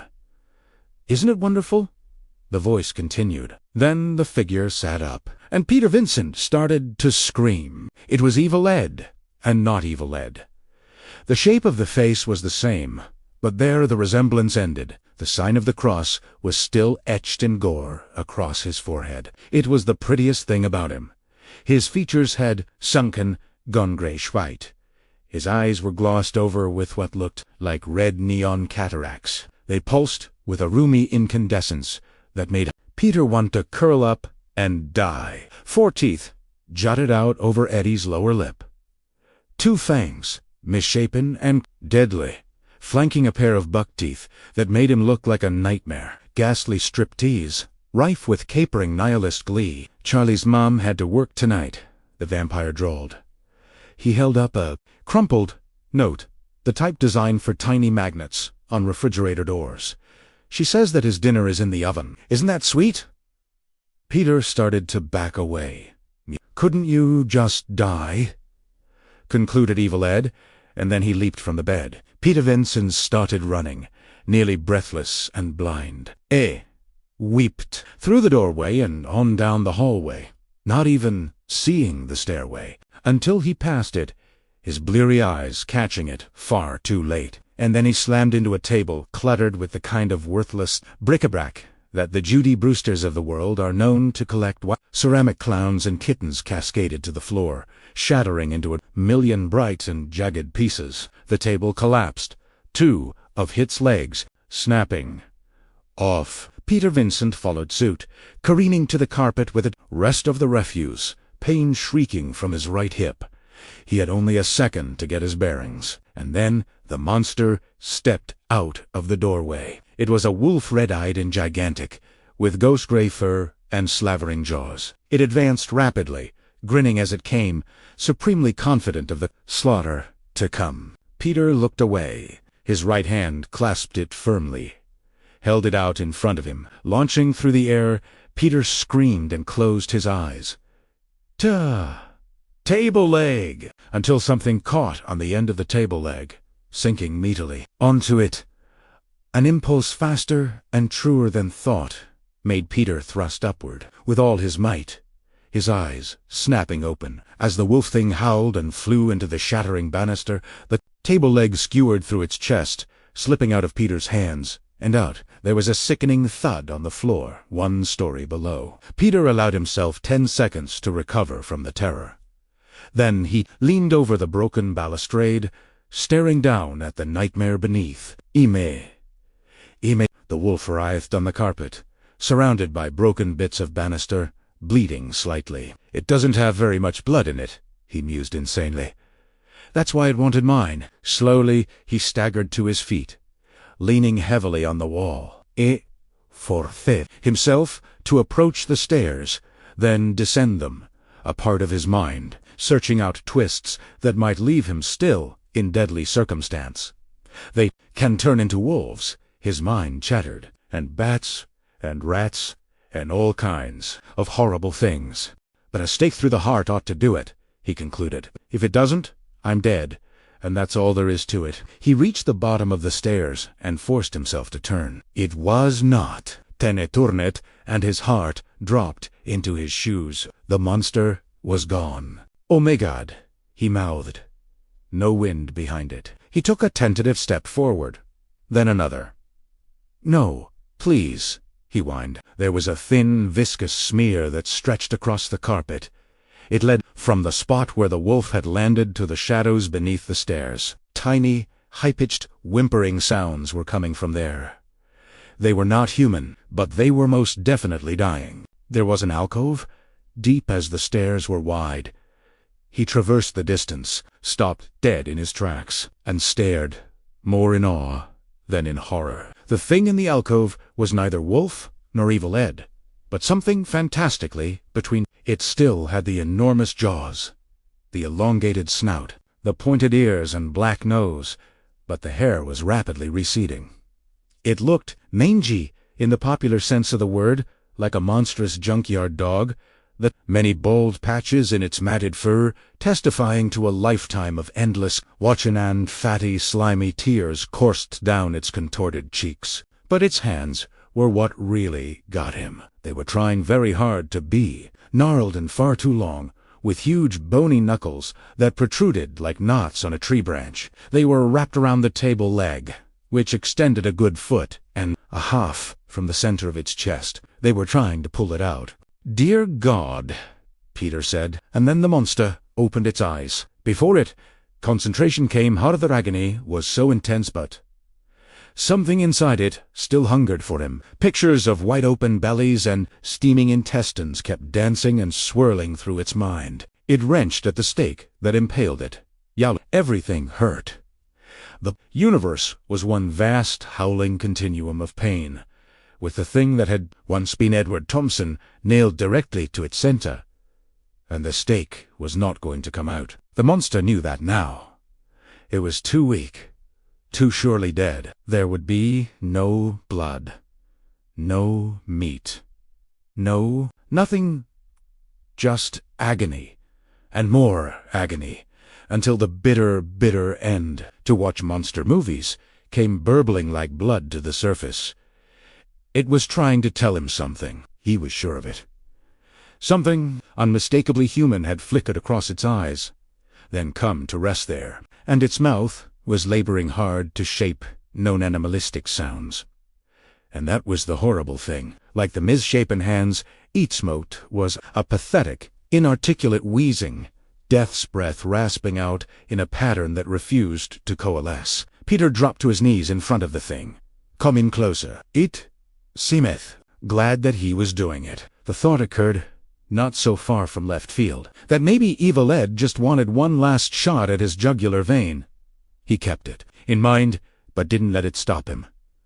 There was no malice left in the creature. He believed it with all his heart. The feeling that overwhelmed him now was neither awe nor horror, but a deep and intoxicating sadness. Somewhere, under all that nightmare flesh, What is it? Peter whispered. He didn't know how else to approach it. He was close now. Very close. I want to know. The monster reached out its hand. There was a second's hesitation, the automatic rearing of caution's head, dying monster's own. Pausing there, as it made one last attempt at speech. This time, Peter understood what it was trying to say. "I'm sorry." He mouthed the words, and the wolfing nodded. There was a long electric moment in which Peter just stared into the waning light of its eyes. Then their fingers touched, and for Evil Ed, the lights went out forever. The transformation back to human flesh and beyond took only a minute. Peter didn't stick around to watch. He was already moving toward the door. There were a couple of young people who desperately needed his help. He hoped he didn't have to kill them, too. He threw him to the floor with an unceremonious thud. The force of landing shocked Charlie out of his stupor, horror blooming in his eyes several seconds before he regained motor control. Dandridge smiled reassuringly. "You recognize this room, don't you, Charlie?" "Sure you do. It's my bedroom. I have lots of fun in here, but I don't need to tell you that, do I?" "Of course, I've done some renovating," he said, gesturing to the windows, which were stoutly boarded up. Something moved to Charlie's left. He turned to find Amy, curled in a fetal position and shivering. Her jacket was gone, her blouse torn and bloody. She looked feverish. Charlie whined low in his throat and crawled toward her. "You want her? You got her." Dandridge shrugged. Charlie threw him a hateful glance. Dandridge winked and grinned. "Anything for you, babes?" Charlie cradled her gently in his arms. "Amy," he whispered. The words died on his lips. Amy was comatose, deep in the midst of a supernatural transformation. Her body shook with tiny, fitful tremors. Her eyelids fluttered, revealing shiny black orbs. Her mouth worked spastically, an infant's urge to suckle, and her hands clawed reflexively. "You bastard," Charlie whispered, eyes clamped shut in revulsion and pain. Then his temper flared up like a furnace explosion, and he screamed, "You bastard!" "Why? Why?" Her Dandridge rolled his eyes. "Well, you've been such a relentless pain in the ass that I thought you deserved a special punishment. So, you get to watch. Isn't freedom of choice a wonderful thing?" Charlie jumped up and charged him like a pro linebacker, all blind animal rage. Dandridge swatted him out of the air as one might a fly. Charlie smacked into the bureau and slid to the floor, defeated. "Okay, kill me," he said, looking up with finality. "Just go ahead and kill me. But, please, let her go." Dandridge smiled. "How touching," he said. "Tell you what, I'll take you. Up on that, I'll kill you first, and then I'll let her go." He paused dramatically at the door, right over the edge. Then he leaned over and plucked something from the bedside table, tossing it to Charlie like he might toss a biscuit to Rover. "You may need this," he said. Just before dawn, it hit the floor and rolled to Charlie's feet. 2 feet long, utterly lethal. A wooden stake. Charlie moaned as Dandridge let himself out and locked the door securely behind him. Charlie skittered over to Amy, Tennelled close to his chest, rocking her like a sick baby. The bare skin of his forearm brushed her lips, and she gummed it insistently, tongue rough as sandpaper. "Inni, oh, oh, oh." Halfway down the hall, Dandridge smiled. It was music, pure and sweet, to his ears. Outside, Peter Vincent regarded the Dandridge house with a curious combination of grim resolve, exhilaration, and raw terror. The house itself grew more squat and malevolent with every passing moment. The virtual certainty of what fate lay inside left him curiously calm, as if he had waited his whole life for this, his finest moment. After all, not every artist gets to face his fear and his lifelong fantasy, and prevail. But Herbert McCulloughy would, if he had to die in the process. He entered the house quietly, not exactly sure where to begin. At the end of the hall, the door to the basement steps stood ajar. Muffled voices came from below. Thick, oriental runner. He paused at the landing, staring at the enormous stained-glass portal that dominated the stairway. It was darkened now, its colors muted. But soon he glanced at his watch, for a clack the sun would filter through, showering the room with color. He hoped he'd live to see it. The upstairs hallway 2 was darkened, lit only by streetlights that filtered in through windows at either end. He tiptoed along gingerly, twisting each doorknob, his heartbeat thudding in his chest. The 4th one was locked. "Charlie," he whispered, knocking ever so gently. Charlie looked up. "Peter," he said softly. "Peter?" "Yes," came the muffled voice from the other side. "Peter, I've got Amy. She needs help. Get me out of here." A moment's pause. "Peter, my God, if anything's happened to him." "Charlie, I'm going to have to break down the door. Make as much noise as you can. Scream.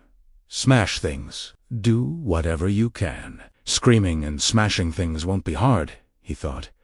"All I have to do is look at Amy. Okay?" he said. Downstairs, Jerry and Billy busied themselves in the basement. They emptied out a packing crate and spread a thin layer of dirt from Jerry's coffin inside it. This they mixed with a thicker layer of local soil. Rancho Corvallis soil. For Amy, Billy looked at Dandridge gravely. "Dear me," he said. "I do hope that she's a local girl." Dandridge broke up laughing, and Billy joined in. Their glee punctuated by a faraway sound.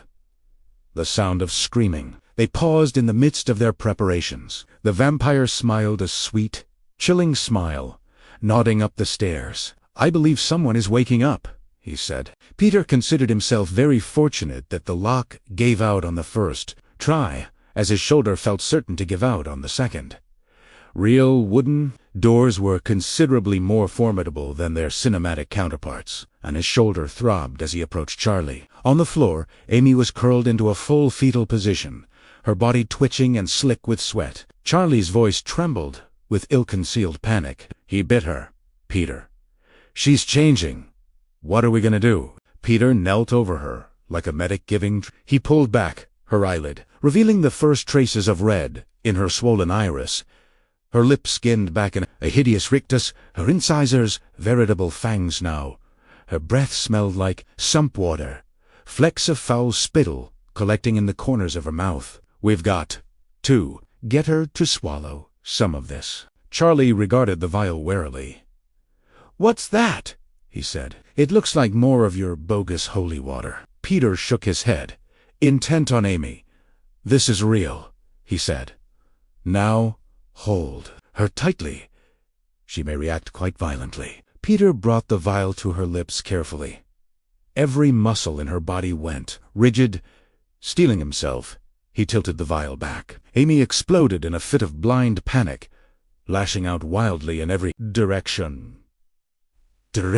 She caught Charlie with a backhanded glancing blow that sent him careening into the end table with a crash. Peter leapt back, barely avoiding the hand that clawed at his eyes, and dropping the vial in the process. Spot. Amy spun wildly about, on her hands and knees, seeing nothing, hissing like a lizard, and placed her hand full upon the spot. There was a shriek, and the sizzle of blistering flesh. Amy fell back, her features contorting in agony, oblivious to everything but her pain. Her mind was a blank thing, a bottomless, murky pit, occupied solely by a single word, that looped over and over and over, and that word was Hota Aa. Dandridge stopped in mid-shuval, cocking his head to the side quizzically. Billy stopped as well, regarding his master with open concern. "Something wrong?" he asked. Dandridge smiled humorlessly. "We've got a visitor," he said. Chapter 25. Charlie glanced up from Amy's trembling body. She, Adkalmith, somewhat settling back into a whimpering stupor on the floor. He gazed fixedly into the middle distance. His voice, when it came, sounded miles away. "Is there anything we can do?" he asked. "Is it too late to save her?" He threw a very pointed gaze at Peter. "Is it?" Peter sighed heavily. "She has to escape the power of the undead. And that power emanates from Dandridge. It's not too late. Charlie, eliminate Dandridge before the break of day, and you eliminate the hold of his power. But we're going to have to kill him. No doubt his assistant as well. We've no other choice." Charlie looked at him incredulously. "This is news. What the hell do you think I've been trying to do all this time? Teach him assertiveness training. Jesus Christ. I know the bastard has to die. I've known it all along." Peter looked hurt and defensive, but I didn't know. And it took all of this to convince me. It's not the easiest thing in the world to believe, and you are scarcely the world's most diplomatic salesman. Charlie stared at him, not wanting to pursue it further, unable to back off. He drew a deep breath and said, as evenly as possible, "Do you believe me now?" Peter nodded. "Look, let's not be huffy," he said.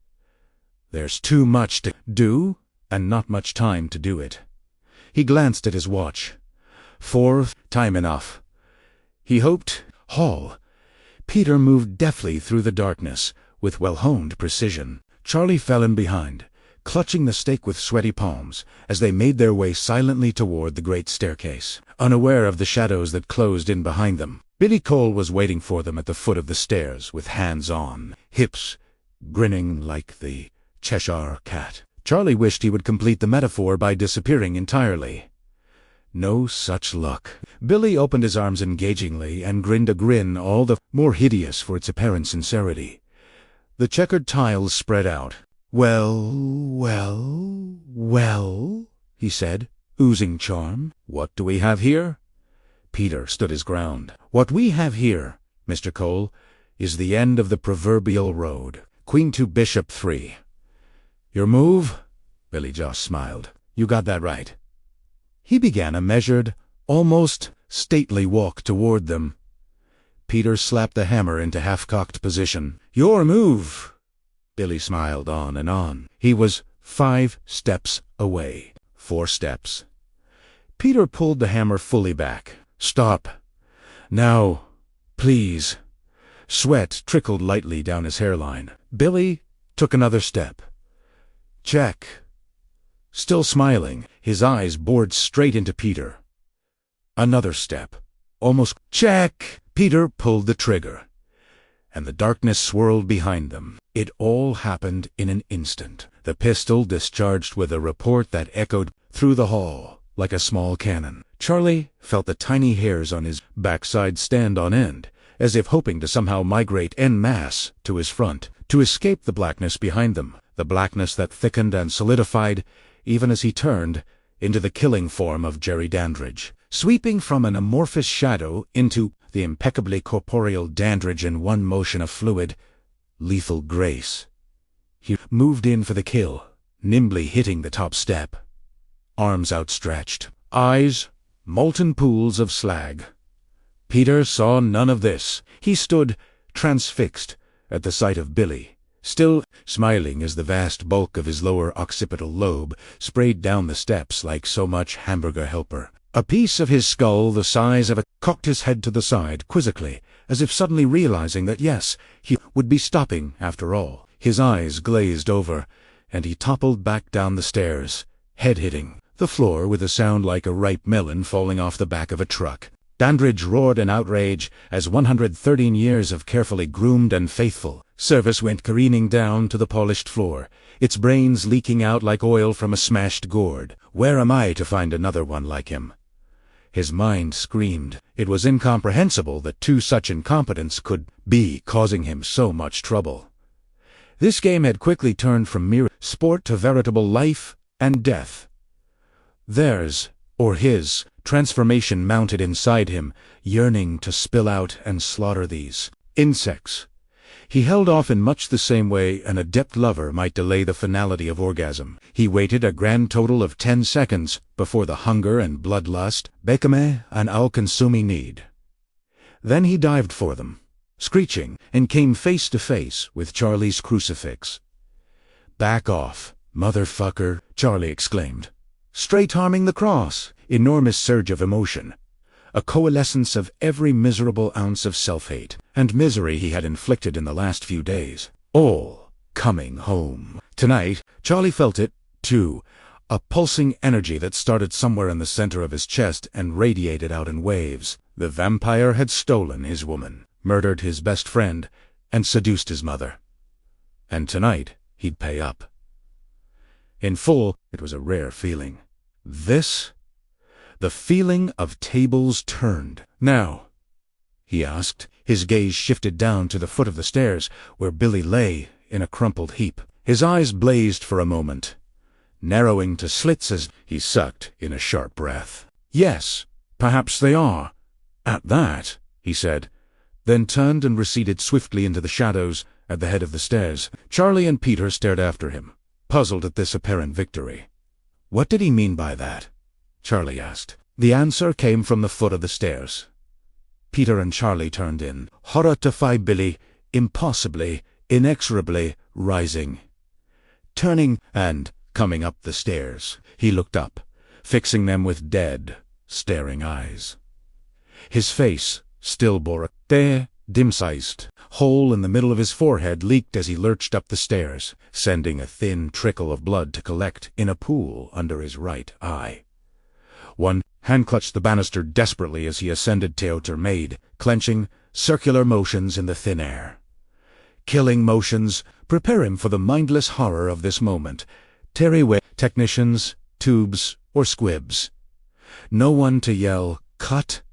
and bring everyone coffee. Life was a cardboard tube, a smoking gun on the one end, a walking corpse with a gaping hole in its haircut on the other. He brought the revolver up again, leveling it at the Billy Thing's chest. "God help us," he mumbled, and fired. Hits way out, the third, fourth, and fifth, all of which mattered to the Billy Thing about as much as a Congressional Medal of Honor. He was a blank-faced killing machine, running on automatic pilot, as he closed the distance with reflexively clenching hands. Peter was rigid with disbelief. Every neuron in his brain, on overload, delicate fabric of reality, was blown away, along with any hope in the gun, clicking emptily in his hand. He was utterly frozen as the billet completed its earlier goal, wrapping its calloused fingers around his throat and starting to squeeze, and Charlie stepped forward, ramming his stake 4 inches into the creature's heart. The Billy Thing relaxed its grip momentarily, allowing Peter to pull away. The actor fell back, choking and rasping for breath. Then Charlie kicked the creature down the stairs. The force of the impact drove the stake fully through its chest, and the Billy Thing began to decompose. It bubbled and spattered on the floor, head lolling back and forth, spastically, skin falling away in sheets, creating a pool of viscous slime. In less than 90 seconds, it was done. Charlie and Peter stood on the landing, staring down at the steaming remains for several seconds. Charlie grabbed Peter by the shoulder. "Cayman, let's go," he said. Peter looked at Charlie, the shock slowly receding. "He wasn't human," he said, whispering hoarsely. Charlie looked at him in disbelief, then smiled and turned up the steps. "No shit," he said. "Now, let's go." It was 5 minutes past 5. Chapter 26. Charlie and Peter hit the top step like a juggernaut, then made their way cautiously down the hall. The shadows seemed alive, undulating patterns of dark on dark that opened inches before them and closed inches after. They moved without speaking, the silence punctuated only by their breathing and their pounding hearts. The sound of splintering would cut through the stillness like a knife, and behind it, a woman's cry. "Oh my God!" cried Charlie. O-M-Y. He bolted down the hall, Peter hot on his heels. They hit the door like a SWAT team, spilling into the room with near-suicidal determination, only to find it empty. One window, the one that faced his bedroom, Charlie realized ironically had been broken open. The heavy boards, so recently nailed up, had been rudely wrenched off, and now lay scattered about in disarray. Through the window, his room seemed a million miles away. Dandridge and Amy were nowhere to be found. Peter went to the window, peering out into the night.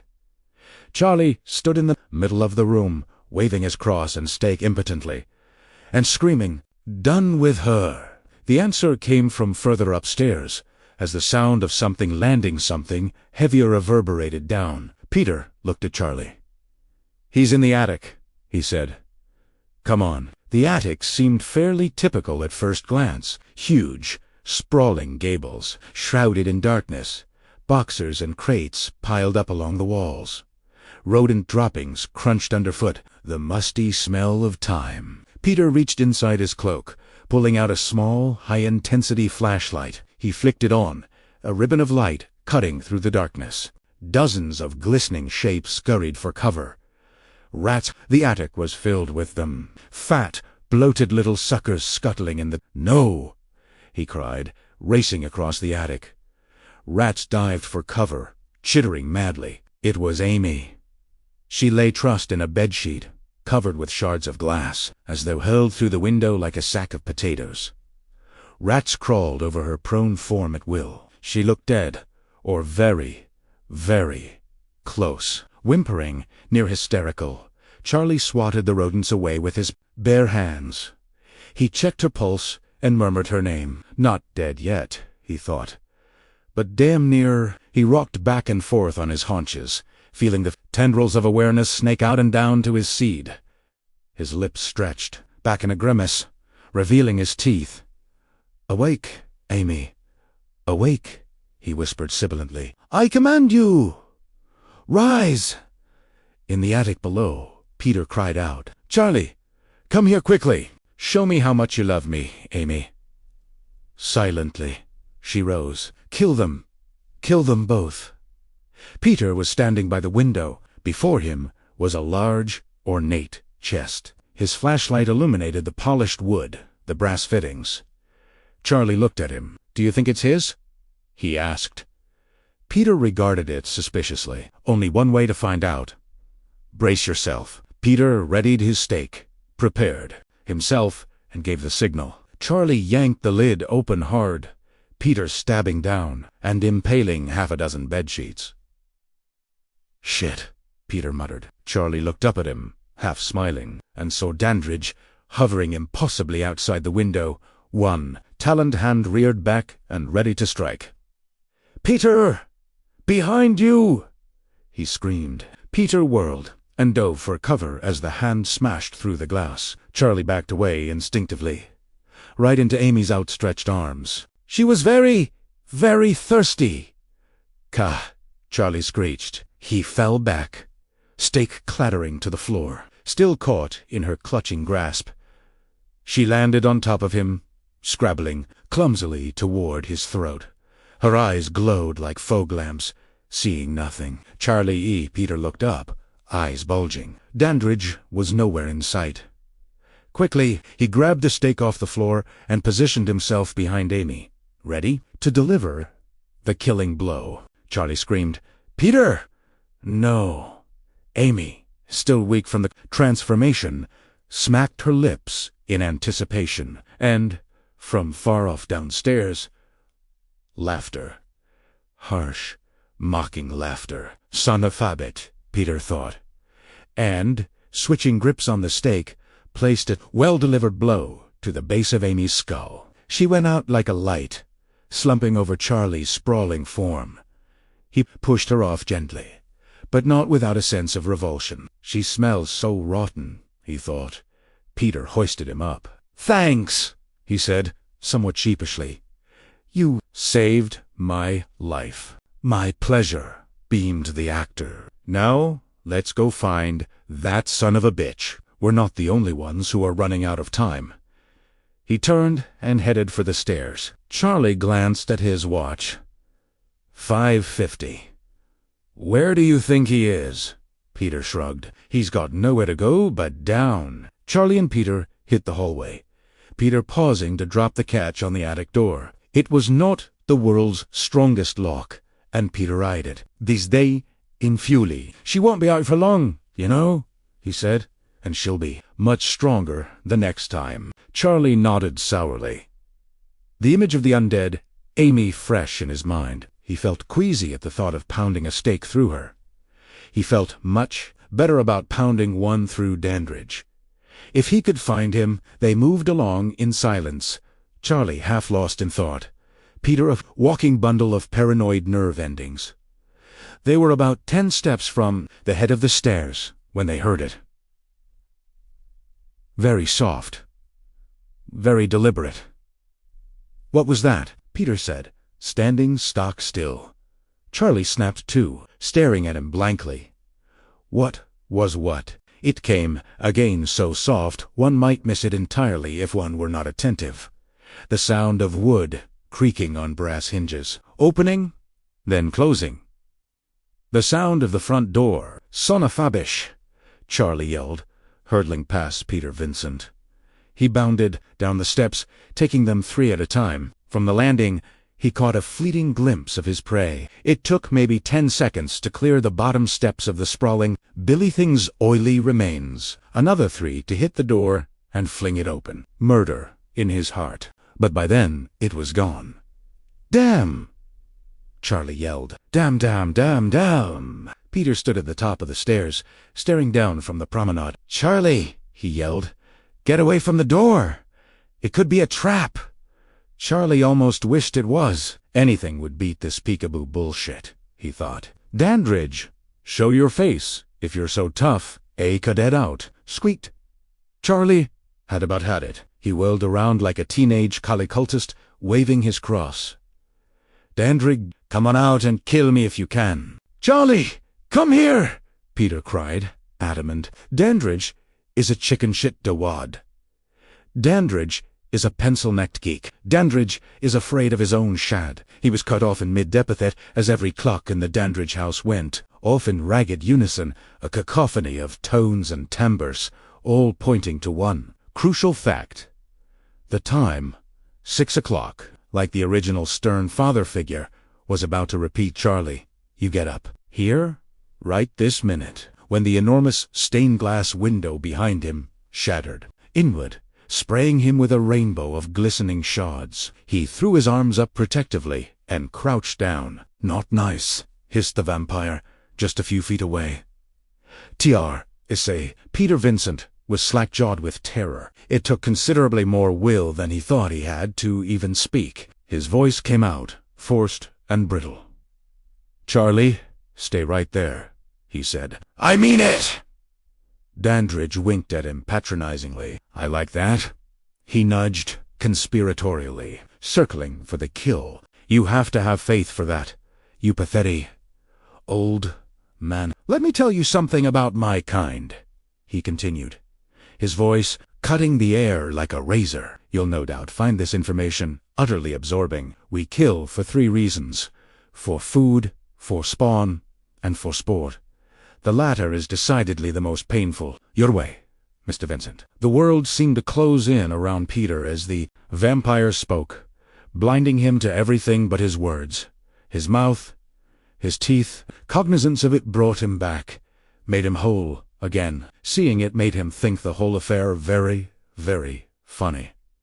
He wanted Dandridge to see it, too. Dandridge felt something go subtly askew. One moment, the old fart was putty in his hands. The next, he was awake, aware, and smiling. Peter Vincent beamed like an only child on Christmas morning. The cross seemed to grow heavier in his hands. He let it drop slightly, clearing his throat. "Mr. Dandridge," he said, "I have learned several things of inestimable value this night. First, that you are above all else an insufferable ass, and second," he winked, "even a pathetic old man can have his day. Look over your shoulder." Dandridge turned with mounting horror to see the first pink tendrils of dawn breaking over the neighboring rooftops. He let out a little primal screech, then whirled to face Peter Vincent. Peter held up the cross, the tiniest scintilla of dawn pinging off it like red-hot needles firing straight into Dandridge's eyes. "No!" he hissed, and broke away. He ran to the stairs to find Charlie at the bottom, his cross another impenetrable obstacle. "Got him!" Charlie cried, and then they heard the shrieking, clawing sound coming down the hall. From the attic. "Amy," said Charlie, faltering, showing an instant of indecision. In that instant, Dandridge leapt. Chapter 27. By his own admission, Charlie had experienced close to 3,400 hours of cinematic horror and mayhem in his brief life. Demonic possession, dogs split open and spewing the tendrils of alien hosts, an endless parade of vampires, psychos, and blood-sucking freaks. He had seen special effects that ranged from the insanely laughable to the mind-bendingly authentic. He had seen nothing to prepare him for the sight of Jerry Dandridge diving, headfirst toward him and mutating on the way. Arms twisting and stretching into wings, incredibly huge, 8 feet if they were an inch, legs stunting in mid-fall, shriveling into tiny hooked appendages, body bristling even as it shrank, and his face was the worst. It led the charge, mouth gaping and screeching. Down and down, Charlie screamed and clutched, swooped.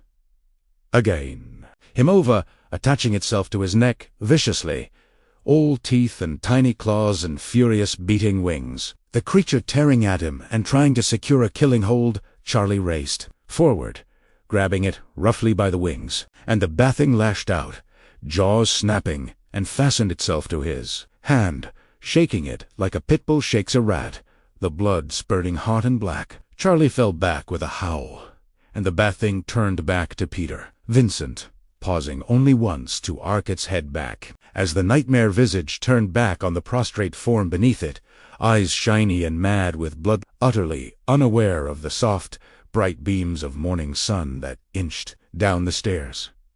The killing sun. Charlie looked up in pain to find Peter on his last legs, un noble to fight. And longer, the bat thing reared its head in triumph, and the first light of day hit it square in the head. Its scream was a hideous, bleating thing. It pulled its head away, one side crisping under the prolonged exposure. It jerked away from Peter Vincent and careened down the hall toward the basement, knocking over furniture and knickknacks as it went. A thick, acrid plume of smoke trailed after it. It smelled of dead things left too long in the sun. Charlie crawled over to Peter Vincent, who lay coughing in the warming sun. "My God, Peter, are you all right?" he asked. Peter nodded, bruised and scratched but miraculously unhurt. They looked around, the sudden stillness entirely unnerving. Peter groaned. "Charlie, help me up," he said. "We don't have much time." Wounded and disheveled, they made their way toward the cellar door, not knowing that something else made its way downward through a darkened rear stairwell. Something changed, something growing, something very, very hungry. The darkness was complete, the only visibility provided by Peter's flashlight.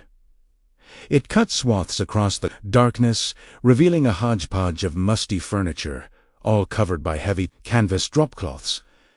Beyond them were what appeared to be 4 rather large windows covered with securely fastened blackout drapes, and out of the row of antiques, poking whiskered faces out of bookshelves and cubbyholes, indignant at the intrusion of Dandridge. Or his coffin. Charlie stood beside him in the darkness, holding a kerchief to his scalp, and caked on his cheeks. They found several mirrors, evidently removed, from pieces of furniture upstairs, a rather imposing chest of drawers, an armoire, and several pieces worthy of but no coffin. Then Peter noticed the rats. Rats everywhere, but a concentration of them seemed to favor the armoire. He dropped down to the floor, training his flashlight underneath. His eyes bulged wide in his head. "Charlie, help me move this thing!" They grabbed matter-of-factly and heaved, and the rats poured out in a flood, beady-eyed and bloated. Charlie and Peter just stared, silently mouthing Jesus Christ in unison. It was an alcove, tiny and oppressive. The stone walls were cold and mildewed. Another window, recently bricked up, adorned one wall, and 2 coffins, one ornate, hardwood, brass-bound, the other plain, little more than a large packing crate. Peter looked in the lesser, feeling the soil. There was something inside. Carefully, he picked it up, shining his flashlight upon it. It was a jacket, Amy's jacket. Charlie moaned at the sight of it. He'd almost forgotten her in the madness of the last few minutes. He threw a concerned look at Peter, whispering her name. As if on cue, the stairs creaked. Charlie started back through the darkness toward the door. Peter called out, hoping to stop him. No such luck. In an instant, the shadow swallowed him up. Peter rushed over to the coffin, grabbing the lid with shaking hands. Mechanism was evidently in place, so he did what any vampire hunter worth his salt would do in such circumstances. He picked the lock. Charlie picked his way carefully through the darkness, afraid of what he'd find, more afraid of not finding it. The girl he loved, the once and future Mrs. Charles Brewster, pressed on, his eyes slowly adjusting to the darkness. He couldn't stand it. The pain, the loss, the destruction of his car, his friends, his love life, his whole life. It was too much. It was unbearable. It was standing before him, calling his name, Charlie. He recoiled instantly. Emma looked hurt. She brought her hands to her throat. "Don't be afraid, Charlie," she purred. "It's only me." Amy, her voice trailed off. She advanced slowly, with a husky sensuality he'd never dared dream of. Her eyes burned into him, red-rimmed and horrible, yet somehow soft. Yes, soft and wanting. She wants me. The thought appeared in his mind of its own volition, a palpable thing. Amy smiled knowingly, unbuttoning her blouse. As she spoke, Charlie stared unbelievingly. She was naked underneath. She ran her hands from her belly to her breasts, an inviting, languorous history. "What's wrong, Charlie? Don't you want me any more?" He did. She was ripe fruit, dangled in front of a starving man. She smelled of sweet, fresh orchids. Her breasts were full and heavy, responding to her kneading, nipples hard as thimbles.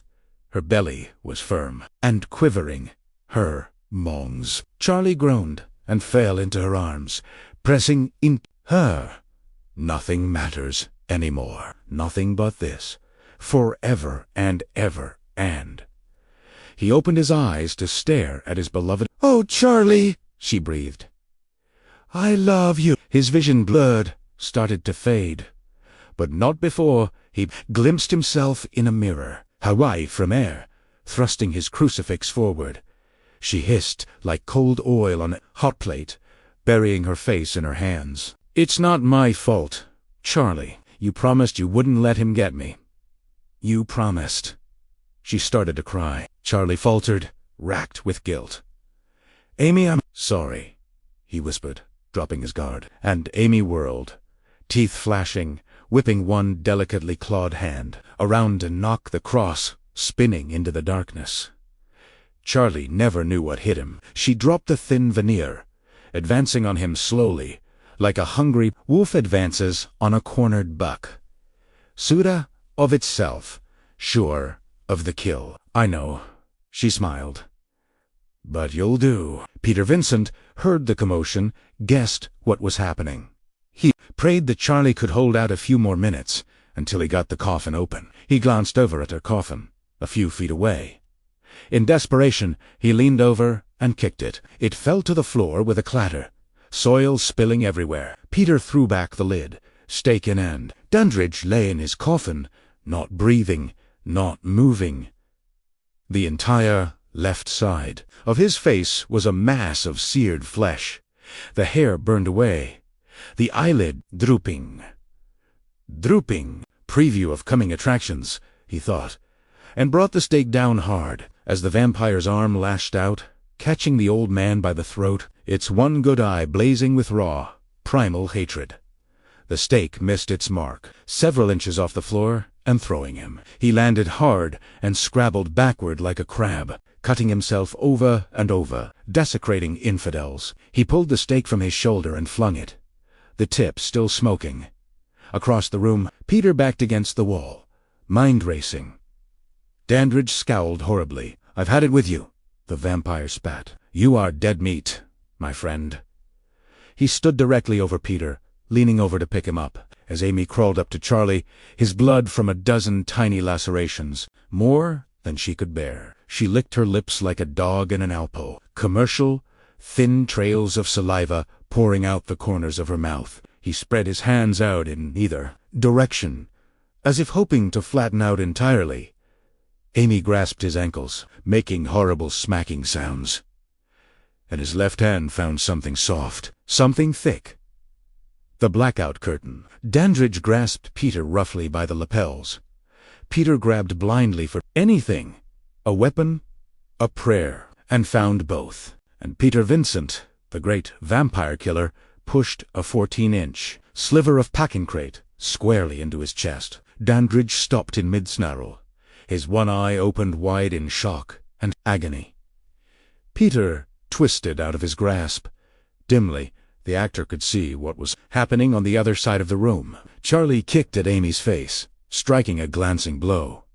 So fell back, and Charlie pulled. The curtain split open with a rending sound, sending a narrow beam of light slicing through the darkness, right into Jared Dandridge's back, like a slug under a magnifying glass, an endless keening wail issuing up from deep inside him, a cry echoed raucously by Amy, who watched in horror, her eyes turning, milky and blind with terror. Charlie lurched over, reaching behind her to grab another curtain. He pulled with both hands, the entire drape coming away this time, flooding the room with light. Charlie grabbed the curtain as it fell, throwing it over Amy protectively. She curled into a fetal position. Under it, her cries muffled by the heavy fabric. The light hit the shattered fragments of glass, sending countless, cried Charlie, staring at Dandridge victoriously. The vampire cast him one final, baleful look, seeing only his own death, seeing nothing. He seemed to fill with light,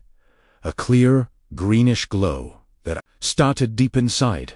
At his very core, it filled him until it seemed he might. Then it flooded out of his pores, brilliant fiery needles of light pushing out and out, intertwining with the countless prisms reflecting from the basement floor. And he was molten, and he was charred, and he was ash, all in the space of a minute, all pinned to the alcove wall, and he was awake through it all.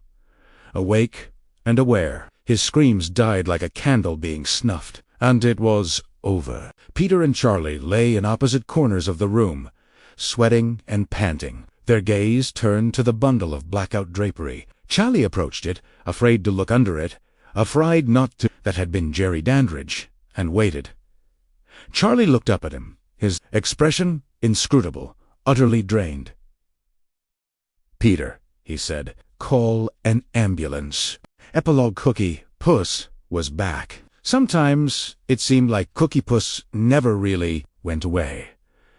There were nights where Charlie woke up screaming, not with the pictures of Dandridge and Billy and Amy, but with the voice of Tom Carvel loudly croaking in his ears. He lay back on his bed, a pile of pillows behind him, his shirt wide open and his pants undone. His many lacerations were pretty well healed over, although most of them had left scars that would never quite go away. That, and for other reasons, he tended to like his clothing loose around him now. Laying there, as he often did, made him think of the night when it had all begun, of God-forsaken bra clasps and frustrated embraces of Amy holding back while Lee plunged headlong. The sight of coffins being toted in the moonlight still lingered, of course, but it was little virginal Amy Peterson that he thought of most often, and her reluctant but firm resistance to his ardor. It was something he would never know again. The toad-voiced ice cream vendor and his wares disappeared, thank God. From the screen, they were replaced, no thanks to God, by the bellowing pinheads from Barney's Carpet Kingdom. Late-night television, Charlie was convinced, went on in a permanent time warp, the constant flux of life and death notwithstanding. Barney's would continue to sell carpets cheaper, every 5 minutes, on Channel 13. He closed his eyes and let himself slide back to the night of the end. The aftermath had been nearly as lunatic as the events leading up to it. Somehow, he and Peter had managed to get Amy to the Brewster house, where the ambulance was to pick them up. Exposure to the sun didn't seem to make her any worse, or any better. And neither he nor Peter were in the greatest shape themselves. They had forgotten entirely about Evil Ed. It hurt to think about it. Sometimes, how his erstwhile friend had died so horribly, then slipped so readily from virtually everyone's mind. Charlie hadn't even known about it. There hadn't been much time to discuss it at the time. Mrs. Brewster had come home to an open door, a broken banister, demolished table of knickknacks, and a boneless pool of goop under the stairs. She had quite naturally called the police, not knowing that her son was already in something like custody. And the questions. Oh, the questions! They gave no indication of ever coming to an end. Kindly old Lieutenant Detective Lennox had gone well out of his way to make the hours that followed as cheerful as possible. The famous vampire-hunting prowess of Peter Vincent had impressed him very little. 7 hours later, when the police had finally and reluctantly allowed them to leave, they'd gotten back to the hospital just in time to discover Amy's fate. He opened his eyes at the sound of the Fright Night theme music, Bach's ever-popular toccata and fugue in D minor.